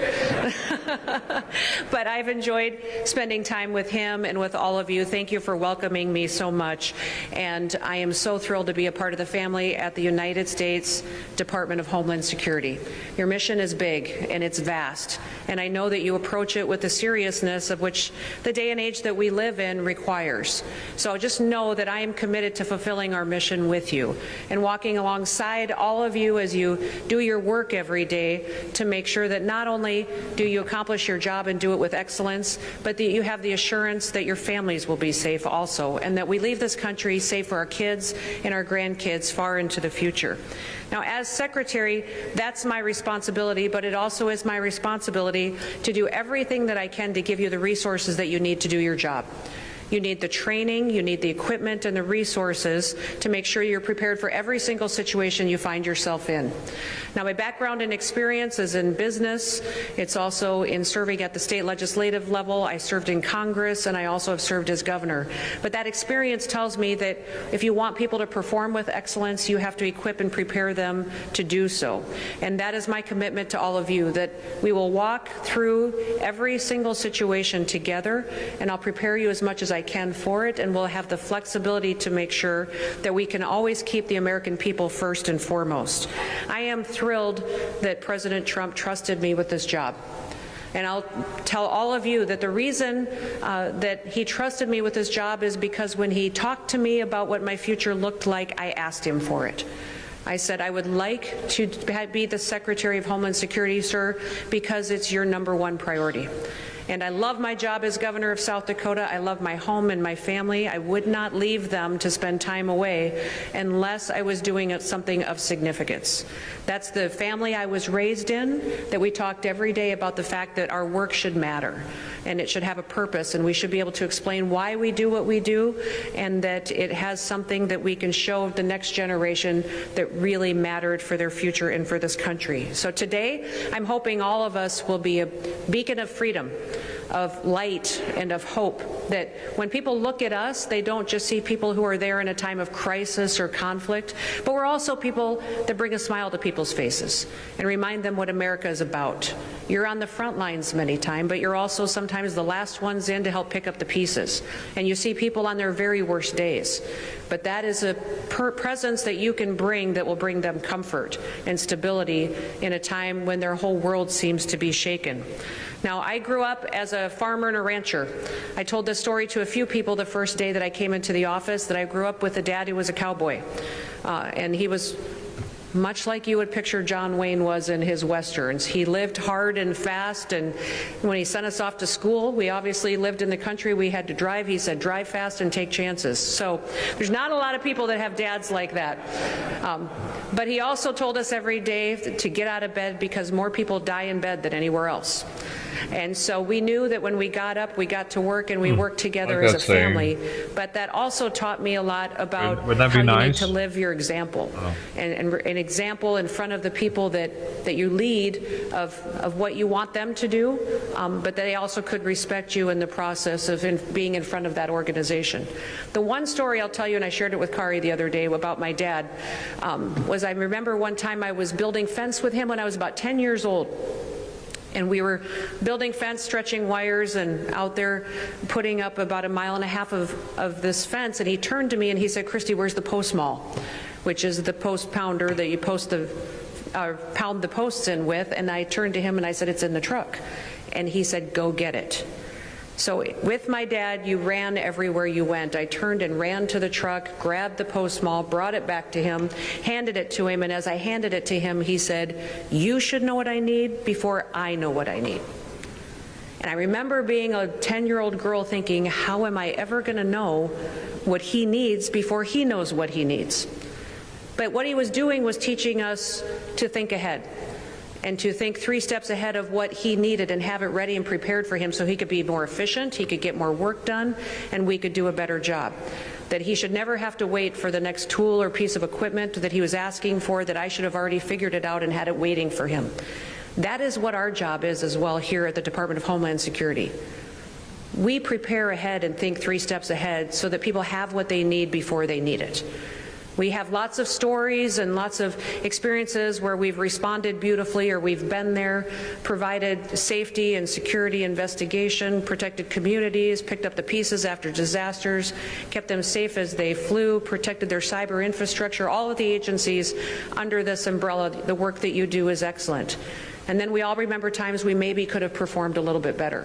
I will challenge you to think ahead and to think what people might need before they actually need it. People are doing it now. Look at this. These backpacks where cows collect the methane from their farts and store it for energy. My idea. They're doing it. They're collecting cow farts. It's not an Onion ad.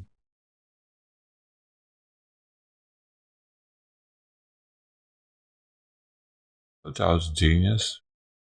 Employee resources, how we can be more efficient, and how we can be more nimble to respond to the situations that we find ourselves in. We do have some challenges, and the world is a dangerous place. And we've got dangerous, evil foreign governments that want to take us down. I was thinking just you could collect it without hooking them up onto anything, though. Just have them in a dome. We will do everything that we can to protect it's going the to be American lighter people. than We air, have right? jurisdiction over people who live here, people who leave here, and people who come here. We have jurisdiction over products that come into this country and which ones leave. We have jurisdiction over our internet, what comes in, what goes out, what kind of business has. Virtually, I tell people we have jurisdiction over everything.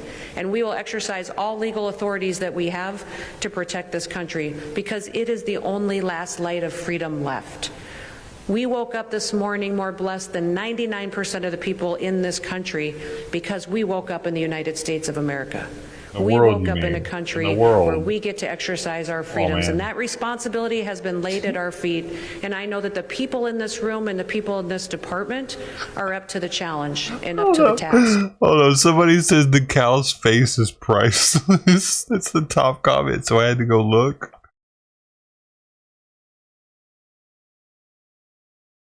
Fuck. The cow does not look impressed at all. That's why they need to have a dome, man. No cow wants to have whatever it's got on it. I will walk alongside you, support you, lead when we need it. It's not funny. All the It's time sad, be though. there to hopefully inspire you to know the kind of work that you do and how important it is for this day and age. So may God bless you. May God bless the United States of America. And may God keep us all safe. Thank you. Thank you for being here. I'm so sorry.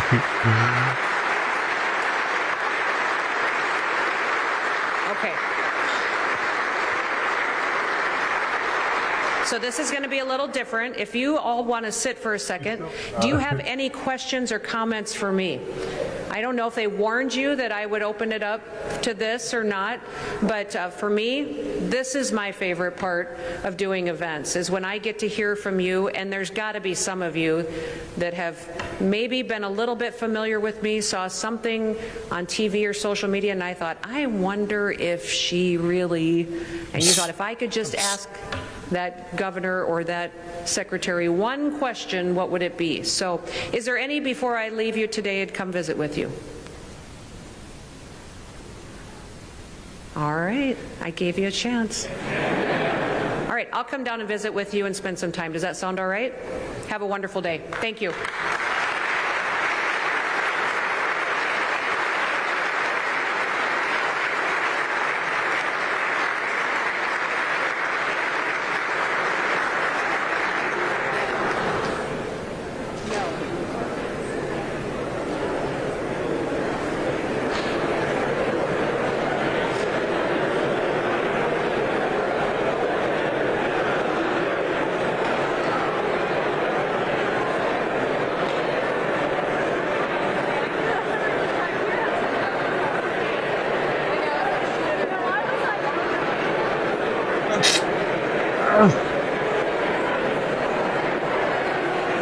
You got to pump it up, no, pump it up. You got to pump it up.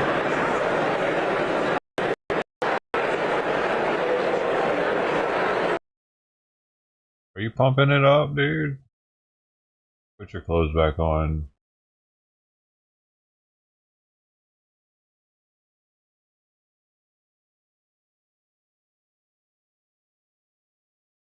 Two men barricaded. Two men. We'll be sure and get that oh out here. Oh my goodness, timely. that's hopefully before your. That's a big deal. Two men is anyway, too barricaded. Thank you, Sheriff. Are they naked? Are they naked? Hold up, I missed that part. Breached the door, we raked a window, which is to cause a distraction in the event there's a hostile person in there. As a result, that person fired at deputies out the window. At that time, the You're not allowed to eat backed anymore. out I'm of the sorry, door, kid.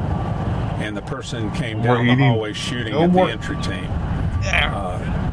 We returned fire, and we visibly saw where the subject was hit. Next thing, we just, we retreated. We got our negotiating team and our SWAT team came out. We went through our regular routine trying to negotiate. We got zero response. We opened the door remotely using a tactical tool. At that point, we sent the drones inside, and the drones went in to clear it. The subject was sitting in a recliner in his living room, but he would not respond. At that point in time, we gave him several hours, continually to try to negotiate, trying to get a response. I guess it was somewhere around 11:30 we decided to deploy gas into the residence.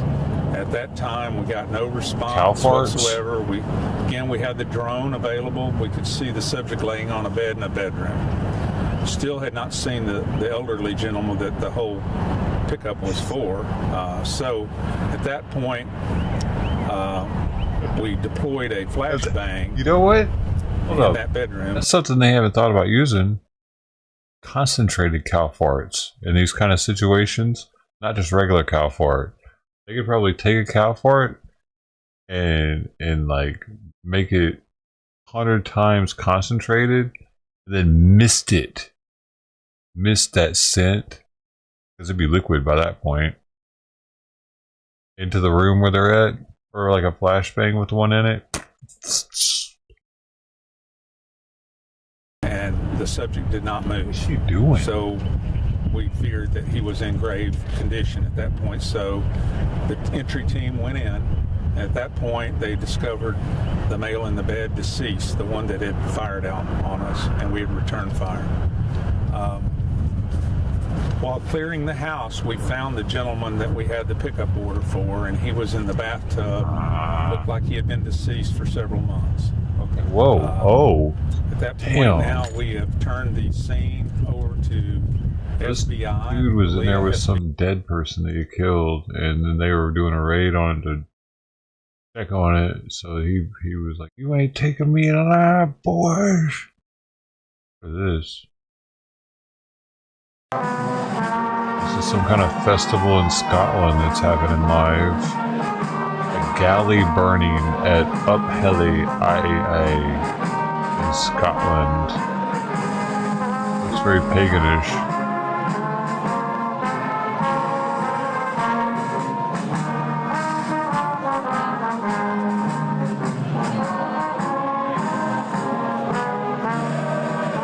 A Viking festival is what it's called.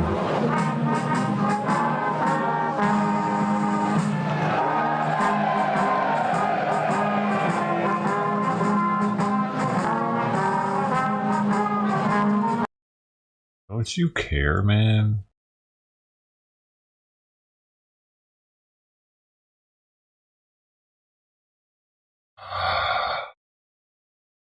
Scottish Viking.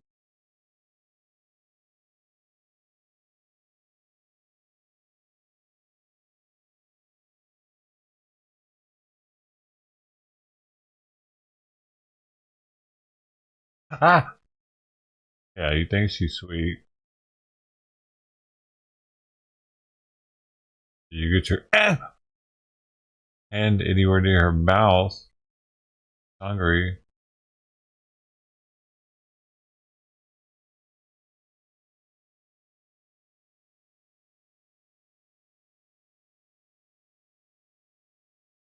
No! Don't you bite me no more. Stop it.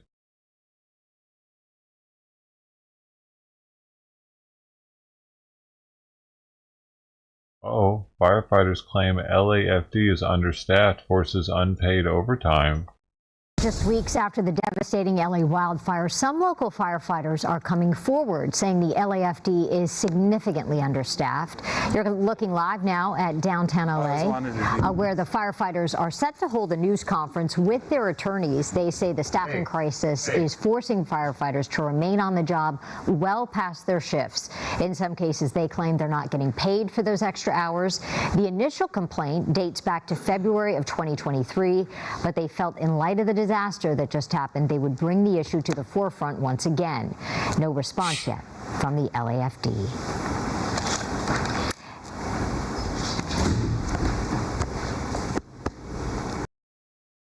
Stuff to you good enough. Come on. Days after Trump asked his chief of staff to find out about the drones flying over New Jersey, Caroline Leavitt, the new press secretary, came out with a surprise announcement. From President Trump directly, an update on the New Jersey drones. After research and study, the drones that were flying over New Jersey in large numbers were authorized to be flown by the FAA for research and various other reasons. Many of these drones were also hobbyists, recreational, and private individuals that enjoy flying drones. In time, it got worse due to curiosity. This was not the enemy. The implication here is that the federal government knew this the entire time and they didn't say. Instead, they pretended they had no idea what those drones were. Let's look back. There's no question that people are seeing drones, and I want to assure the American public that we in the federal government have deployed additional resources, personnel, technology to assist the New Jersey State Police in addressing the drone sightings. And in September of 2023, the Federal Aviation Administration, the FAA, changed the rules so that drones could fly at night. And that may be one of the reasons why now people are seeing more drones than they did before, especially from dawn to dusk. There's not a single person on the planet who bought this, although it sounds like there was a nugget of truth here and that some people were putting up drones after the hysteria had already begun. The president-elect Donald Trump, he just called on the Biden administration for you guys to either release any information it has about these mysterious drone sightings or shoot the drones out of the sky. How do you respond to the president-elect? Well, first of all, the statements I've made already are the principal message that I want to communicate to the American public. We haven't seen anything unusual. We know of no threat. I want to assure the American public that we are on it. We are working in close coordination with state and local authorities. And it is critical, as we all have said for a number of years, that we need from Congress additional authorities to address the drone situation. We want state and local authorities to also have the ability to counter drone activity under federal supervision. That is one important element that we have requested, and we've heard it echoed by the state and local officials themselves. I heard from many so-called conspiracy theorists that this was all an operation for the feds to push lawmakers to grant them more power. When you hear this, knowing that they knew what it was the whole time, it sure sounds like those conspiracy theorists may have been right again.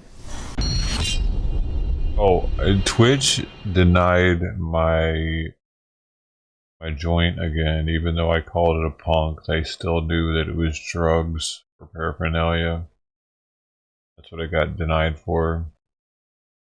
They really don't want joint emojis on Twitch. Like, what the fuck, man?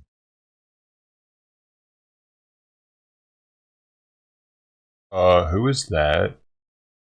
Was that? I don't know. I didn't look like Fluffy.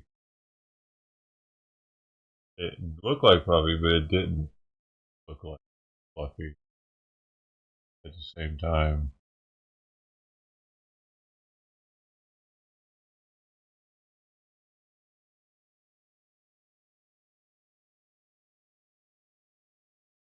Emojis on Twitch. Like, what the fuck, man?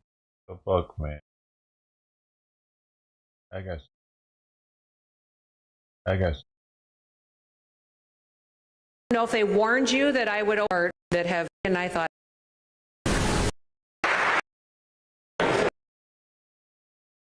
Oh, way too far. To dusk. Oh man.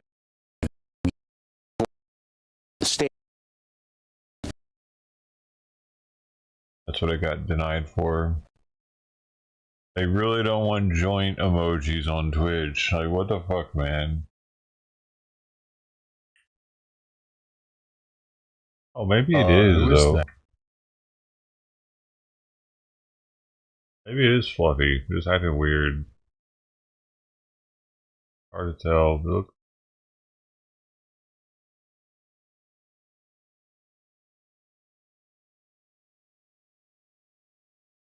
There's white on that front foot in there.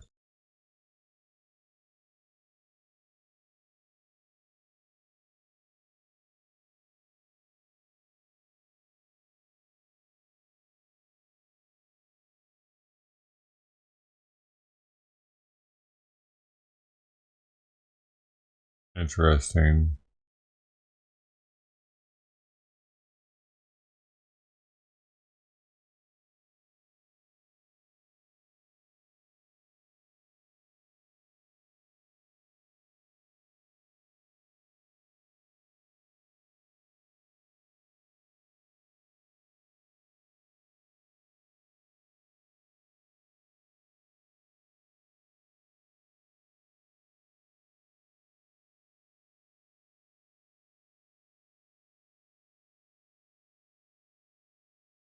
Yeah. You did. Oh, I need to fix it. I need to fix it.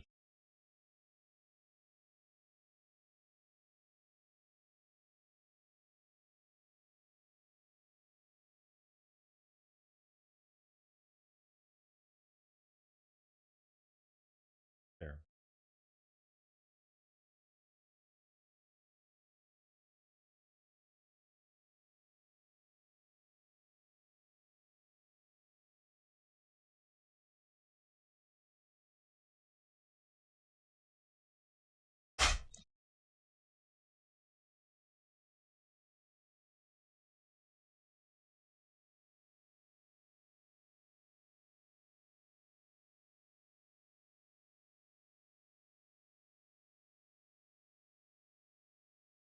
And the CDC is cutting off all communications with the World Health Organization, effective immediately. The move is to comply with the executive order President Trump signed last week, withdrawing the U.S. from the WHO. And while federal law requires 1 year's notice before the U.S. can remove itself, Trump says the withdrawal should happen right away. This has experts warning of serious consequences, especially concerns over a bird flu outbreak in this country, which is growing. And this is what the press secretary said about the move just last hour. DOJ and OMB have actually found that there was $37 million that was about to go out the door to the World Health Organization, which is an organization, as you all know, that President Trump, with the swipe of his pen in that executive order, is no longer wants the United States to be a part of. Joining me now, Dr. Erwin Redletter, public health analyst and founding director of the National Center for Disaster Preparedness at Columbia University. For folks who don't understand all these letters, talk about the relationship between the CDC and the WHO and what it accomplishes. Right, Chris. So this is what it amounts to. We have a very powerful entity in the United States, the Centers for Disease Control, which helps us get ahead of the major pandemics and infectious disease outbreaks and other illnesses that we need to pay attention to. But we work hand in hand with the World Health Organization, the so-called WHO, and that relationship is a powerful and important one. We cannot do this alone. We cannot set up a global surveillance system to give us early warning if a pandemic's coming our way. We are dependent upon our partners in the world, and they're dependent on us. We need each other. You know, there are Republican policies and conservative policies, and then there's stupid policies. And I hate to say that, but withdrawing the United States from the World Health Organization puts Americans at significant risk for all kinds of problems that we don't even want to have to think about, including the bird flu that you just mentioned. Let's talk about the real world. Yeah, right now, the U.S. is handling a bird flu outbreak. What would this mean? Well, this would mean that we would lose the benefit of the close collaboration with researchers around the world who are, first of all, looking for early signs of even greater spread of the bird flu, and also working on what we're going to do to prevent the bird flu or treat the bird flu. We can't cut ourselves off from that kind of information and expect to just be, isolated from what the world is doing around these important important public health events. And Americans can pay a very steep price by withdrawing us for God knows what reason from the World Health Organization. It's one of the most outrageous, unacceptable policies they're putting forward right now. And it's, I don't know what to say, but I hope Congress is able to step up and say, no, Mr. President, you cannot do that. You cannot allow us to withdraw. First of all, it's illegal because we're supposed to give a year's notice. And second of all, we don't want to, even if we could step out of the WHO world right now, it would be dangerous and dumb for American public health and American safety going forward, Chris. We only have a minute left, but I want to ask you about the administration's move to freeze some foreign aid, including instructing organizations in other countries to stop distributing HIV medications. Well, I'll tell you right now, the biggest HIV program in the world is what President George Bush started called PEPFAR.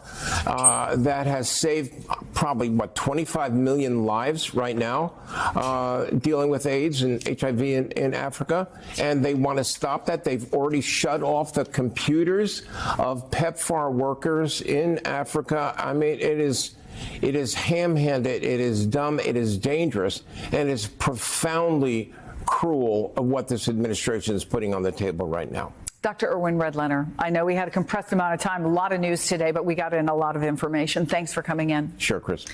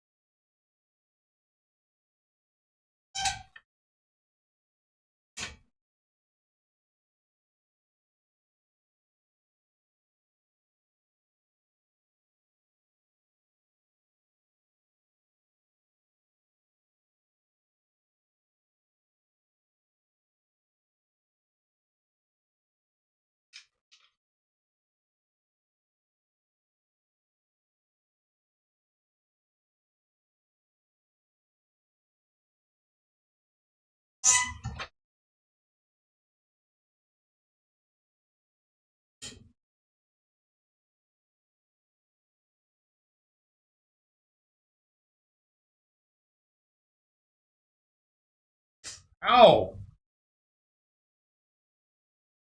What the fuck, man? Dude, fuck her. Holy shit. She just bit me in between the fingernail and my skin somehow. Like perfectly. Like in between that little area. Right there on the side. Shit, man.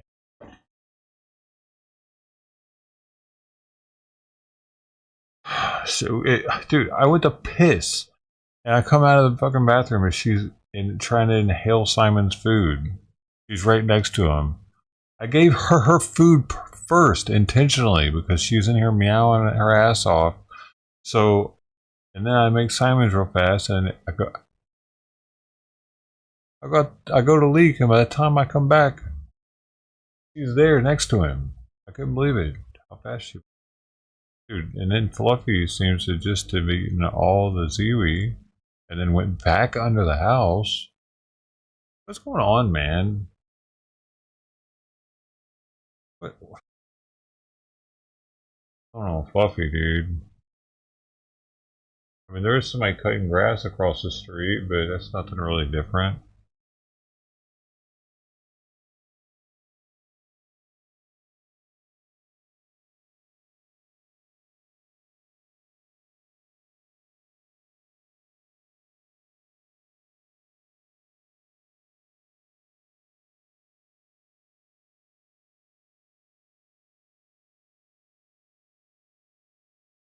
She doesn't have big kittens under the house.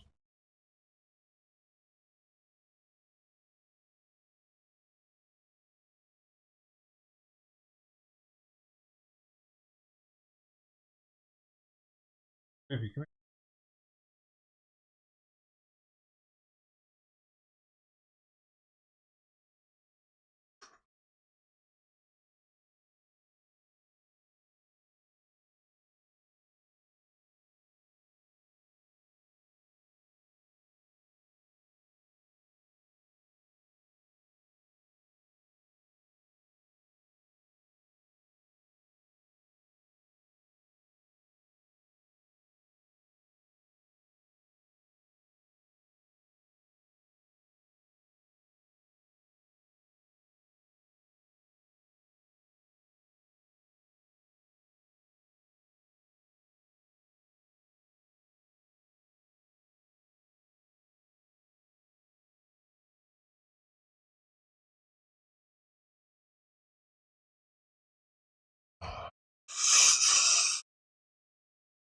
How is it? 12:44. I could put another fancy feast out there. I could put a couple more plates out real fast. It's just so early and the sun's already been on the plates and Fluffy's still under the house. If she is pregnant, she does need more calories. Frostback might come back through too. Same with Trident. You're back.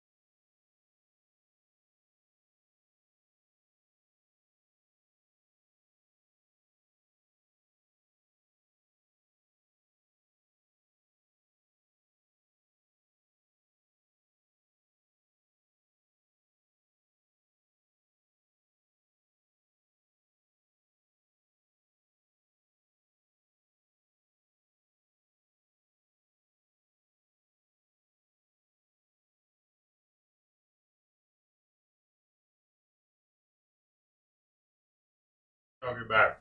I'll get back. Ah. Get back. Back.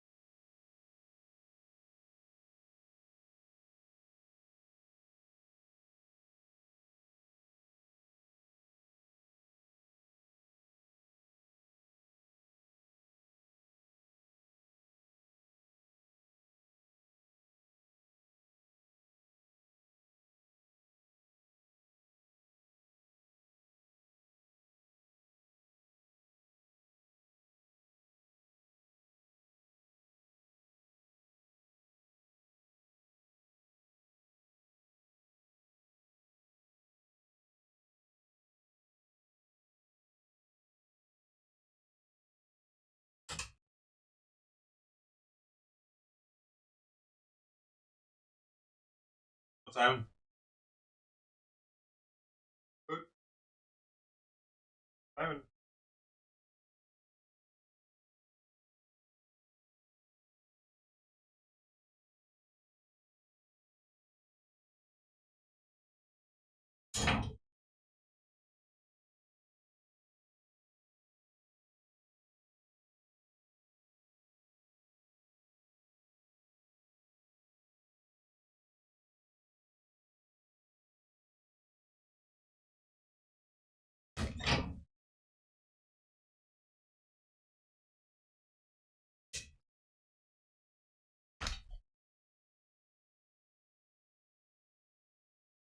There.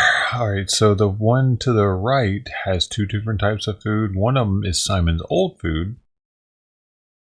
the bigger pile to the far right, and the one in the middle, and the small pile in the middle, the right plate, is his new food, which is duck, sensitive skin and stomach, Purina Pro, and the bigger one on the right is Ziwi, rabbit, and lamb, and then the Fancy Feast beef pate on the left, which is the cheapest one out of all of them. At 90 cents a can, Purina Pro, a sensitive duck, is $1.70 or so a can. And those are both the same size can. And a larger can of the Ziwi is like $5 a can. I can't remember the same. I think it's like maybe 3 ounces versus 5 ounces.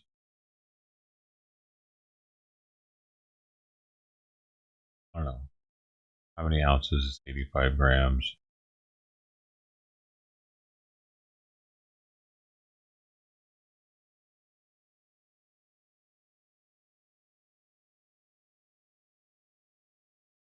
Yeah, 3 ounces.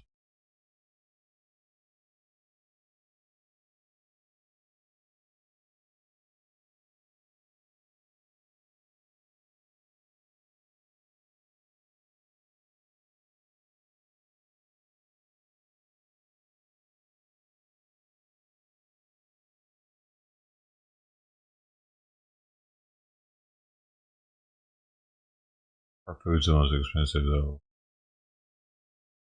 Still want some more food.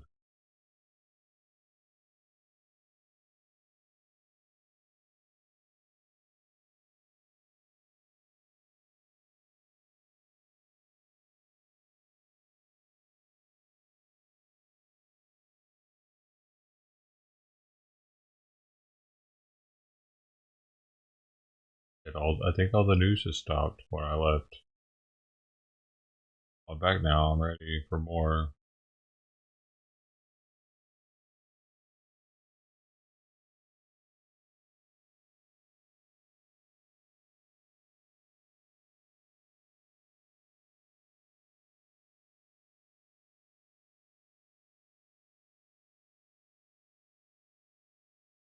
Video shows group crossing border wall.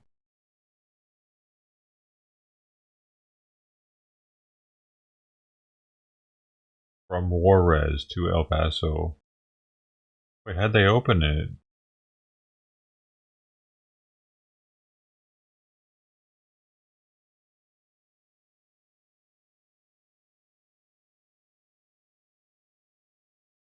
This is new from 20 minutes ago.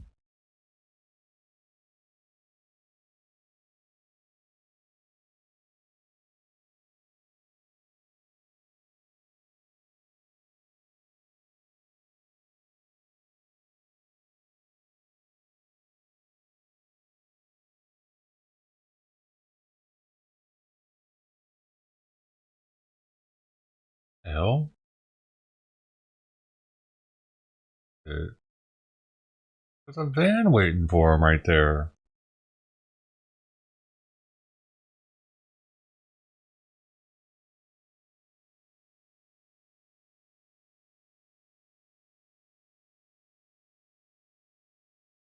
There's no...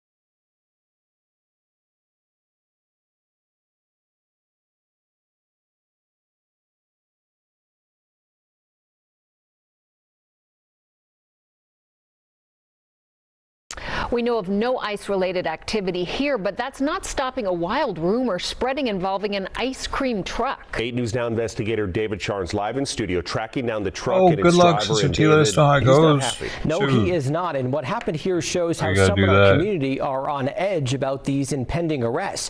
You can't spell out ice cream without the word ICE, or in this case, the acronym for the agency leading these arrests, Immigration and Customs Enforcement. And this afternoon, posts on social media are leading one business owner to give us the scoop. ICE and Border Patrol don't use trucks from 1985. The federal government may not have a truck like Billy Settlemeyer's, and there's a good reason why. I'm an ice cream man, that's it. You heard that right. Settlemeyer's drives an ice cream truck that looks like a police vehicle. It's complete with a fake badge on the side.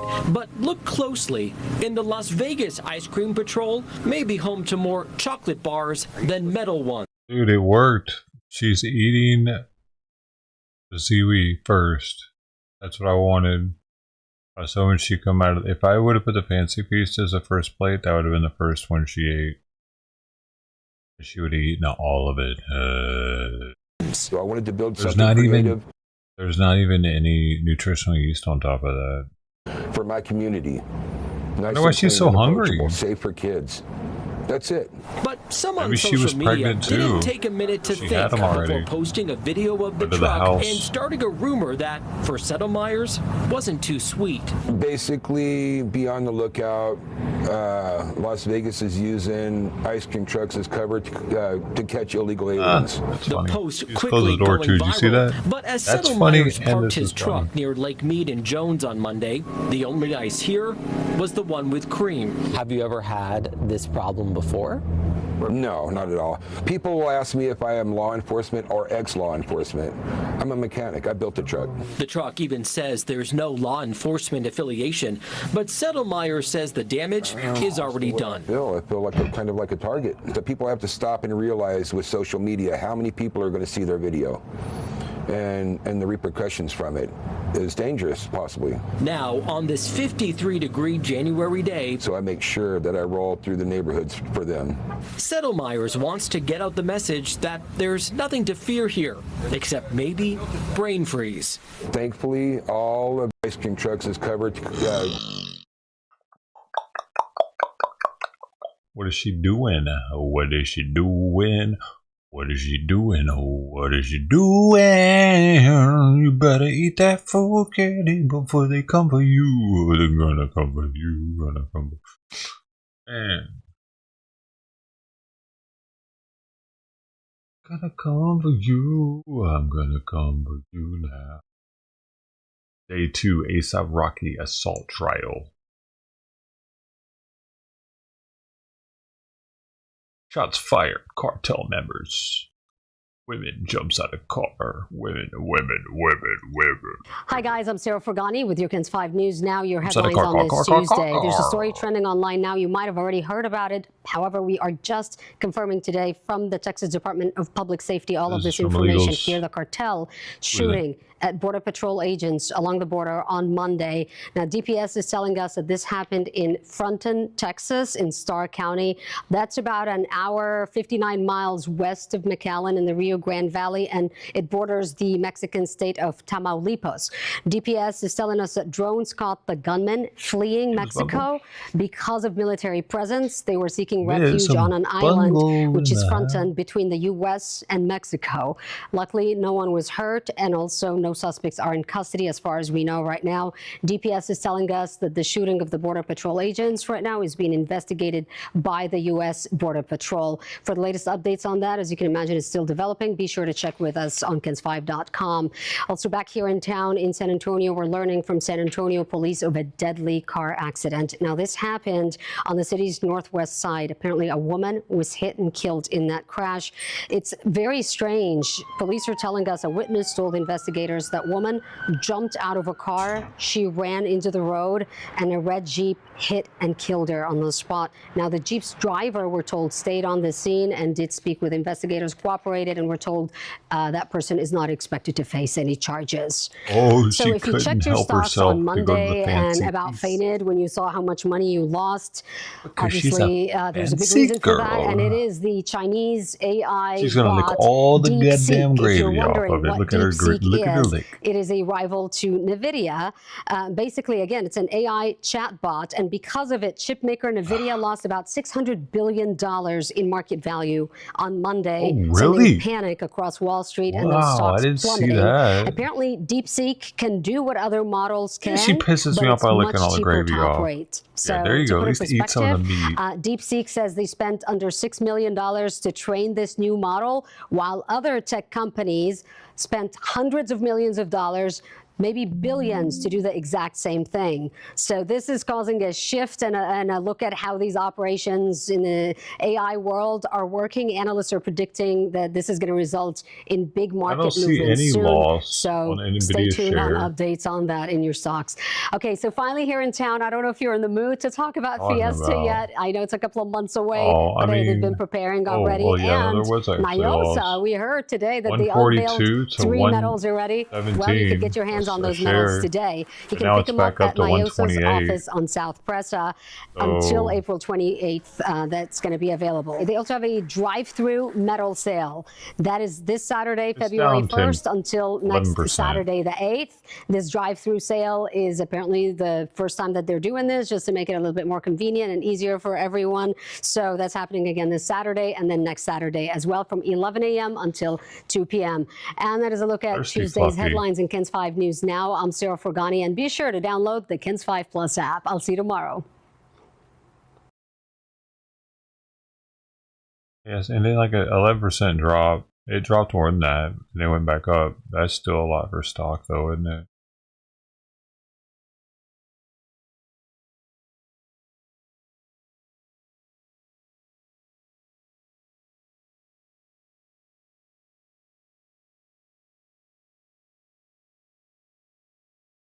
Oh, I mistook his stretches. You know, woo, dude, slammed her. He's getting stronger. Like, he's not jumping up there after, but the fish oil seems to be helping. He's dominating.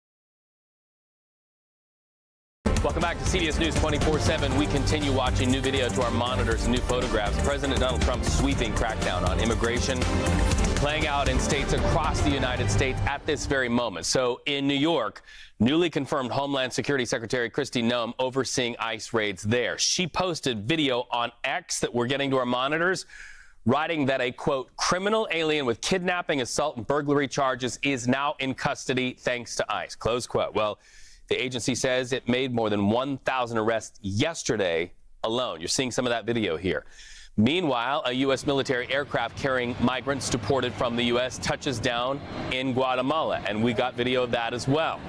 President Donald Trump vowing to continue flights like this one just one day after he threatened tariffs on Colombia for turning away a military plane with deported migrants on board. By the way, Colombia, they then reversed course very quickly after he threatened those tariffs. So let's deepen the conversation with our CBS correspondents in communities where those raids are reported. Jason Allen is in El Paso, Texas. Jason, I'm looking at the video there. That looks like a military plane. What's going on right now in real time behind you?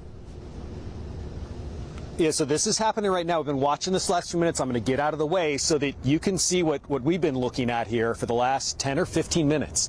And you see that line of people, Reed, that is leaving a couple of buses that are off to the right there, and they are making their way onto one of these C-17 military aircraft. Now, we don't have specifics on where this aircraft is headed at this point, but this very much appears to be lines of migrants who have been moved from these buses. They're going in groups of maybe 12 to 15. Most of them appear to be men. There are a few women as well, and they all appear to be handcuffed as they have been moving on to these aircraft. Now, we know, as you were mentioning, this is where one of those flights on these C-17s originated from yesterday, one of the flights to Guatemala. There were a couple of flights to Guatemala that left last week, and we continue to work with our colleagues on doing some more reporting to figure out exactly where this flight is headed to next. But as you mentioned at the top here, these are the flights that continue to happen. They continue to bring people here and then move them to other places around the country. There have also been flights, coming in here, Reed. We've talked the last day or two about some of the military that has been moving here, surging to the border to increase the protection along the border. In talking with DOD officials this morning, those flights have wrapped up. So those additional 1,500 service members that were coming to add to the other 2,500, there was another flight early this morning, but we believe they're all here now, receiving briefings, receiving training, and then spread out across the border, we believe across all 4 states along the Mexico border. Well, Jason, that's why this broadcast has more value than any other broadcast anywhere right now, because when we see it, you see it. That is a very now element, seeing those deportees going right on the back of that military plane in real time as it's happening. I want to also look at some new video to our monitors. This is a drone video that the Department of Public Safety shows armed cartel members firing at U.S. Border Patrol agents yesterday. You can see one of them, in fact, aiming the gun right up there. You see his face at the camera. This is, of course, on the Mexico side of the southern U.S. border. So what do you know about that particular situation, Jason? So this is a long distance from where we are in El Paso. Texas has this huge border to deal with. So we're talking almost 700 miles down to our southeast. This is the Fronten Island area. It is right there that it's on the river. This is a spot that has been a trouble spot. There have been cartels that use it to push people across the border. They use it for smuggling. There's drug trafficking that happens there. And forces have focused on that area for a long time. The information that was put out by forces who were there yesterday along the border is that there was some firing that happened. They believe cartel members then tried to take shelter on that island, so had left Mexico, maybe taken shelter in the middle of that island, which is right there in the middle between the border, and that border protection officials also had bullets flying around. They kept an eye on them with those drone shots that they released and put out, and it looked like by the evening yesterday everything had calmed down. But this has been for a long time now one of these hot spots, and even with all of this increased protection and increased force along the border, Reed, continues to be a trouble spot along the Texas border. Jason Allen with that video, and also showing us in real time those deportation flights and people being loaded onto that plane right there behind him. Thank you so much for that live look. Quite amazing there here on CBS News 24/7. Jason Allen. So let's jump the map now to Chicago, where we find Ian Lee. Ian, who are agents targeting here? Well, Reed, we just heard from city officials about an hour ago talking about the ICE raids that have been taking place in Chicago over the weekend and yesterday. And they told us that ICE is targeting people with criminal convictions. Over 100 people, according to them, have to say that these raids going on. Now being called to testify. Members of Congress comes to Chicago being a sanctuary city. Illinois Trust Act. I said earlier. Jordanian helicopters have begun delivering aid to Gaza for the first time since the ceasefire between Israel and Hamas went into effect. The much-needed aid arrives as thousands of Palestinians make the journey back to their homes in northern Gaza. BBC News correspondent Fergal Keane was the first journalist to join the air mission, taking supplies into a situation that a Jordanian government spokesman described as horrific and inhumane. They've been waiting for this moment. Now with the ceasefire, the airlift can begin. We joined the Jordanian Air Force first mission to Gaza since the truce. Before we left, on the ground, the loading of aid, including this consignment. But they got from cheap Britain. eggs. A lot of what's being brought today is medical aid, and that's absolutely crucial because the health system in Gaza has been battered. Before we took off, there was a message from Jordan's government. We think this is inhumane and must stop. We think Palestinians in Gaza deserve to live in dignity and to get enough support from the world at a humanitarian level. We flew out, heading away from the base, on the hour-long journey to the Gaza Strip. Damn, an hour by chopper. We passed over Jordanian territory, then over Israel, Jordanian troops, and this possible because of a political deal. We're now close to the Gaza Why is there border. plastic on his badge? That was weird. Now, time on the ground is very limited because He wants to keep it new. Waiting to come in. It's a very Where'd Fluffy go? but the two can land at a time.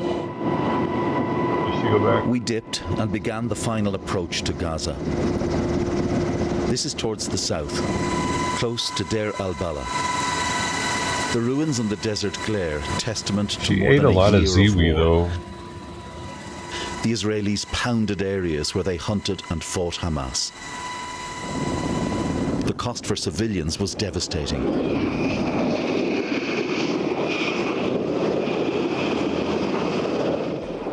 Touchdown, 2,000 feet inside the strip. Now, from the ground, looking across the fence, we could see the devastation of Gaza. And this just one small part of a broken place. More choppers backed up, waiting to bring in right. She went off to the right. Across there, the ruins where tens of thousands of people took refuge. They're now in the middle of a ceasefire, Minutes hoping ago. that I it don't think lasts she ever so came that back. this aid can get there. Aid delivered and more on the way. It was time to go.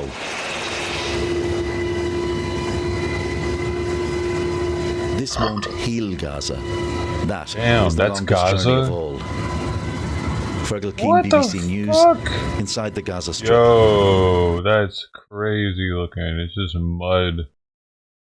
Oh, they definitely don't want them to have anything to move back to.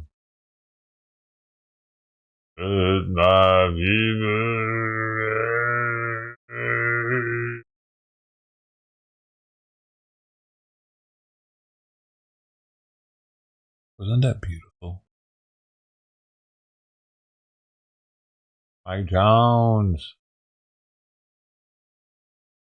Oh, they're gonna help the fire victims. Newsom's talking. Thank you, Magic. Thank you, Stan, Casey. This is live. Magic Johnson brag on just them got in a off moment, but stage. just first, thank you all very much for taking the time to be here. Thank you, Dervin. Thank you, Magic, for bringing to this effort the spirit that it needs.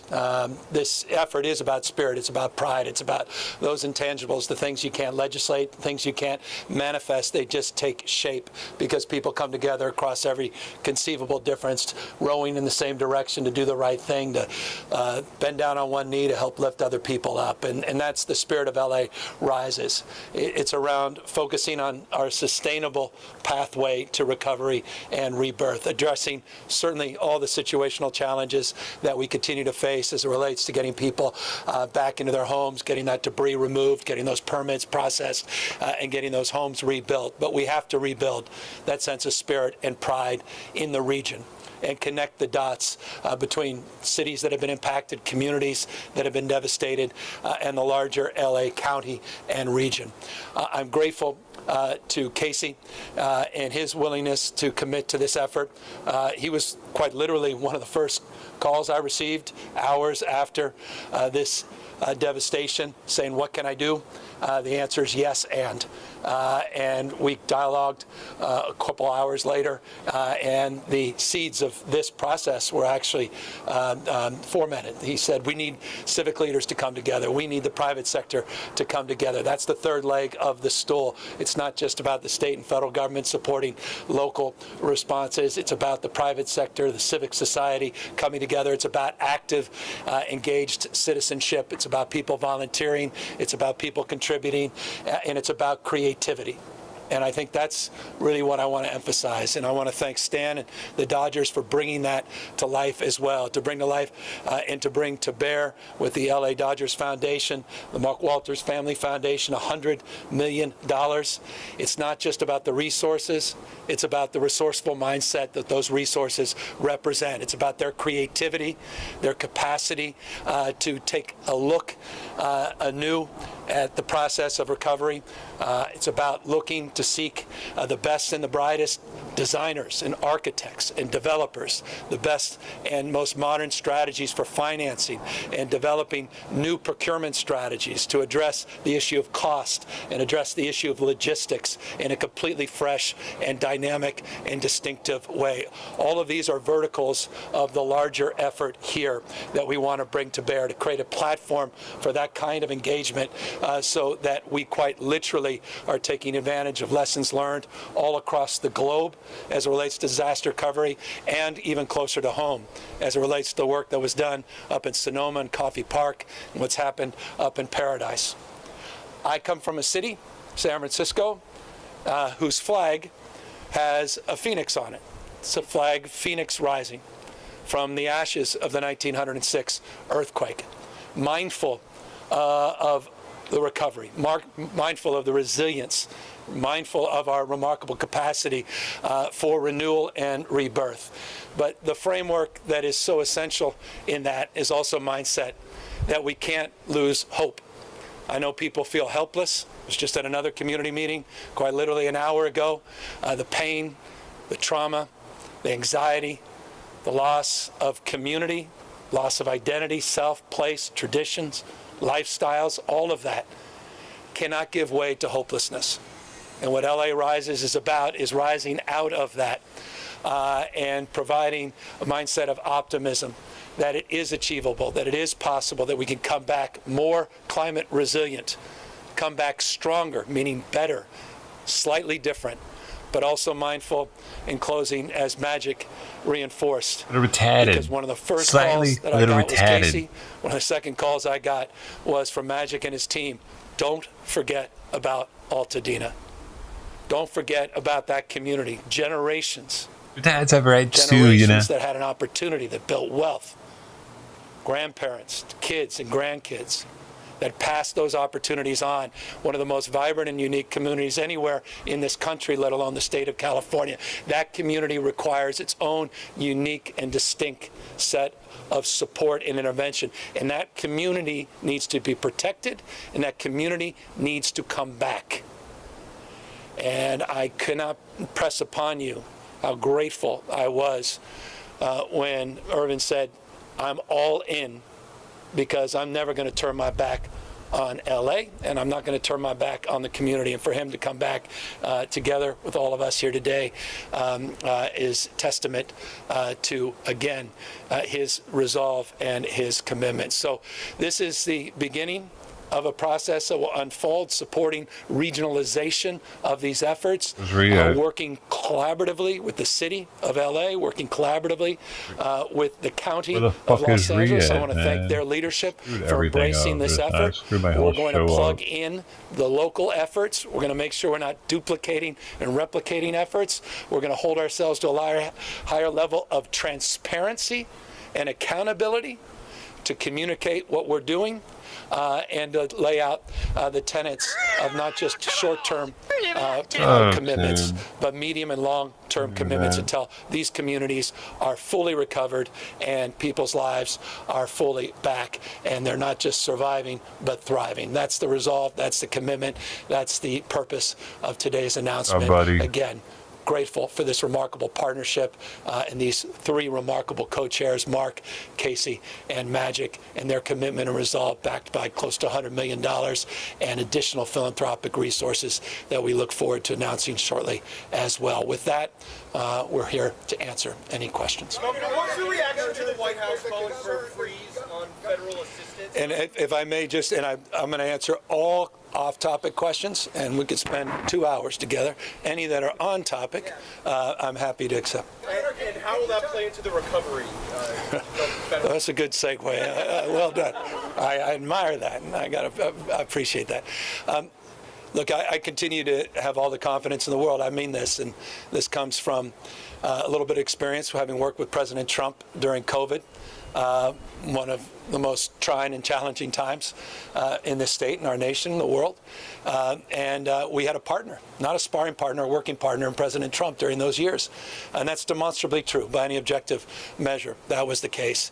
And that's why it was important for me to make that case anew to the president, and was with him just a few days ago, followed up, and have been in contact with the White House following up further.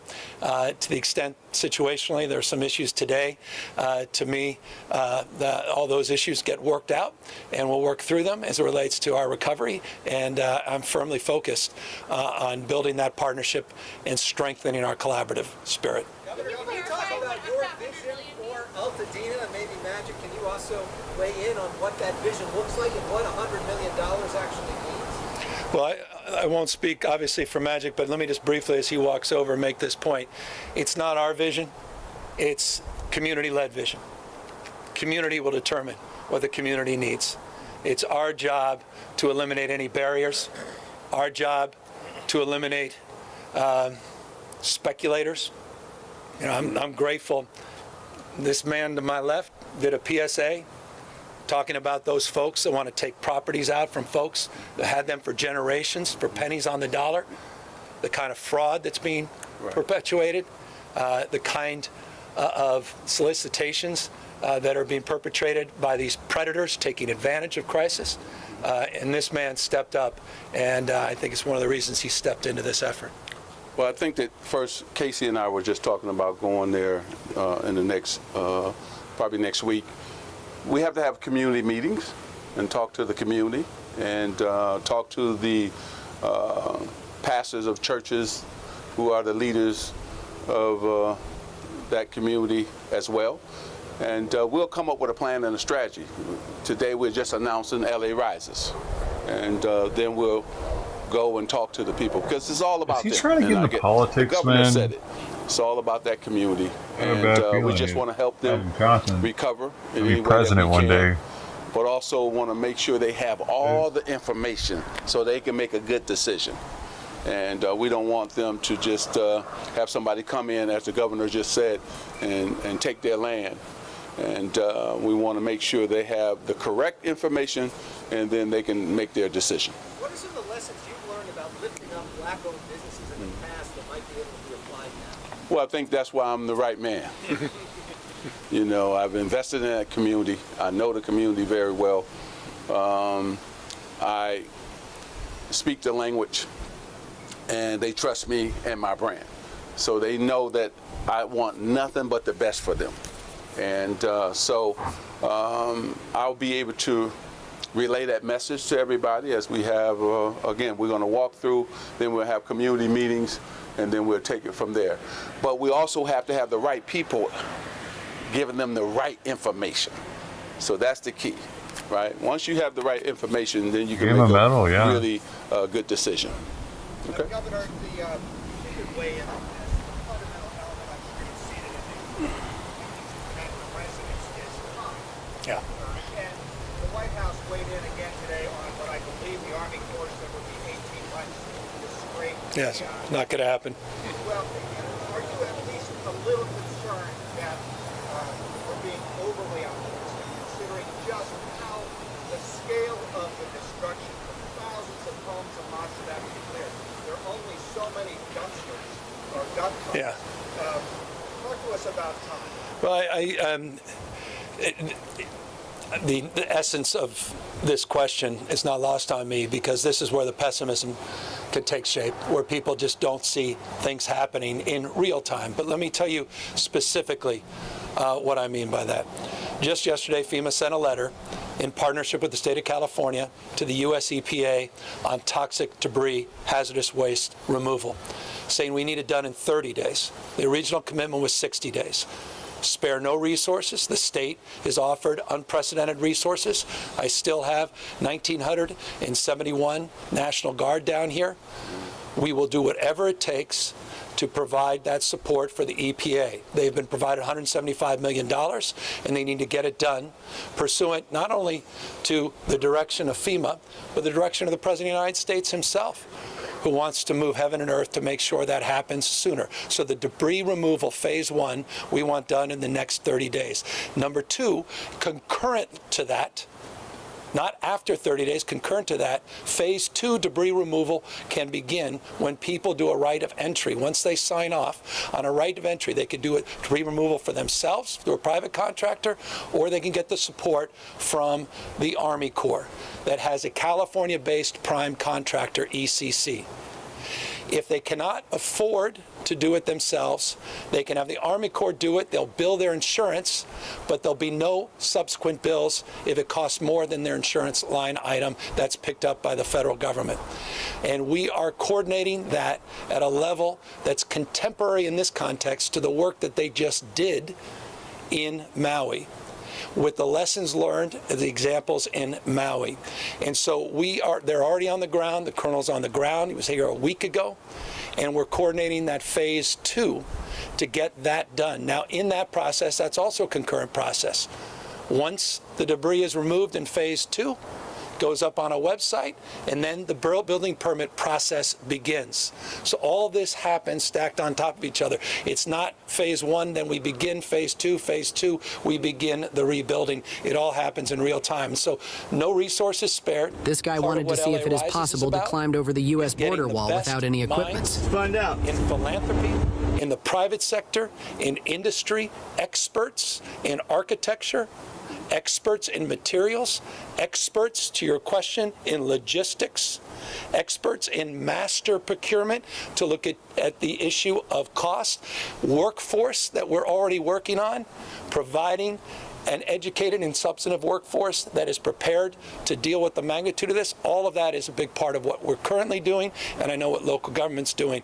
You're right, be cautious about overpromising, but I don't want to understate what we're capable of when we're all moving in the same direction with a sense of urgency that we brought to bear with the damage assessment team that got that job done 4 days ahead of time, and no one thought we can get it done within 2 weeks. We've proven them wrong already, and we're going to prove them wrong on phase 1 and phase 2.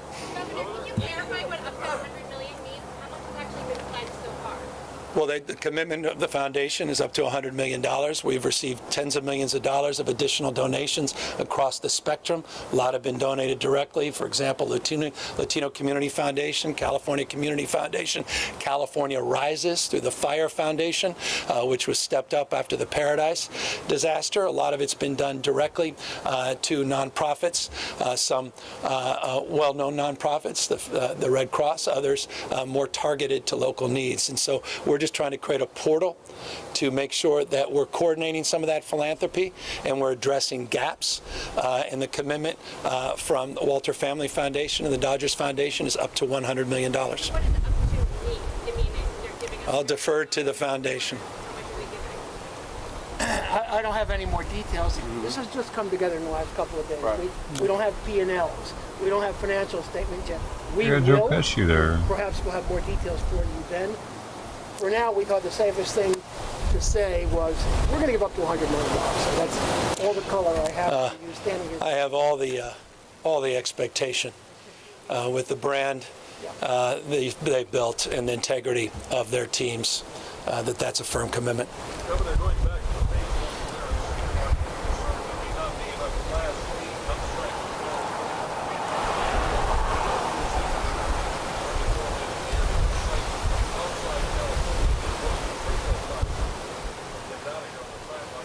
Yeah, I mean it's the right question, and that's a challenging logistical question. But I'll tell you, it pales in comparison to the challenge of taking all of that debris off the island in Maui.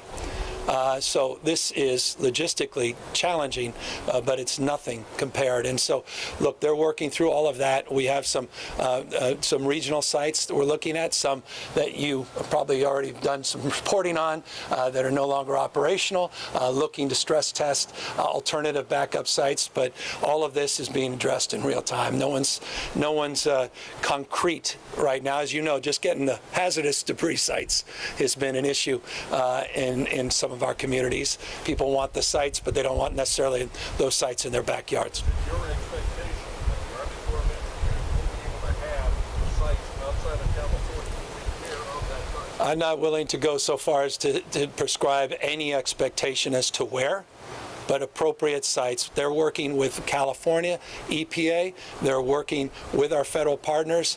This is well, and forgive me, I hate to remind everybody this. This is familiar territory. We had 18,000 units, structures damaged in campfire, 18,000. We had 5,600 that were impacted in Coffey Park. Huge debris removal efforts. They were calling cars structures the last here, week. Sadly, and what I mean, sadly, there's some experience here as well. Yeah. There was a construction shortage before the fire. Yeah. There's an estimation that a large chunk of construction work comes from non-units. Are you afraid that the latest crackdown by the Trump administration might exacerbate the labor problem? Well, it's some estimates that 40 to 41% of the construction industry workforce in the state of California are immigrants. It's much higher than the national average. So I appreciate your question. You can imply my response, except to say this, mindful of that. It's not what happens to you, it's how you respond to what happens. It's not the reality of the moment, it's how we get creative. We already are looking at a number of contingency strategies as it relates to augmenting that workforce. I'll give you just one proof point so you don't think I'm just blowing hot air. We are already working with our labor agency and our community colleges. We're looking and working very closely at our apprenticeship programs and looking at scaling the prospect of even out-of-state workers and support for these efforts. So those are just examples of more creative ways to address what is a legitimate concern. I mean, it's the way it's supposed to be done, you shithead. If your state doesn't have the workers to get your stuff built, yeah, maybe get your workers from another state instead of hiring illegal immigrants. Ass fuck. What the fuck is your problem? Do you hate the other states that much? What's happening? They need work too, you know. From this recovery. I'm sorry. Until after, and then I'll respond to yours and anyone else that wishes to have it. I just want to spare them their precious time. But I'll, yeah.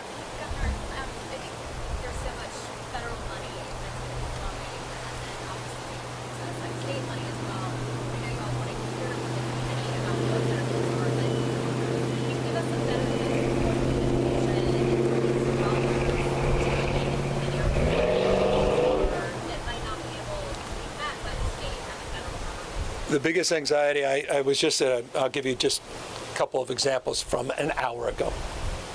Solicited, rather unsolicited, they were shared. We can't even afford the home that we're in today based upon the cost of square footage. We're on the FAIR plan. We don't even expect to get 60% of the recovery costs. What do I do, Governor? How can you help? And that's when I talk to them about myriad of things that they should look to, including some of the philanthropic efforts that we're highlighting here today. Look, our goal is through the creativity. This is not just about the money. The money is significant. It's extraordinary, actually. And the money that the state and federal government are providing will be ample, has to be. But it's also about being creative and finding novel strategies.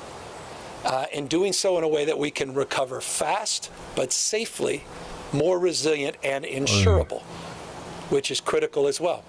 So I'll give you an example. We're looking at defensible spaces. We're looking at issues around redundancy and life safety, ingress, egress. I've had 2 or 3 of the world's most famous, you know of some of them, architects that say, plug me in, how do I get engaged? We want to pull them into this process.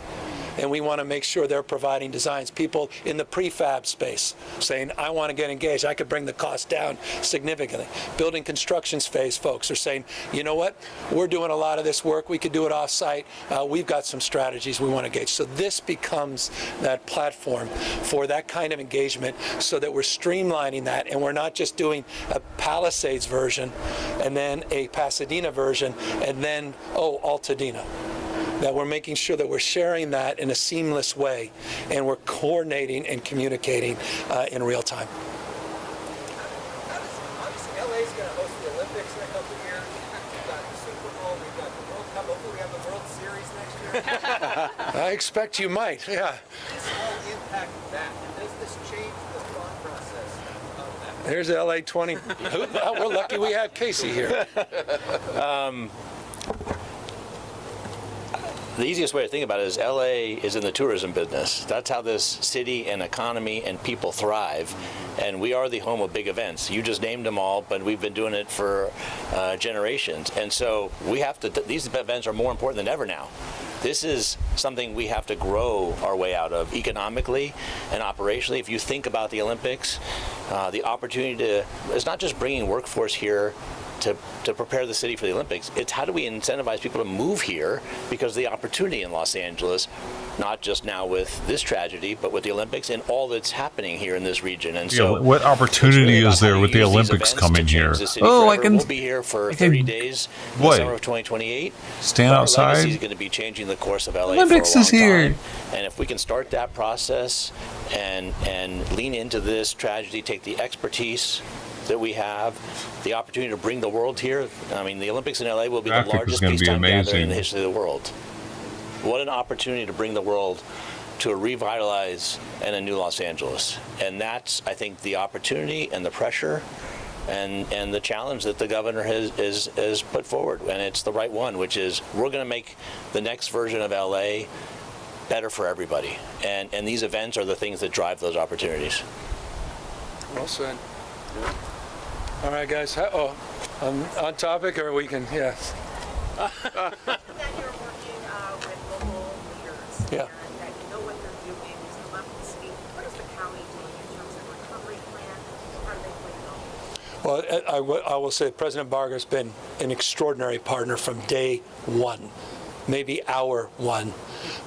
There's been no daylight, and I cannot express my gratitude and appreciation for her and her team and her support of this effort as well.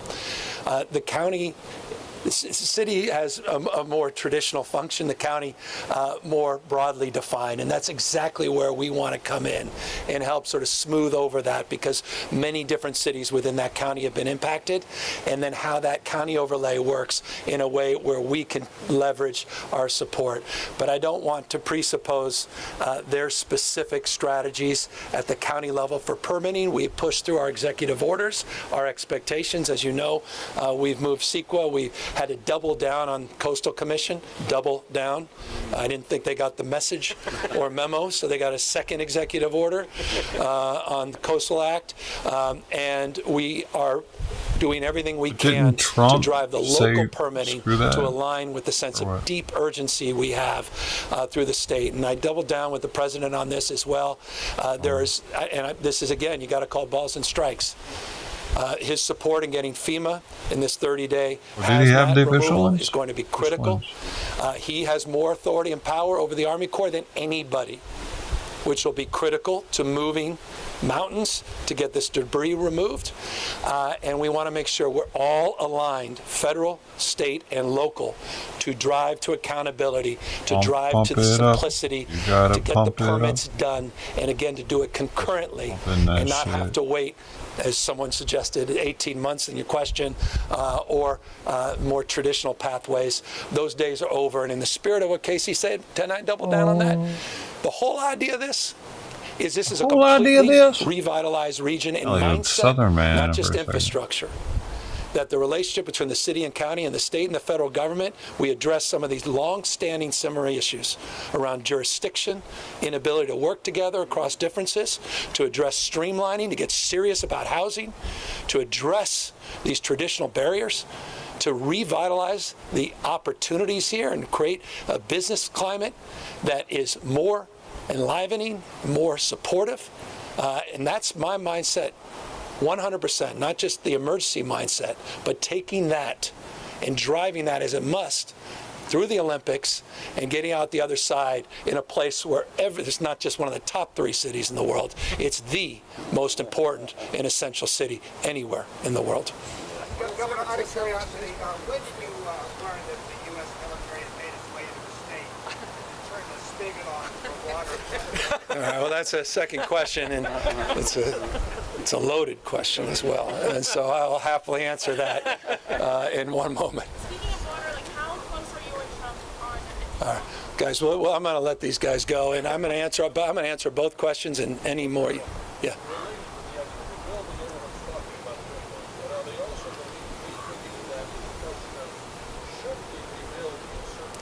Yeah.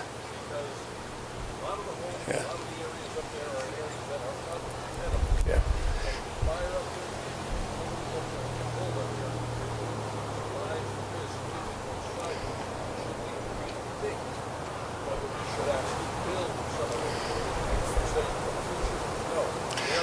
Yeah, I get this question a lot, and I answer it this way. I'm very mindful of that. I'm also mindful of someone that did, under the rules and regulations, get an opportunity to rebuild, then I'm not going to sit here as governor of the state of California and say you can't rebuild your home. But if you are going to rebuild your home, you can't rebuild it the same way. That we have to address. I talked about ingress and egress. That's about dealing with the concerns you just described as it relates to emergency operations, as it relates to defensible spaces, as it relates to proximity to brush and to chaparral and to forests, looking at historical burn scars, looking at historical footprints, looking at redundancy as it relates to suppression strategies, looking at what modern building codes could or could not do, look at designs, looking at my penis. Look at all of those fundamentals, and we've got to be able to stress test all of that, which is a big part of what LA Rises is about, bringing that expertise to bear so that we can answer affirmatively that in this case, absolutely, you can rebuild. But it's a legitimate, larger question about wildland-urban interface. It's a legitimate question in a world where the hots are getting hotter, dries are getting drier, and floods and atmospheric rivers, the wets are getting wetter, that we have to adapt to that reality. And that reality obviously is pretty self-evident here in Southern California. So you're basically saying the city and the county, wherever those people are, that are maintaining this place, they're going to have to start doing real work, clear back interface. Oh yeah. Protecting them far more than they've done in the past. Well, I'm looking forward. Certainly can't be done the way it's been done. Has to be done radically different. But you know what? But no, I get it. And look, but I also not naive. You know, you had some of the driest conditions you've had in our history. You know, I've been governor. We had the 3 driest years since statehood, and then we had the 3 wettest weeks since statehood that broke that drought. I mean, when are people going to wake up to another self-evident reality? I know it's impolitic. The 3 wettest weeks. When was but that? This is hardly unique to the state of California. This is an issue all across the globe. You think we have insurance challenges? Talk to about a dozen other states. The realities of this are rather acute. So we're not going to double down on stupid and walking back in our commitment to address those larger systemic issues and address fundamental issues. But yes, situationally, we're going to have to adapt to them in much more dramatic ways than we have in the past. With that, let me thank our co-chairs and you didn't answer the other 2 questions, though. Support and generosity. Butthole. Whatever they were, I couldn't hear them, but they didn't want to answer them.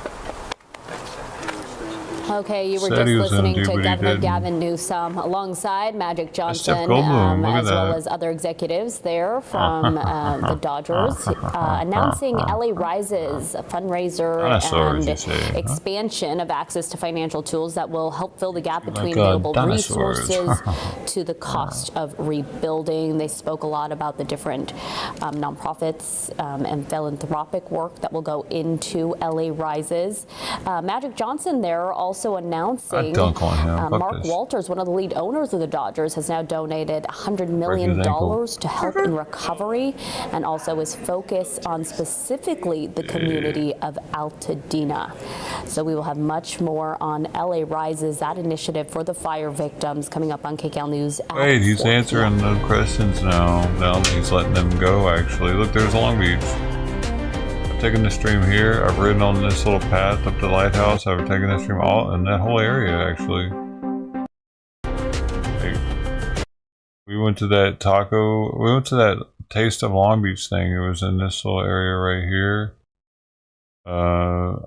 I've taken a stream to the Queen Mary over here. This is where that cruise ship was the other day that dude was streaming off of. Just facing this dome right here. But yeah, this is downtown Long Beach right here. Yeah, right over here is where my sailboat class was. I'd go up in this building over here, Shoreline Village. Yep. And the jerky shop and the candy shop that I took a stream to like about 4 or 5 years ago was in this little strip right here.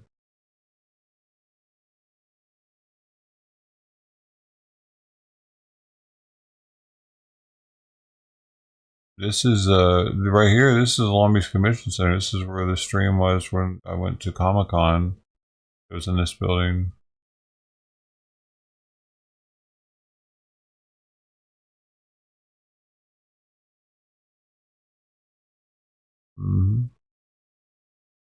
Oh, and that music, whatever it was,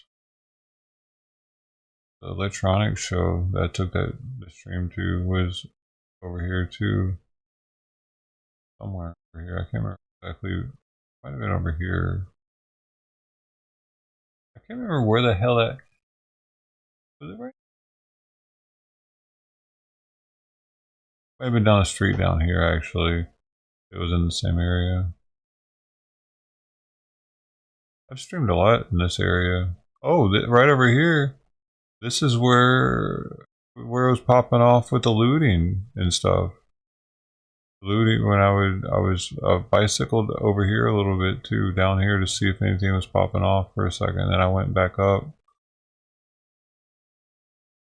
But yeah, the same area. I did come down here. Yeah, I remember. Yeah, I was down in here. Yeah.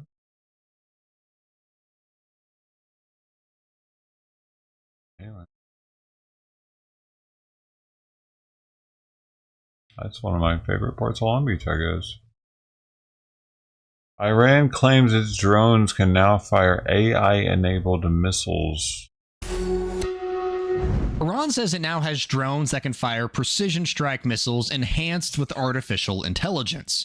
The commander of Iran's Revolutionary Guard Corps Navy claimed the regime successfully test-fired the weapons during the recent Peyambar-e-Azam, or Great Prophet, military exercises. This is video the IRGC released from the exercise. It shows an Iranian-made Babel 5 unmanned aerial system armed with 2 different types of missiles. Iran says both of the munitions are AI-enabled, but did not offer any details on exactly how artificial intelligence is employed in the weapons.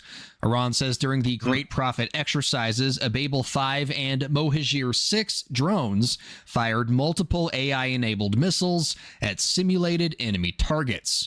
The IRGC also used the exercises to launch Nawab missiles for the first time from Shahid Soleimani patrol combat vessels. And the Iranian Navy tested out its latest explosive-laden kamikaze boat design. The commander of the IRGC's Navy said the drills helped safeguard national infrastructure like gas and petrochemical plants, nuclear power facilities, as well as oil platforms and refineries.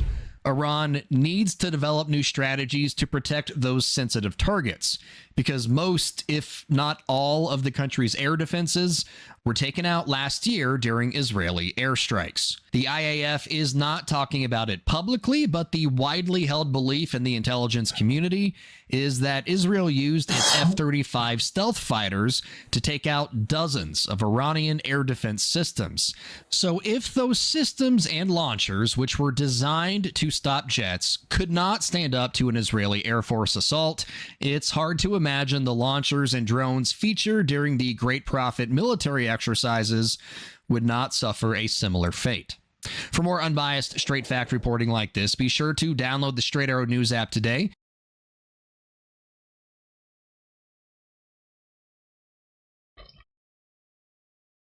At 6 o'clock in the morning here on Ogden Avenue in the Bronx, ICE agents raided the apartment of Anderson Zambrano Pacheco. He's described as the ringleader of the Aurora, Colorado crew for Tren de Aragua. He participated in the takeover of that apartment building and was described by law enforcement sources as the ringleader. He's a seriously dangerous individual. I mean, they have pictures of him holding the AR-15 and going up and opening the door of the apartment building. It's pretty compelling as far as illustrating his dangerousness and why they would want to apprehend him as soon as possible. His apartment was raided here on Ogden Avenue in the Bronx this morning at 6 a.m., where he lived with his girlfriend for the last few months. He moved in either, depending on which neighbor you talk to, he moved in either September or October of this past year, and apparently was not keeping a low profile. The doors leading into the apartment building were all, like, the metal was just bent up like it was tinfoil. And these are heavy steel door jambs and steel doors, and they were all just bent away in seconds as they moved in for the capture. The neighbors in the building said all they heard was one loud boom. Anderson Zambrano Pacheco, he's got 2 federal warrants out for his arrest. One is for burglary and menacing. The other is for kidnapping, extortion, and a crime of violence. They're really sending a message the way they're starting off these raids. Kristi Noem, the new head of Homeland Security, Kristi came on raids. She was wearing the Kevlar vest. She was in the truck with the ICE agents, and she was actually here. She went along on this raid and tweeted about it, sent out pictures and all sorts of information. By choosing who to start these raids off with in New York City, it's plain, at least to me, that they're sending a message. They're sending the message that we're going after public enemy number 1 right now, the people who are doing the most harm to our community. They went after someone who they're describing as the ringleader of the Aurora, Colorado apartment takeover by Tren de Aragua. That was the first person that they apprehended in their New York City raids. It's not random. It's not, looking for just, hey, let's grab everybody who's not documented. That's not what they're doing. They're going after the most dangerous, the most brazen, the people who are the most dangerous to the average New Yorker, I guess. For more stories just That's like amazing these, be sure that to they subscribe found to the him. New York Post right here on YouTube.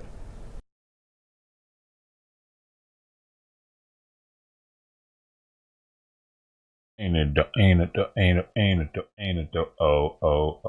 oh.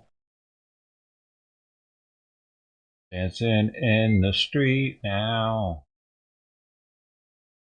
I'm dancing in the street. The Oklahoma State Board of Education is set to vote on a proposal that would require parents to show proof of their child's citizenship or immigration status when enrolling them in public schools.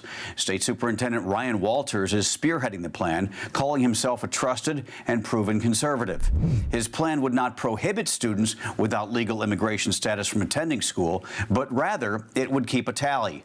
In 1982, a U.S. Supreme Court ruling affirmed the right of children living in the country illegally to attend public school. Walters has said he supports efforts by President Trump to enforce immigration laws, including allowing immigration and customs enforcement agents to enter public schools in Oklahoma. He told television station KOCO the schools must comply.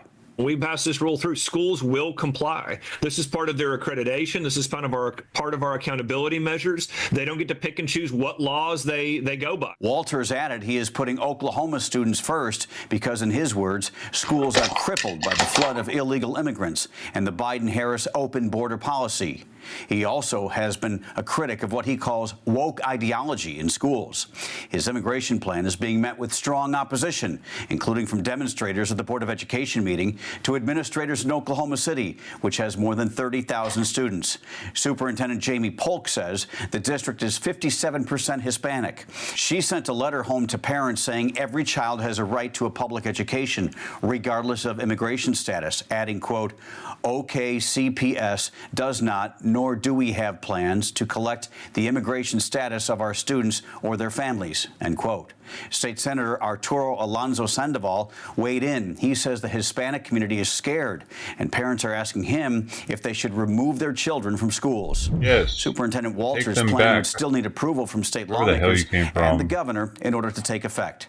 For more unbiased updates, download the Straight Arrow News app. Prove them and yourself. There you go. There you go, little buddy. Hey. Go. Ask anyone that's ever endured a Midwest winter, and they'll tell you it's never too early to start making plans for summer. Apparently, that holds for island nations in the Western Pacific as well. For the first time ever, the Philippines is set to take part in Talisman Sabre. That news coming from the acting ambassador of Australia to Manila, Moya Collette, at a maritime security forum organized by the Strat-Base Institute along with the French embassy. For the uninitiated, Talisman Sabre happens every 2 years and mainly involves Australia and the United States. It's also the biggest military exercise in the Southern Hemisphere. And according to the Australian Defence Force, also known as the ADF, this year's will be the largest ever held, with 19 nations invited to participate. As tensions between China and anyone else operating in the Pacific continue to rise, the ADF says this is an opportunity to collaborate with partners from across the region and around the world. If it all sounds like a big deal for the Philippines, that's because it is, with thousands of troops operating warships, fighters, bombers, helicopters, and conducting live-fire drills during amphibious landings and ground maneuvers, along with sea and air operations. Collette also emphasized that maritime security and territorial defense are now key focuses of Australia's defense cooperation with the Philippines and adapting to what the armed forces of the island nation need. The 2025 edition of Talisman Sabre will take place at various ADF training sites in Queensland, as well as in the waters and airspace around the Coral Sea. It's all slated to kick off around mid-July. For more updates like this, be sure to download the Straight Arrow News app today or check us out at san.com.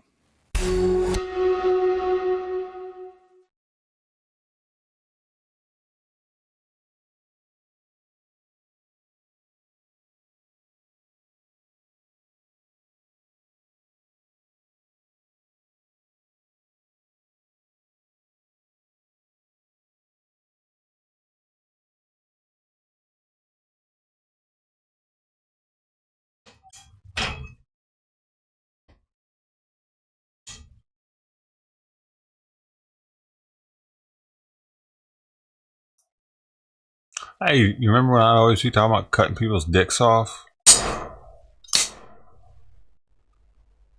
Huh? Remember that?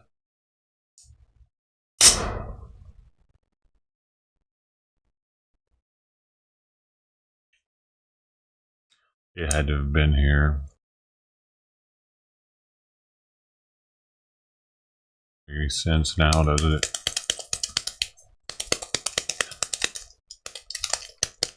It was during the Omegle streams. They usually would already have their dicks out. I'd be beating it on camera, so I'd bring the knife out and be like,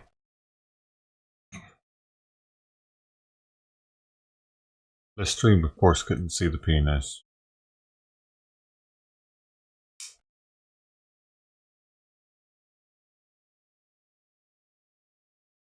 I really should use scissors for these, but I'm pretending like I'm a commando, because I am, aren't I?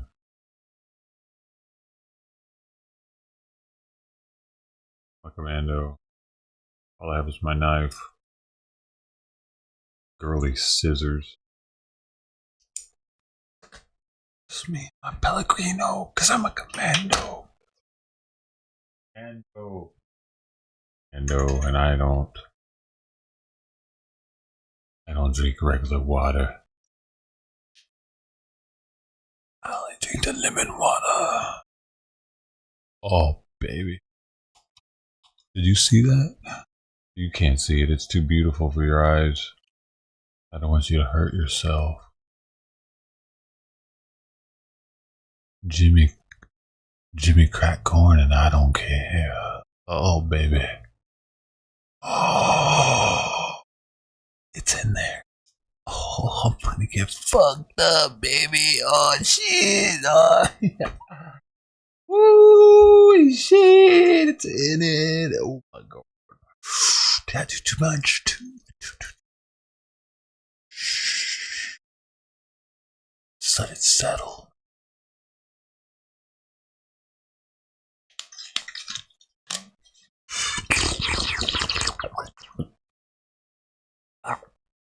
Oh yeah, that's the regular stuff.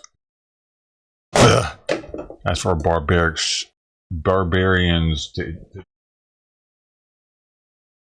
That's not for royalty. Now this one right here, let's give it a little shakety shake. Give it a little.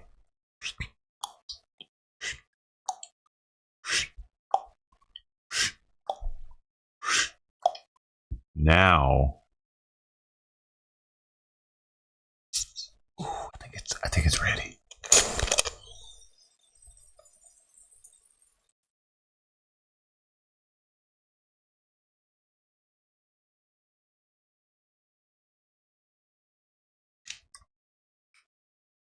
Oh baby. Oh man, GameStop lost money.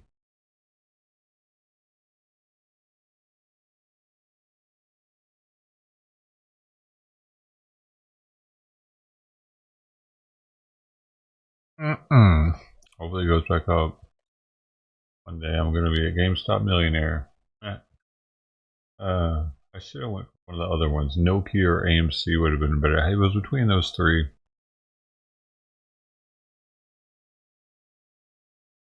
I was a Badger. I picked the wrong one. Press conference on security concerns ahead of the Super Bowl.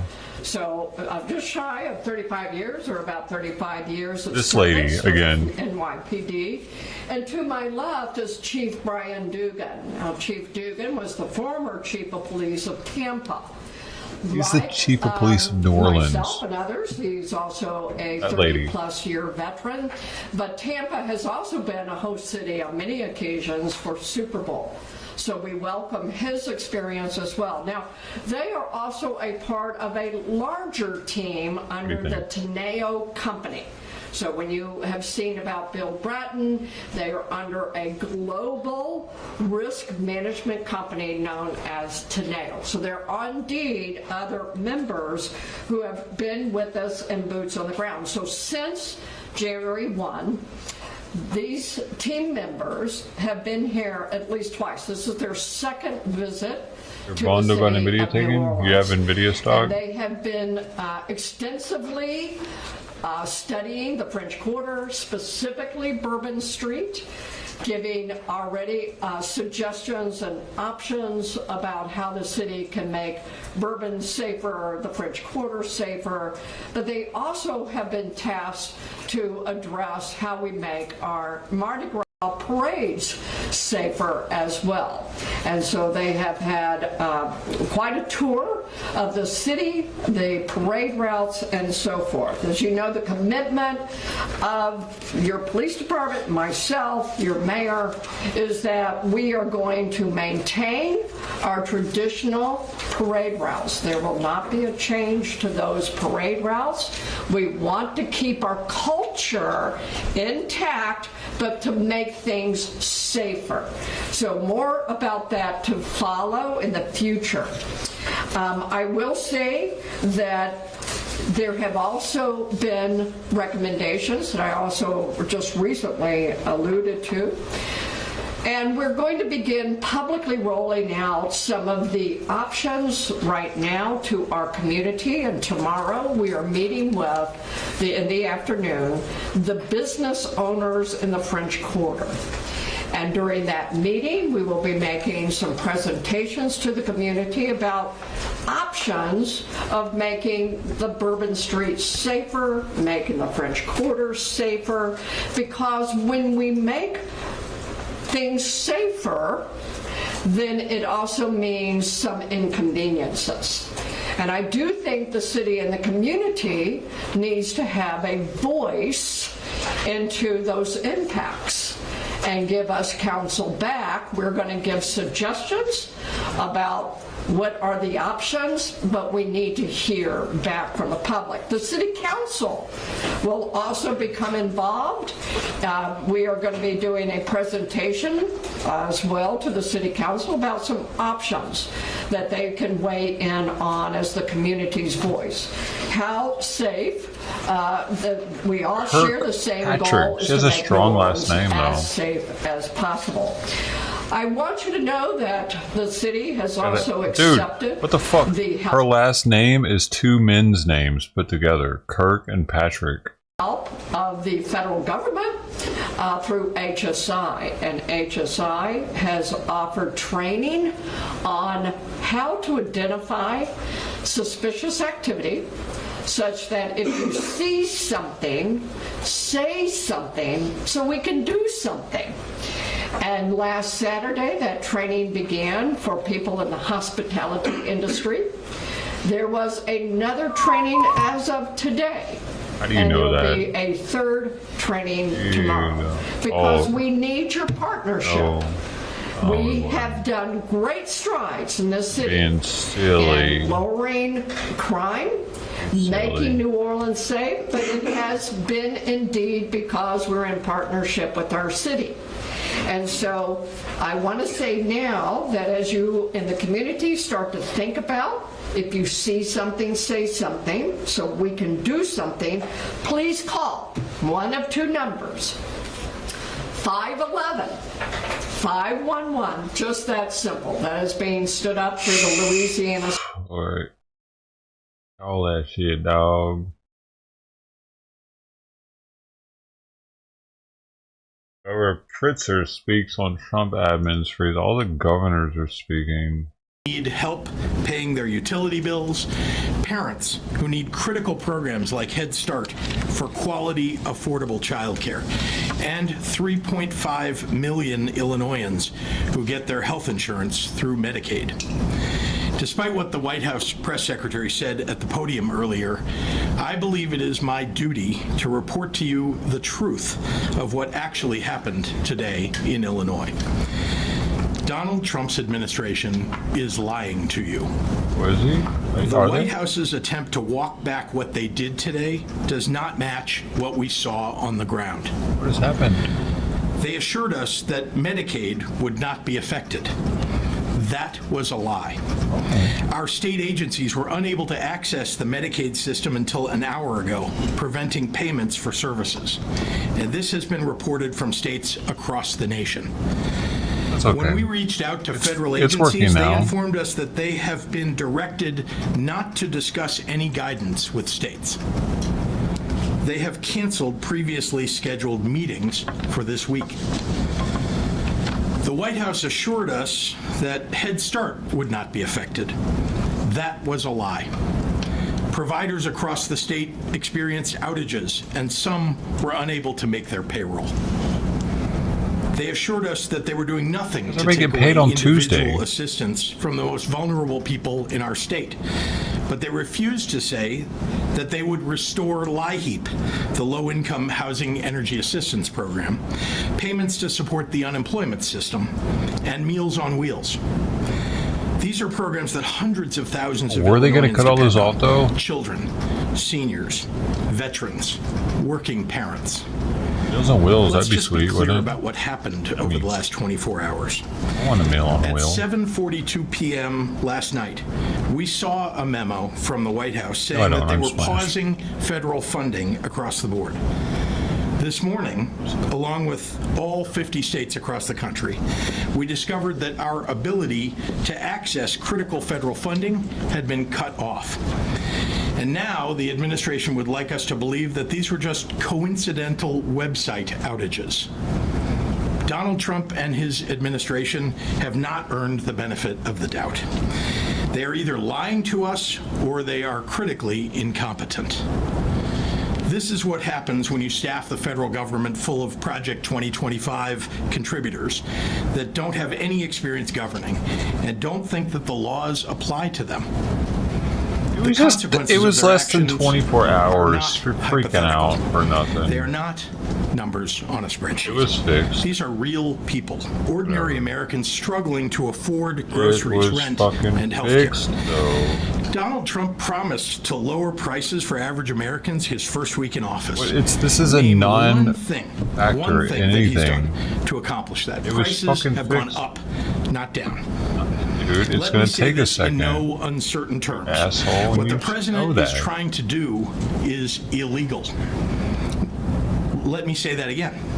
What the president is trying to do is illegal. I know these are challenging times, and the Trump administration is trying to confuse the American people. That's why it's so important that we speak plainly. I was very happy to hear as I entered this room today that an administrative stay has been granted.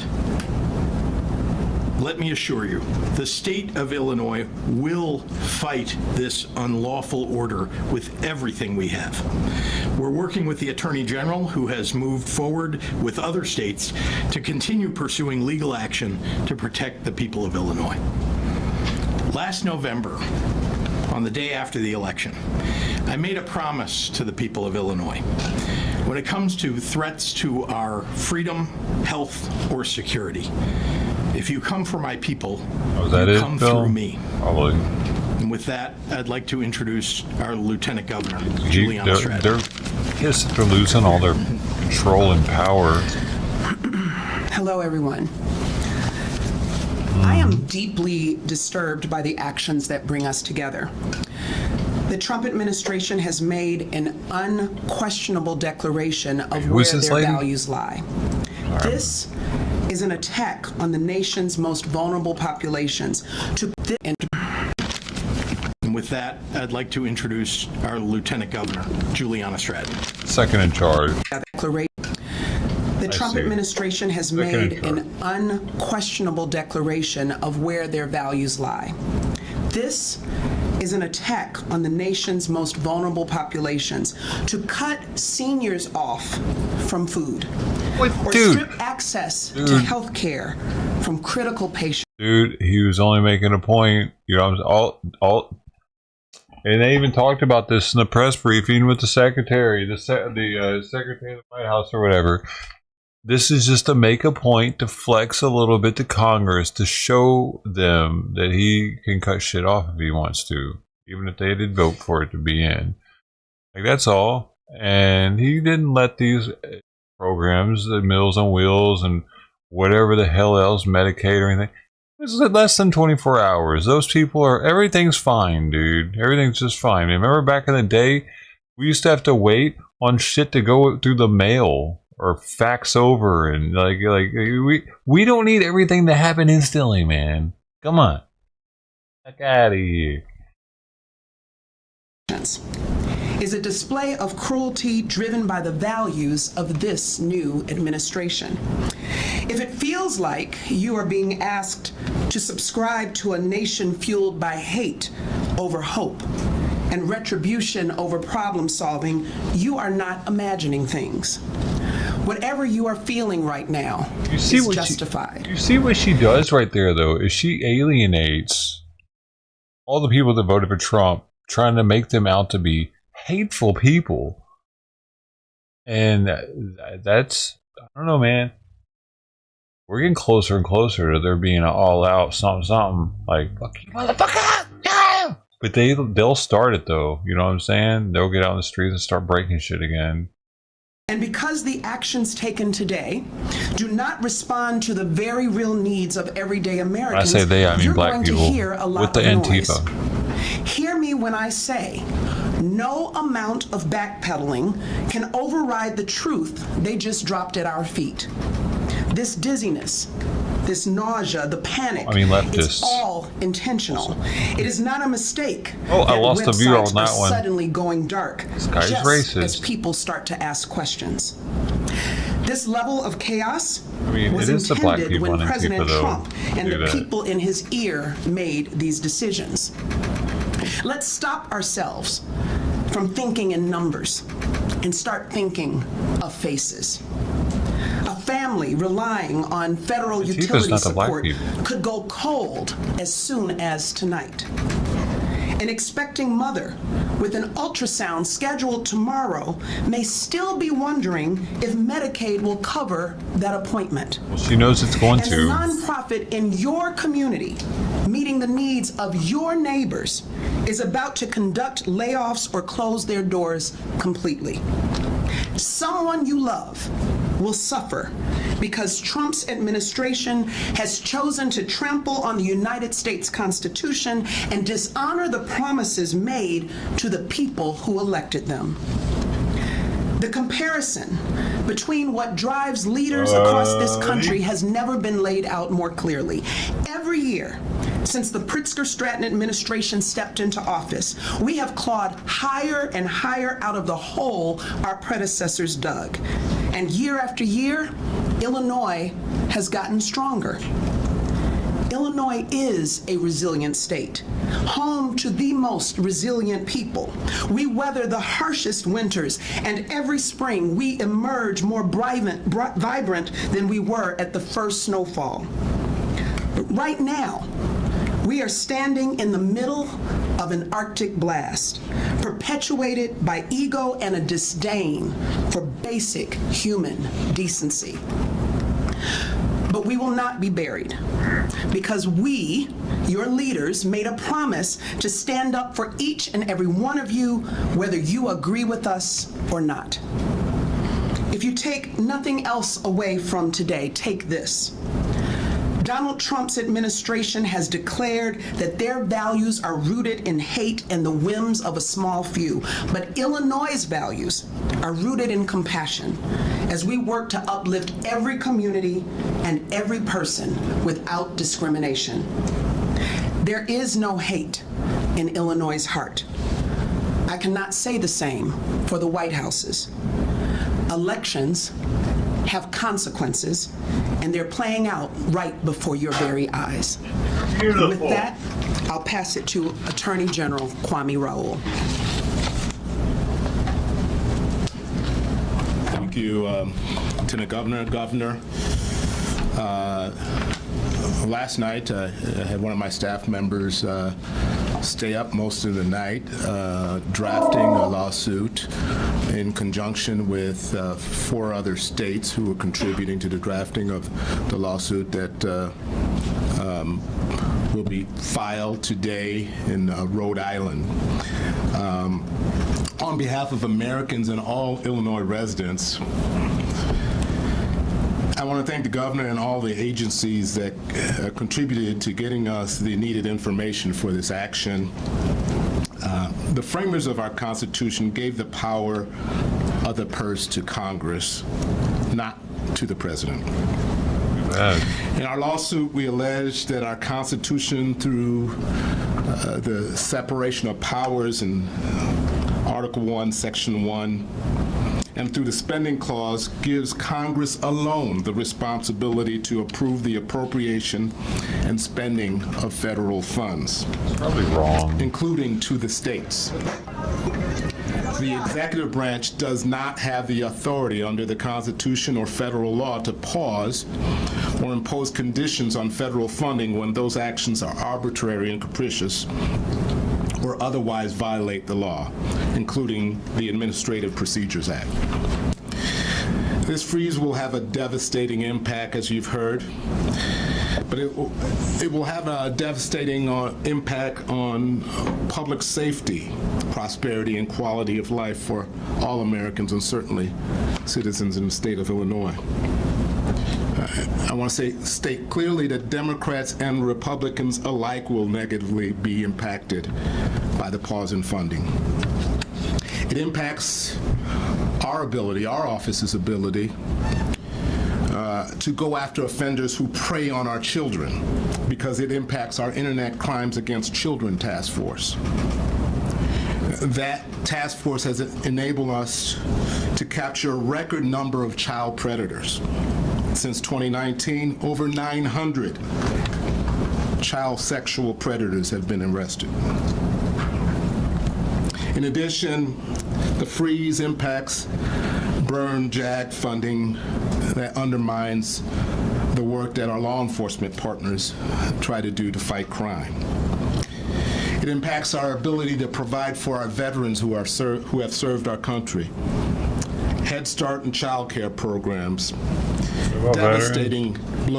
Impacts our ability to provide for our veterans who have served our country. Why does it do that? How does it do that? I don't understand how it does that. Devastating. I think he's just throwing shit out there. Research conducted by our universities and research labs.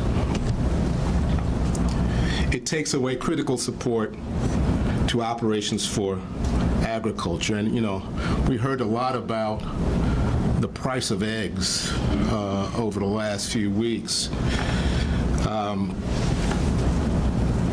One of the things it impacts is the ability for inspectors to make sure that salmonella doesn't contaminate our eggs and creates a backlog. And Illinois is one of the major producers of eggs. So I don't want to hear Donald Trump talk about the price of eggs anymore. I was threatened today with eggs. I don't know who's advising OMB on this act. I don't know if Dr. Phil is somehow embedded in OMB now. But I can tell you that on January 20th, we had a peaceful transfer of power. We had an inauguration, but it was not a coronation. Congress is given the power to appropriate. The executive branch cannot unilaterally disregard appropriations passed by a separate and equal house of government. While I am sincerely prepared to work with the new administration, as I did during the first Trump presidency, I will not stand silent while they try to impose unconstitutional mandates. And with that, I pass it back to the governor. Thanks. Happy to take questions from members of the media. Yep, Olivia. Governor, did you see any reports of like actual patients who were affected by the Medicaid issue today, or was it just kind of between the governments speaking to each other? And at what point would it start to affect patients? Let's step back just for a moment and let me remind you that nothing that came in the memo last night would indicate that all of a sudden you'd have the systems going offline. And yet that's exactly what happened, because they intend to make cuts to these programs. That's why they went offline. Don't let them fool you that there was some kind of website outage. That's not what happened. And so when does this affect people? Well, every day we access the Medicaid system to get reimbursed for people's services that they get from their doctors. Every day. $104 million is what we would have gotten today had we been able to access it on time. And so it does affect us, and it affects people's ability to access services. And let me remind you again that their intention was not to pull it back online today. It's to show clear, you, right? You think it's an accident that the memo came out last night, and then this morning our state agencies like Medicaid could not access those systems. It's not an accident. The intention here is to disrupt. The intention here is to make cuts, and it will affect people all across our state. Yeah. Tina. Planning for your budget this year, what you've seen so far, we're in week 9. I'm sure that is there extra funding need for certain things, maybe more legal resources? How is it impacting that? Well, as I've said, we don't know. We think that it may, and we're certainly thinking about how we will deal with that in the budget, but we don't know exactly. And that's one of the problems. Again, no communication. No communication. That memo actually wasn't to us, but it was posted online, so everybody could see it. And indeed, the actions that were taken today, no one was warned about. So we're not sure how we'll be affected, but we certainly are on guard. You mentioned this. Yes, Paris. The judge has already put a stay on. Yes. Does that mean that all the grants, universities, hospitals have to go back into action? Is everything back up and running? Well, the concern, I mean, I'd like to turn it over to our Attorney General, but the concern is that when you've got, the efforts by the administration to cut those off, and then a temporary, this is only essentially a temporary restraint. There isn't a TRO, but it's a stay. We don't know when that'll be lifted. We don't know what the action will be. And if you're a university and you're planning on investing in research or laboratory work, right, do you start doing it now, not knowing if a week from now that temporary stay will be lifted? But I'd like to turn it over to the Attorney General. That was actually my logic came in handy. Exactly right on point. And let's be clear, we are not party to on deck. that action in the district court in Washington, and so we don't control what may go one way or the other with that. The action that we and 21 other states are joined into is in Rhode Island, and it is temporary stay, as the governor pointed out, and the unpredictability that's caused by this. And I can tell you, I started my day out at a higher education institution. Everybody's up in arms about this because you rely on predictability of what you will be able to spend throughout the year. Yeah, and just to remind you that, if you're a doctor and you take Medicaid patients, which we want doctors to do, now you don't know if you're going to get reimbursed, and you don't know when that'll be lifted and when you're going to get paid. And we don't want to go back to the days. Well, maybe you should have been a movie star or a rapper or a basketball player. Yes. A doctor's so overrated. You're in the wrong press conference room, aren't you? Haven't seen you before. Wrong field, Doc.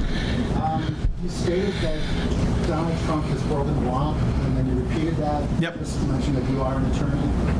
Please tell me, what is the statute that he's broken? Well, as I say, by the way, the court has recognized that he does not have the authority to stop what is a congressional mandate, a congressional law passed, signed by a previous president, been in law for many, many years, Medicaid, for example. He doesn't have the ability to stop them. So that is what's illegal. Slightly off topic, but on the topic of illegals, there are over 400,000 illegal aliens, migrants in the state of Illinois, the city of Chicago. Many of them have committed crimes, have detention orders.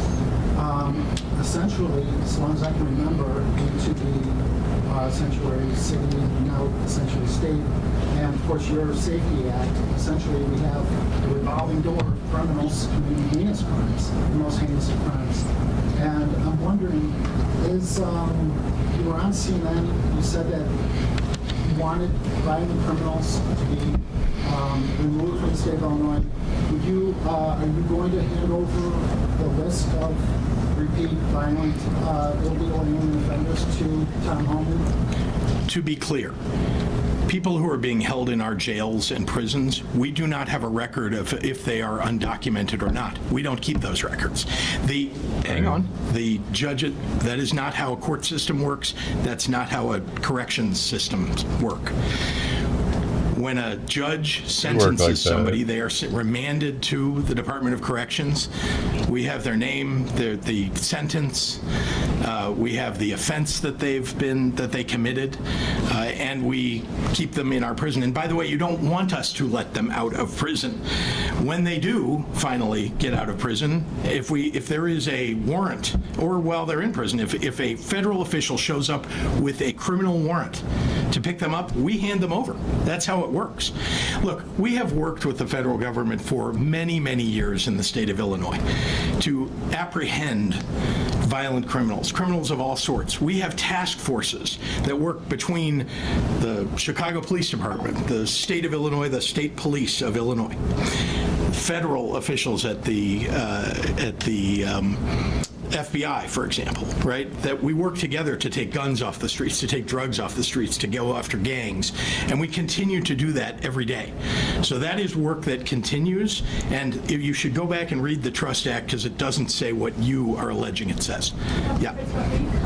Several $1 billion worth of federal funding that is already kind of baked into the 5-year analysis that your administration administration put out in November.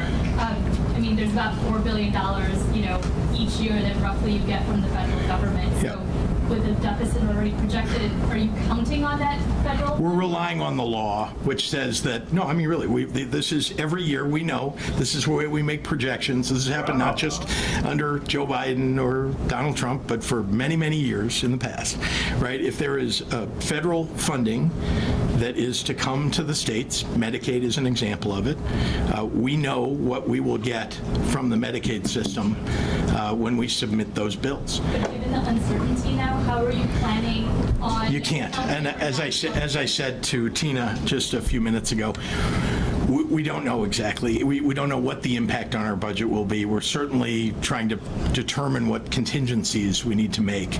But right now, we're assuming the law will be followed. We're assuming the courts will follow the law. And so we built that into the budget, but nothing more. Yeah, Shia. Like an action plan, knowing that this the would city be on ongoing, rocket. agenda team looking at what happens if Well, this is less than 24 hours old, so I appreciate your giving us credit for being able. Not quite like this. This was literally, this memo that came out last night was something quite sweeping. Now, could you imagine that they would go after the programs that they're going after? Sure, but certainly not all at once, which is what they've done. And we've seen it across the country. I've talked to governors, I've talked to other federal elected officials. No one expected this. Yeah. Can I ask you this, though? Other than legal challenges, what really can you do? As the Lieutenant Governor mentioned, elections have consequences. Yeah. And he has a majority in the House and the Senate. So other than complaining, what can you do? Well, again, we can make sure that we're following the law, which we always do, and that the federal government is following the law when it comes to the state of Illinois. So that's most of what we can do. I think the rest is we've passed laws in the state of Illinois to protect people, and we'll continue to look for ways to continue to focus in on the things that are most threatened, and where they are threatened, we will take action. Discretionary funding. Wait, I'm sorry, I want to get somebody who hasn't. Governor, several of the nonprofits that rely on this funding said that they've received questionnaires from the federal government asking very specific questions on how they use this fund and whether they use it to support document to it supports abortion. Should these programs, these leaders of these programs, should they be concerned? What message does it send that these types of questions are being asked of these nonprofits? Well, first of all, I would ask the question, does the law suggest that the federal government has the ability now to impose new restrictions by virtue of the questions that may be asked? I don't know the answer to because I don't know which agencies you're talking about, but I do know that they should make sure that they have a good attorney. Unfortunately, I think what the Trump administration is doing is a full employment act for lawyers. And the fact is that we need to protect the agencies that are serving the people of Illinois, so we're going to do everything that we can in Illinois to protect them. Yeah. Please clarify, have you been in contact with the administration? Have they reached out to you? Have you reached out to them and just not heard anything? I think I said earlier in my remarks that when our agencies reached out to the federal agencies, we literally were informed that they are not to speak with us. Yeah. Hi, Bruce. Yes. Can you explain how the Head Start program and the child care centers here in Illinois are going to be affected? Yep. So I don't know how they'll be affected in the future. I can tell you what happened today and therefore what could happen. Today, there were several agencies, Head Start agencies, that would not have been able to pay their payrolls. And indeed, one of them informed us that if they couldn't get paid by the end of the day, that they might have to close their doors and lay everybody off. So, look, we know from the pandemic that our child care system across the country is fragile. And if you take one day, 1 week, 1 month away from those payments, away from those agencies, they will likely close because they're on the edge. Remember, a lot of the agencies that provide these services don't have a balance sheet. So they don't have a bank account they can go to and rely upon while they're waiting to get paid. We saw that once again in Illinois under the previous governor when there were 2 years without a budget. We saw lots of agencies close and they sometimes never reopen. So the danger is very, very high. Can you talk about the impacts of higher education, how you're planning on watching out for it assuming this does go through? Again, we have contemplated what might happen, and I think you saw today that there were a couple of universities that have stopped some of the programs that they were planning to go forward with. Again, not because they were in violation of law, but because they've been threatened now by the President of the United States and his administration unlawfully. But they are concerned that, waiting for a judge to finally make a decision might be devastating for a university. So we're going to do everything we can to protect them, but there are some things, we cannot make up for billions of dollars of Medicaid that might be taken away from the state of Illinois. We cannot make up for hundreds of millions of dollars that might go to universities or might be taken away from our state universities. So I'm concerned, deeply concerned. This will be the last question. What is your contingency plan, though? I just really want to understand. We've got like 2 or 3 weeks left of the budget, so there must be something that you can tell us in terms of the steps that the state is taking to address some of this. Look, you saw that that COVID-19 you couldn't plan for. And yet, months into a fiscal year, we had to make significant changes in our budget. We had to make cuts to deal with what we saw were deteriorating revenues to the state, right, because of COVID-19. We made $700 million of cuts to deal with that in 2020, 2021. We may have to do that in this budget, this coming budget, or in the current budget year. We just don't know. And so when you say contingency plans, it's not like there's some, magic money that's sitting in, buried under the governor's mansion or buried under the Capitol. There just isn't. We'll do what we need to do when the time comes, but we certainly are evaluating what that challenge might be and how we might overcome it, but I don't have an answer for you today. Again, 21 hours after we've been informed. Thanks, everybody. Yep, thank you. Sorry, gotta go.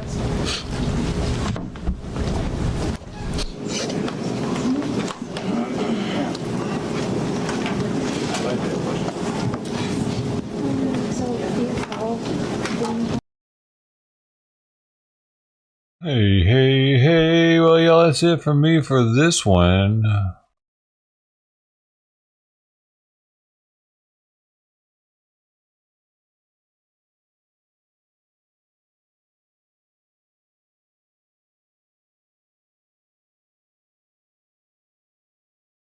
But there is this other one I got here.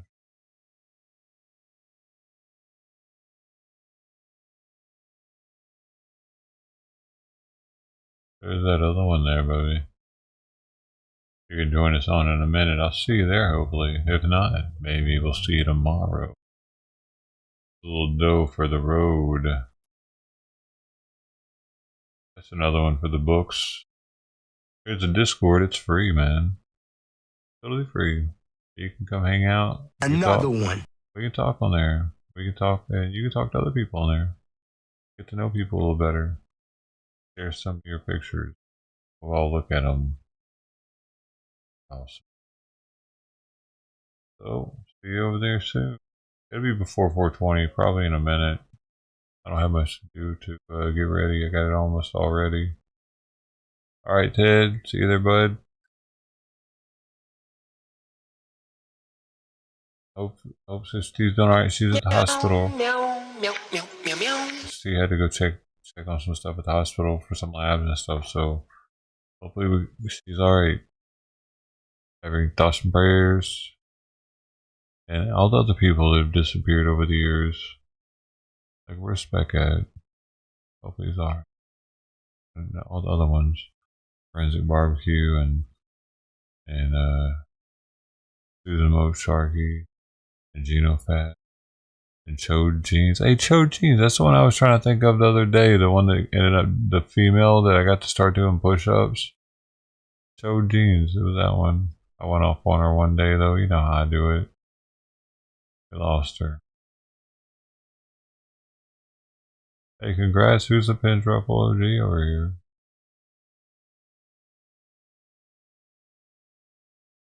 Better Golden.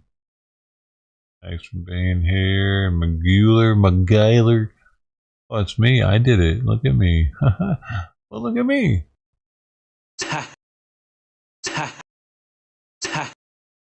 Penis. Penis. Penis. Skinny. Skinny. Skinny. Skinny. Skinny. Skinny. Penis. Ha ha. Hey. Hey. Hey. Hey. All right, then. See y'all on the next one.